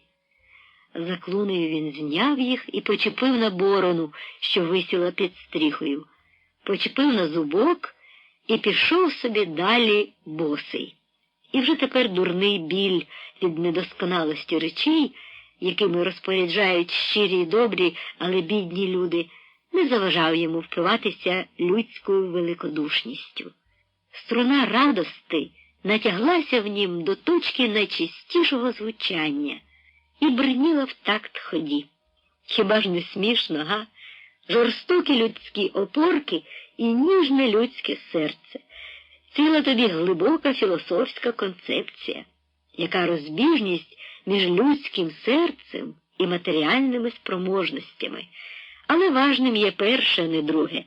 З першим можна друге довести до досконалості, але не навпаки. Цебто з розкішними матеріальними спроможностями не можна довести до досконалості звиродніле, але людське серце.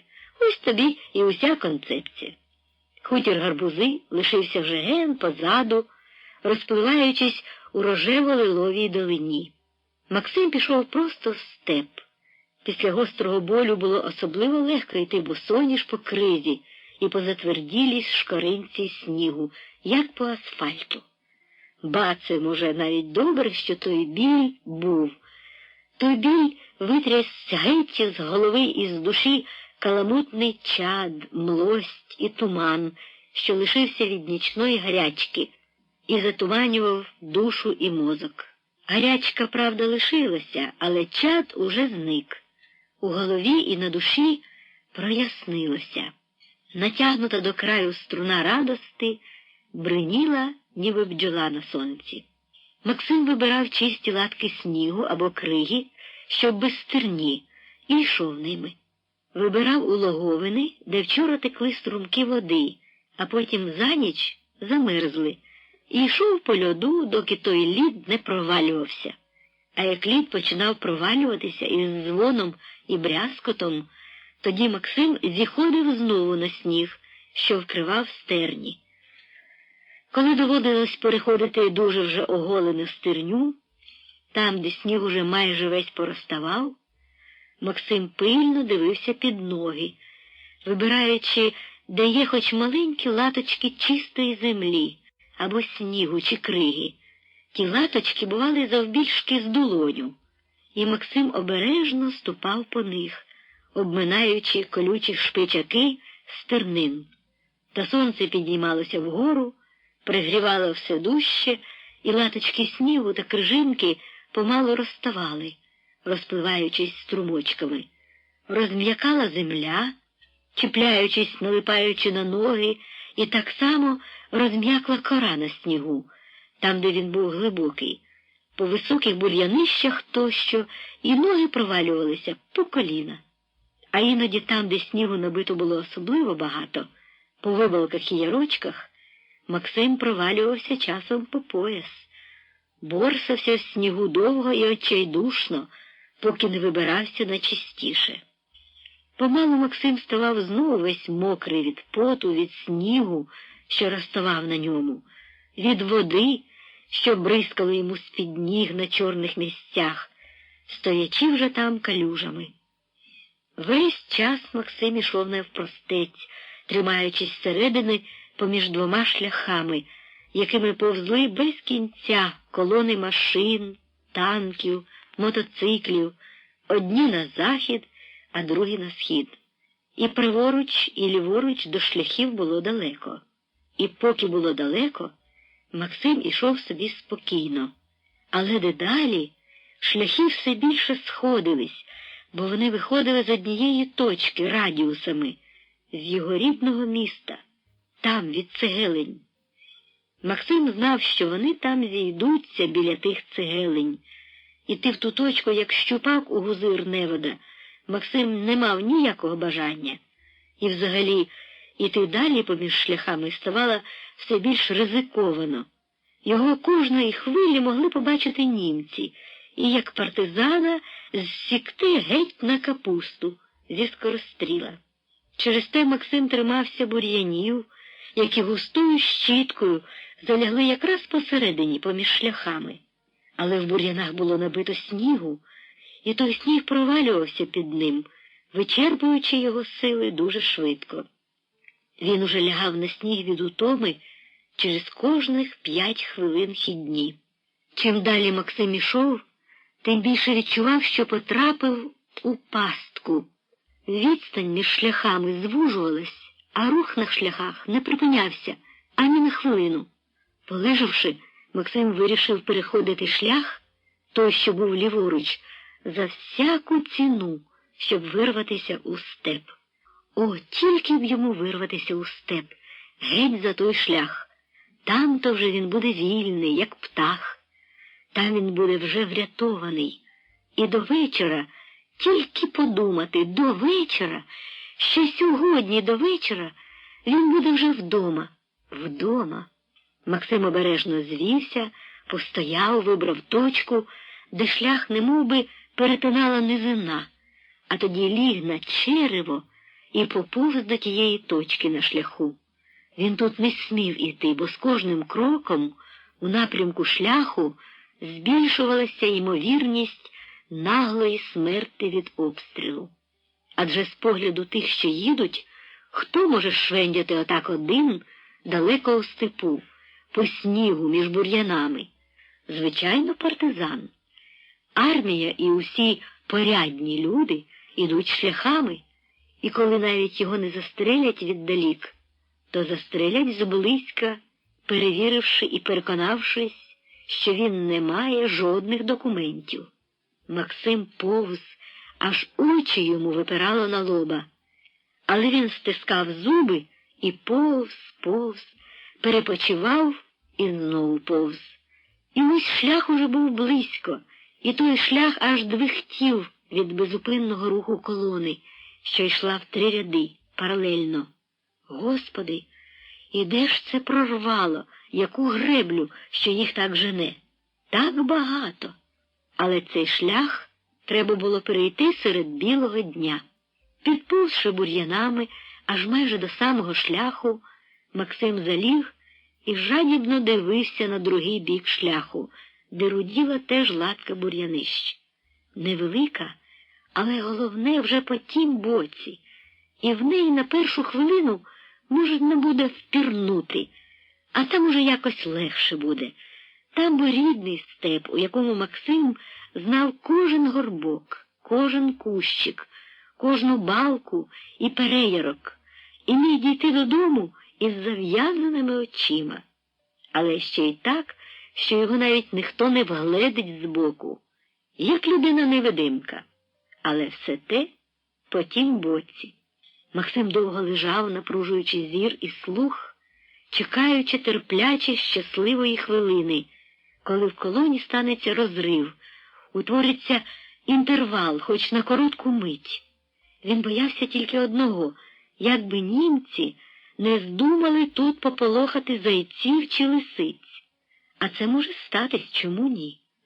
От як колона стане, застопорить десь, і нічого буде робити з нудьги. Або ще от як налетять літаки. Нарешті вухо його вловило інтервал. Він ще не настав, але вухо його вловило, бо він наближався. За якийсь час показався обірваний кінець колони. Машини, величезні вантажні авто і блискучі особівки, і танки, тигри, і на машинах, і на танках сиділи величаво проти сонечка вояки і курили сигарети, мов на парад їдучи. Пройшли.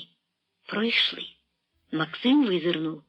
Зліва віддалявся хвіст колони, а справа було пусто. Лише ген-ген за пару кілометрів біліли разком цятки, наближаючись. Максим звівся і спокійнісінько, хоч земля під ним горіла, перейшов на другий бік. І пішов далі бур'янами так само спокійно, не кваплячись. Йому не можна квапитись. От так собі гуляє чоловік та й усе. А може, йде в справі.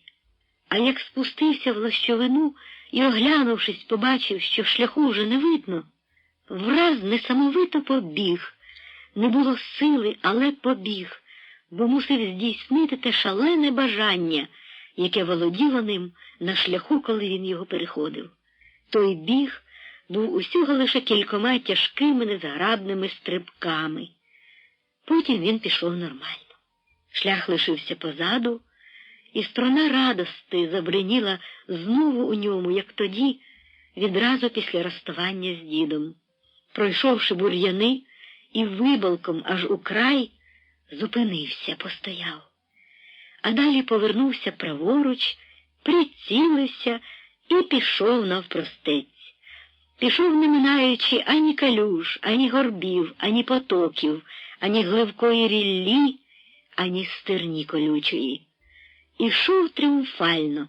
Місцями він заплющував очі і йшов наосліп, у забутті, у гарячковому, але й у радісному маренні. А як розплющував очі, перед ним гойдалося голубе марево.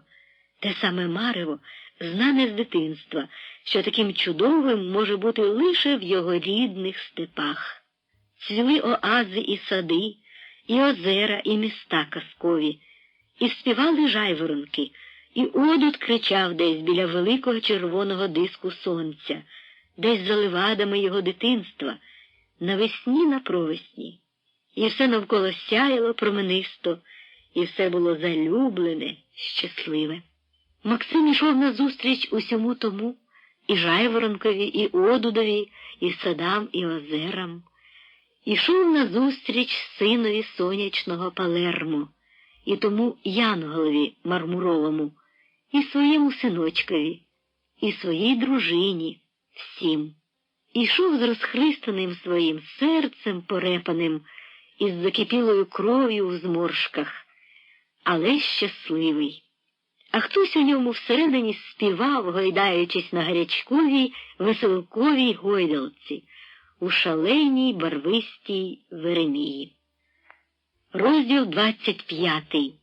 Пісня пісень. Я буду вмирати, але поки мого дихання в мені. Це була вже власне агонія. Тіло його догоряло в муках і вже втрачало почуття часу, простору, місця і руху. Воно лежало розпластане на снігу над каламутним і шумливим степовим потоком, що тік десь до рідного міста, до рідної річки, прекрасної річки його дитинства. Лежало, агонізуючи, вже на останній грані. Але душа в ньому не здавалася. Ні, вона не здавалася. Більше того, вона тріумфувала. Вона ж уже була біля мети, біля мети. Тут уже він, оце його немічне тіло, навіть рачки, долізе. А таки долізе. Він не вмре тут, не сміє. Він долізе таки до свого порога. Ще трішки, і пекельну муку заступить уже справжній тріумф, гордий тріумф, наче клекіт орлиний. А тим часом він лежав над потоком, над буремною повінню весняних вод і марив. Його обступили роєм усі, хто запав йому в душу і жив у ній життям безсмертних. А між ними був і той янгол з парабелумом, і рябий солдат, і всі, що не дали йому загинути. Вони стояли і дивилися на нього очима, сповненими здивування і радости. І все то помало зосереджувалося в одних великих і мерехтливих очах, з яких дивилася чиста, кришталева, безмежно любляча і велика, як всесвіт, душа. Син. Це вони, ці очі і очі всіх тих, що стояли тепер перед ним, як світочі віри в людській людині і у вартість людського життя в цьому світі, вони вабили, вони кликали, вони наказували переступити ще оцю останню латку, найтяжчу, найстрашнішу, бо найтруднішу, але вже останню. Тіло його догоряло в муках, але серце в ньому сміялось і щось казало до всіх тих, що стояли перед ним в уяві, казало як заповіт, як молитву. То не він, то хтось інший у ньому, урочистий і молитовний, писав велетенською рукою по велетенській білій скрижалі землі. Ні, на сліпучо білому екрані неба дивні слова єрогліфи.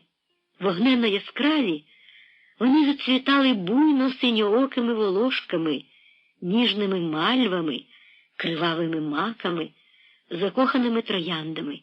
А він писав і вимовляв, читав написане, і голос той бринів із самого серця. То була пісня. Це була пісня пісень із великої книги. І він співав її, він урочисто проказував її, мов би псалом у великому храмі. Я буду вмирати, та поки мого дихання в мені, я буду змагатись і буду квапитись, хапати іскри сонця, відбитого в людських очах. Я буду з тугою вчитися тайни, самому запалювати їх, шукаючи в тих іскрах дороги з чорної прірви в безсмертя. Я буду вмирати, та поки моє серце в мені, я буду шукати шляхів до іншого серця, сповнений великої віри в неспалиму купину людської любови, дружби, братерства приречених на великі страждання, але й на велику, на безумну радість тріумфу над смертю, над злом, над чадом вічної тьми і загибелі.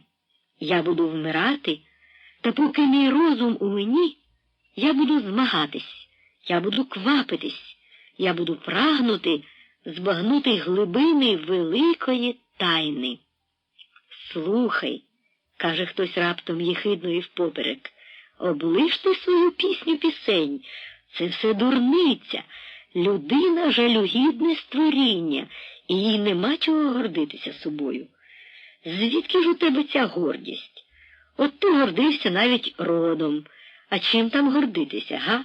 Подумаєш, ти кожного разу починаєш розмову зі слів, що твій батько був каменяр, а чи Тесля. Ну і що ж? Це говорить професор. Соломон так і не так.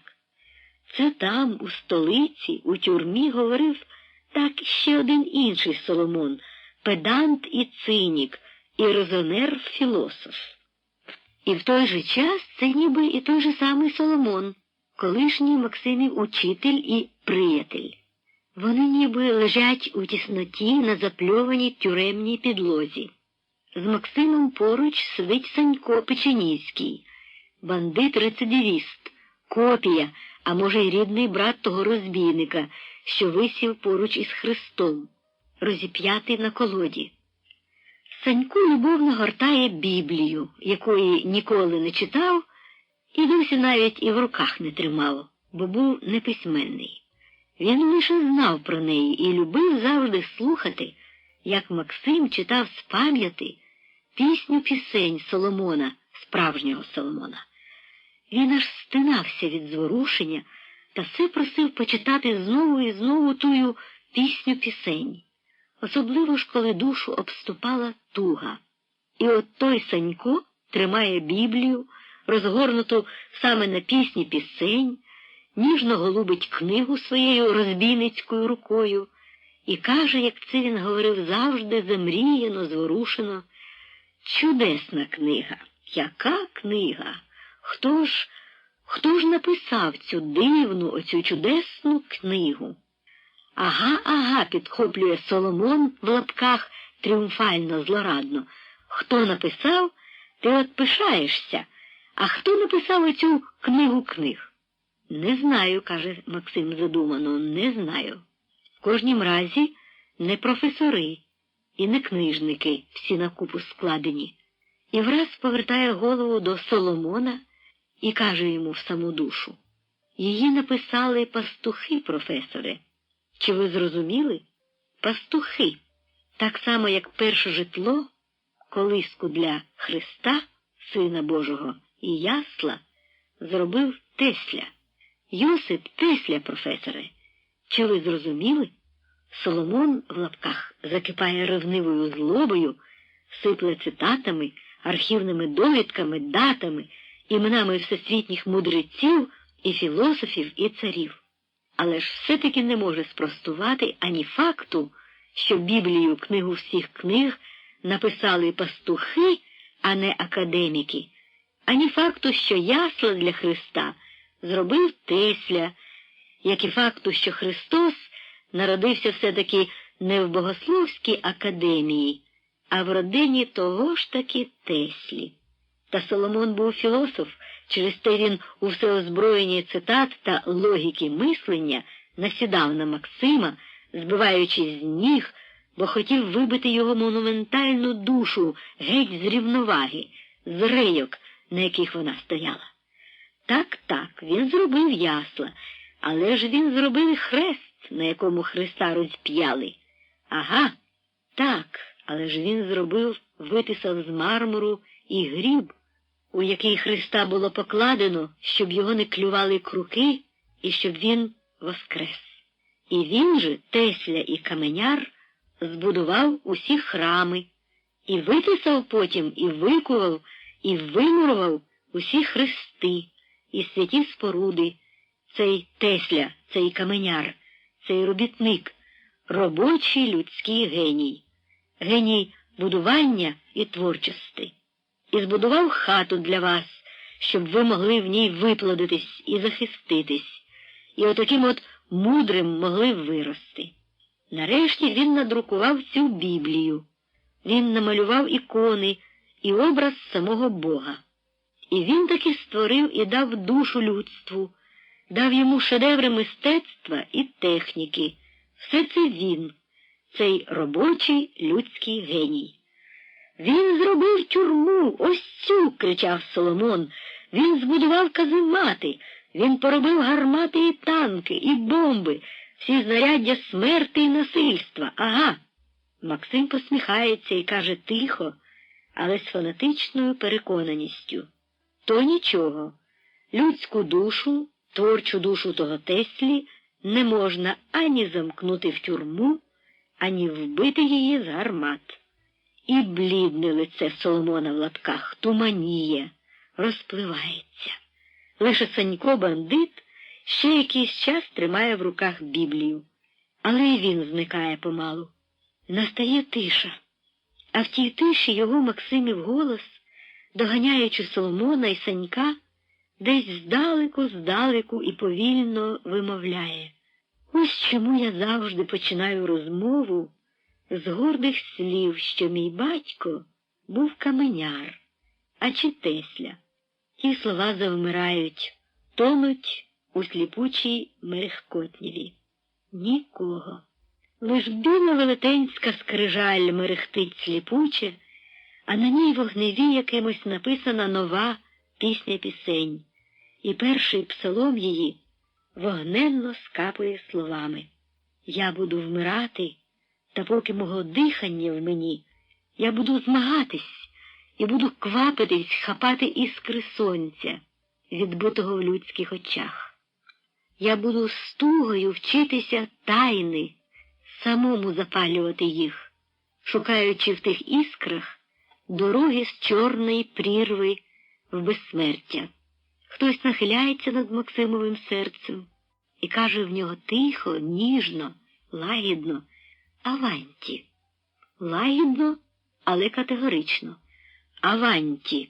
Розпластане в безсиллі тіло поривається встати.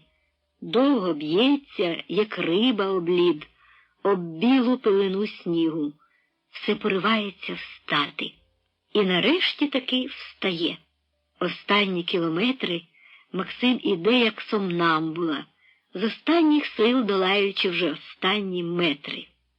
Степ лишився позаду. Максим перейшов усі яри і переярки, усі горби і пагорби, перебрів усі потоки і протоки, переліз через усі провалля, і ось уже він іде городами, садами.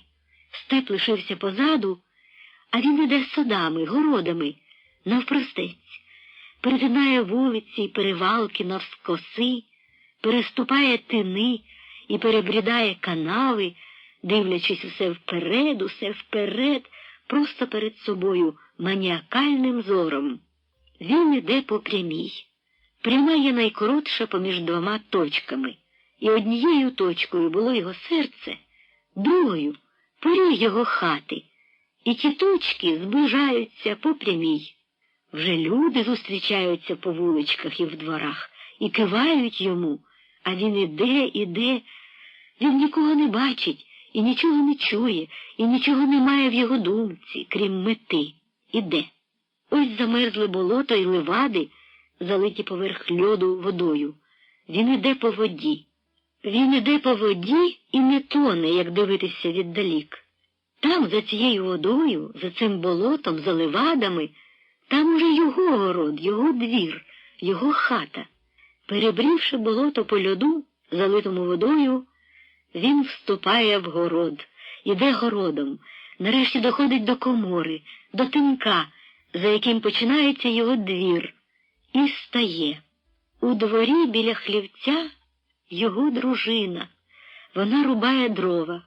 У чоловічому пальті, у ганчір'яних бурках, у шапці з вухами. Вона рубає дрова. Наступила сукувату в'ялену дубову гілляку ганчір'яною буркою, б'є ту дубову гілляку тупою сокирою і ніяк не може перерубати. А біля неї синок носить відрубані цурпалки в хлівець і гомонить там щось із хлівця до матері. Максим дивиться, як дружина рубає, і не може ніяк перерубати гілляку, і останнім напруженням волі посміхається і голосно каже: «Хоч би ж, хоч тоншу поліняку взяла». Дружина нагло кидає сокиру, скрикнувши: «Борисе, батько!» Пауза. І голос із хлівця крізь буйні сльози: «Вже знаю, знаю». Але синок не виходить. Він там десь уткнувся личком у дрова і ридає від безмежного раптового щастя, і соромиться тих сліз, бо він вже ж не дитина. І не виходить, щоб не зрадити, як маленьке його серце і як велика його дитяча душа затремтіли і розгубилися, запалахкотіли великим полум'ям чистої, як кришталь, гарячої, як вогонь, любови. Потім вони взяли батька за руки і повели двором через поріг до хати. Ось і поріг. Серце Максимове затрепетало. Поріг. Ось він. Максим переступає його в гарячці, але ще в повній свідомості. Але за порогом свідомість його враз покинула. Він зів'яв, зломився, як колос, і, спершись на стіну спиною, помалу сповз на підлогу. І без пам'яті ліг упоперек дверей. Розділ 26. По садах цвіли вишні, по левадах пишалися кульбаби, над бомбовими кратерами зеленіли пагінці трав і бур'янцю, а по шляхах і доріжках стелився шпориш. Збомблене місто підводилося знову до сонця. Люди по городах копали землю, засіваючи її зерном, яке мали під руками вціліле, засівали в суміш із надіями і вірою. Вони накривали дахи, затуляли стріхи. Весна йшла переможно і весело, аж наче з вистрибом, як ті маленькі козенята, що разом із білявкою бігали по левадах, по кульбабах. Це було свято, велике свято народження на глум і наругу над смертю. Бруньки на деревах лопались, і з них тріумфально, стихійно виливалось життя. Зачатки нового, радісного, барвистого світу. Максим був у числі тих, що розкривались, як жадібні листочки, назустріч сонцю, тягнувся до нього лицем. Поправши смерть ногами, по довгих днях агонії на смертному ложі і мандрів на межі цього і іншого світів, він нарешті звівся. Його жадібна і уперта душа, його залізна воля, його тваринна жага цвісти і буяти узяли гору. І от нарешті худий, аж чорний, але живий і усміхнений, він стояв сонячно-росяного ранку під кленом, що буйно вибруньковував лист, стояв разом із синком Борисом, нахилившись над розстеленим на шпориші рядном, і, сміючись, торкав пальцем за довгі вії маленьку, зовсім манюньку людину. Ту, що її хрестили тоді над пеклом. Лежачи на рідні горі черева і гулюлюкаючи на сонці, вона дивилась у Максимові очі і простягала по них руки, по ті усміхнені і глибокі два променисті озерця, в яких відбувався, обертаючись, цілісінький світ. А десь далеко-далеко все гриміла канонада. Війна продовжувалась, і десь там злосливо шаліли, і далі обидва ще неподолані вороги. Під ними ще стогнала земля. Але нехай гримить, і нехай шаліє, думав Максим. воістину варто 7 раз осліпнути, щоб лише раз прозріти. Максим посміхався, сповнений безмежного до них презирства, почуття незрівнянної вищості і гордости, такої духм'яної, чорноземної сили, такої буйної, незнищимої і незборимої снаги. Нехай гремлять і шаленіють. Він відчув уже раз свою перемогу над ними. І нехай тепер що не станеться, але тут, на цій землі, переможцем буде він. Бо ж переможе ця спрагла весняного воскресіння земля, а він син цієї землі, невід'ємний від неї. Та головне, які б не страшні були сили зла, сили нелюдського серед людей, остаточно переможе таки людина, силою людського, силою добра, а не зла в ній. Максим знав це тепер так твердо, як ніколи, і ніякі наймудріші Соломони з їхніми хробачно-зміїними філософіями не змогли б тепер захитати його віри в це. Згадка про Соломона нагадала Максимові ще одну перемогу в лапках, ту, що її, власне, довів сам на собі Соломон. Незабаром після одужання Максим довідався, що Соломона знайшли мертвим на руїнах собору. Знайшли його після того, як Веремія наступу-відступу пройшла містом туди й назад, і на мить стало тихо. Він мав відступати із своїми, але він уже знав, що вони йому вже не вірили і не думали вважати його за свого. І після того, як уже повністю використали його подвійну зрадницьку душу. Тікати ж йому було нікуди, а залишитися теж неможливо, бо зрадив себе вже перед усіма, зраджуючи всіх. А головне, він і сам не вірив уже не тільки нікому, але й самому собі. Не маючи в собі вже нічого, крім тваринного страху, він не мав уже іншого виходу, тільки той, що вказав йому був Максим. Тоді, під час зустрічі з ним на руїнах собору. Прийшовши на руїни, Соломон хотів зірвати себе гранатою, тією, що її знайшов, і подав йому тоді на зустрічі Максим, а він її сховав. Але граната не запалилась. Вона так і лишилась валятись на землі із зірваним забезпечником, рожева і ніжна, як писанка, італійська граната. Тоді він отруївся ціанкалієм, що його мав при собі. Отруївся на камені над Авраамом. Нічого по собі не лишив, тільки хімічним олівцем написав на камені: «Максе, я переміг», а трохи далі дописав «себе». Максим потім прийшов на руїни собору і ще встиг прочитати той напис. Хімічний олівець розплився від дощів, і напис помалу обертався в брудну невиразну пляму. «Ні», – подумав тепер Максим ще раз, як думав з цього приводу вже не раз. Це не він переміг себе, а його перемогло те, що він так зухвало, з певністю вченого хробака, заперечував. Він бачив саме безглуздя у всьому, а тим часом в його власному фіналі доказ перемоги вищого глузду над безглуздям людей. Але думка про це тільки ще більше прояснила і без того ясно прозорий сонячний настрій, що наскрізь пронизував Максима. Джерело цього настрою, він розумів, було не в ньому самому.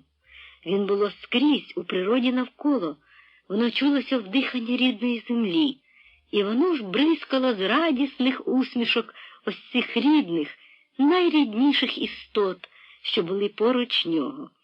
Це відчуття цілковитої єдності з усім цим коханим, дорогим світом людей взагалі, батьківщини зокрема, і родини передусім, робило воно його щасливим, хоч гримотіння далекої канонади і відбивалось у серці болючою пригадкою про непевність та навіть безвиглядність його власного майбутнього. І, відганяючи від себе тривожні думки про це, Максим увесь віддавався відчуттю свого нехай хвилинного і непевного, але справжнього людського щастя. Пружилося тіло і пружилась душа. Ну що ж, думав Максим, хай гремлять канонади, хай лютують віхоли, хай завивають смерчі і котиться самум. А він усе-таки стоятиме, як дуб на цій землі. І поки він з нею, одно, ніякий самум не зможе його подолати, не зможе його звалити, не зможе його змести. Бо все минає і все проходить, але продовжується життя, джерело якого – любов. І як і найгустіший дим не в силі заступити сонця, так і найчорніше зло не в силі подолати добро, що виходить з любови. Невмирущим є все, що здібне любити. В любові тріумфує над чорною тьмою світ, сонячний, прекрасний, божественний світ. Завжди живе, тріумфує над мертвим. Над чорними кратерами бомбових вирв пробиваються ніжні пагінці трав і квіток. Над прірвою буйним цвітом зацвітає весна. Ні, він з цієї землі нікуди не піде. Ні на схід, ні на захід, ні на південь, ні на північ. Він буде на цій землі. І його ніхто з неї не зіпхне. Ні, не зіпхне. Можуть зітерти його тіло на порох, але не зможе ніхто зітерти на порох його душі, не зможе зігнати її з цієї землі. Помиляються ті, хто вогнем і залізом прийшли йому диктувати свою волю. Непереможеним є все те, що роджене для творчості, для радости і цвітіння. Відгремлять сморідні грози, відшаліють страшні урагани залізні, отбахкають блискавки зла і злоби, прийдуть знову і знову громи весняні, пролються проливні дощі громові і змиють, очистять усе, і зацвіте рясним цвітом те, чому цвісти належить, що народжене цвісти і буяти, і поросте бур'янами те, чому порости бур'янами належить, і згниє геть те, що своїм серцем злобним умерло, захлинулось у зненависті, вдушилось у жорстокості, все те, що не жило, а чаділо. І ввійде той чад і сморід у сиру землю, в глибини її найдальші. І тоді високо в небо підійметься сад чарівний над чадом, над злом і над смородом, буйно розквітлий на цій народючій землі. І пливтимуть над ним білосніжні хмарки, воркуватимуть в ньому закохані горлиці, радітимуть в ньому люди щасливі, а з високих його верховіть, сонцем осяяним, падатимуть радісні сльози, як перламутрові блискітки роз. Розділ 27. Перлами і перламутром закосичилась, зацвіла земля. Відбиваючи сонце, ті блискітки перламутрові і ті мерехтливі перлини робили навколо себе веселки, і ті манюнькі веселки, безліч їх, наповнювали собою світ. Недавно пройшов дощ, громовий весняний дощ, і на всьому, на листях дерев, на квітах, на дахах, на дротах, на павутинках, поснованих в химерні кола, на всьому ще мерехтіли краплі, веселкові діаманти, випромінюючи спектри. Краплі зривалися і, переливаючись на сонячнім промінні, летіли, падали на землю. А земля золотіла. Це був, власне, жовтий пісок, прибитий дощем, а тепер нагрітий і осяяний сонцем. Те сонце травневе зробило його золотим. Але це по один бік, а по другий бік він був ліловий. У вузенькій вуличці був затінок, і тому ліворуч пісок був ліловий, а по тому піску ліловому, бігали золоті сонячні зайчики, підхоплюючи діамантові перлини, що летіли ген з високих дерев униз. Тая вуличка вузенька – то був Селенків перевалок. А тією вуличкою йшли Максим і маленький Борис. Вони йшли в луг, десь до Ворскли по рибу. Максим ніс сак на плечі, а в руці кошик із харчами і старою одежею. Харчі вони поїдять, одежу намочать, а в кошик накидають риби, якщо наловлять. А Борис тяг бовт або хрокало, довжелезний тонкий дрючок із розтрубом, велячим рогом на кінці. Коли тим рогом садонути у воду, вискакують рясні бульби і характерний звук, як свинячий хро. Через те і цілий цей інструмент називається хрокало. Риба полохається того хро і розбігається в усі боки, іноді потрапляючи і у сак. Отже, Борис ніс хрокало, а Максим ніс сак, таку снасть із ятирини, яку ставиться у воду і заганяється в неї хрокалом рибу. Обоє були босоногі, голові, у старій найстарішій одежі, яка в них тільки є, крім тієї, що вони поклали до кошика. Такі собі ветхі штанці і сорочечки, бо ж по рибу ще й з дірками, щоб не було гаряче. Вони собі шльопають босими ногами по піску і роздивляються на білий світ широко витріщеними очима. Ідуть не кваплячись. А той білий світ вбирає в себе очі.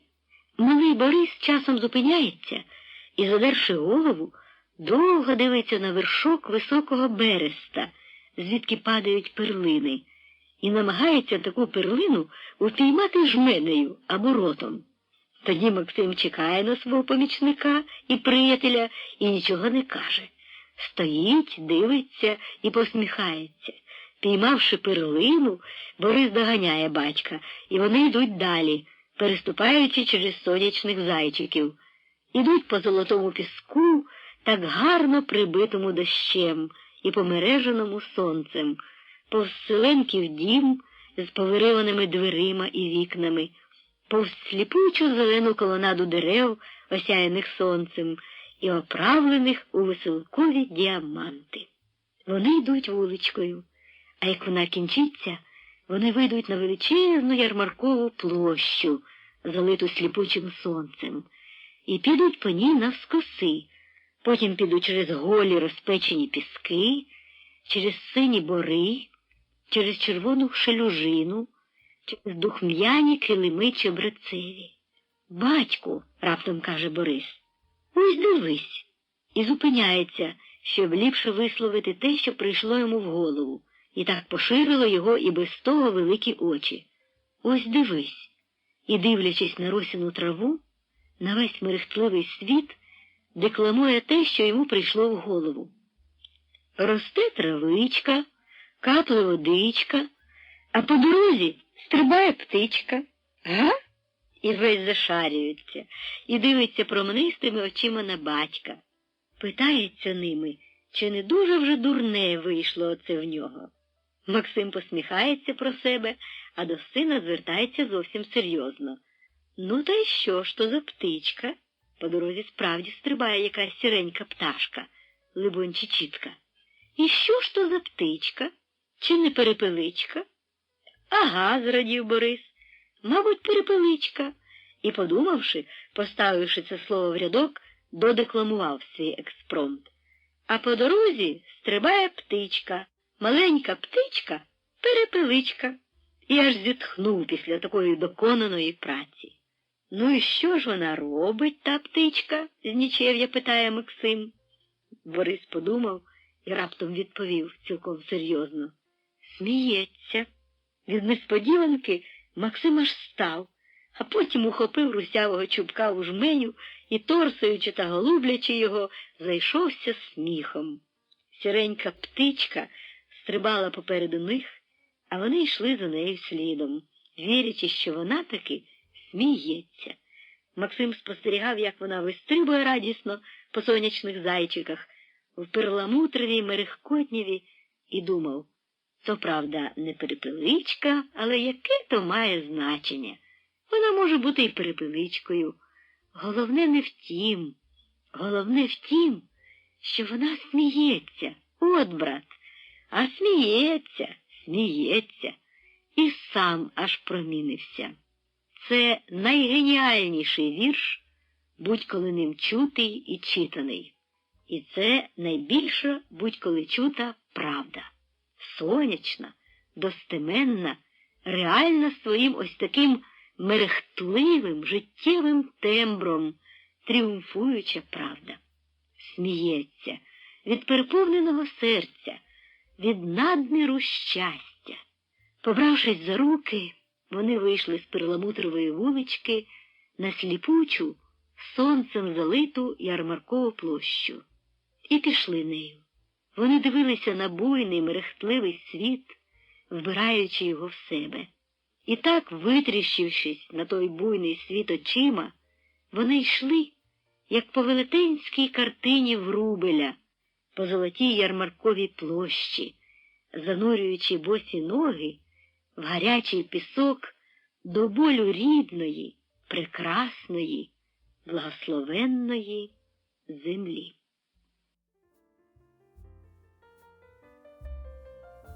Підтримайте наш канал на канапі. Підпишіться.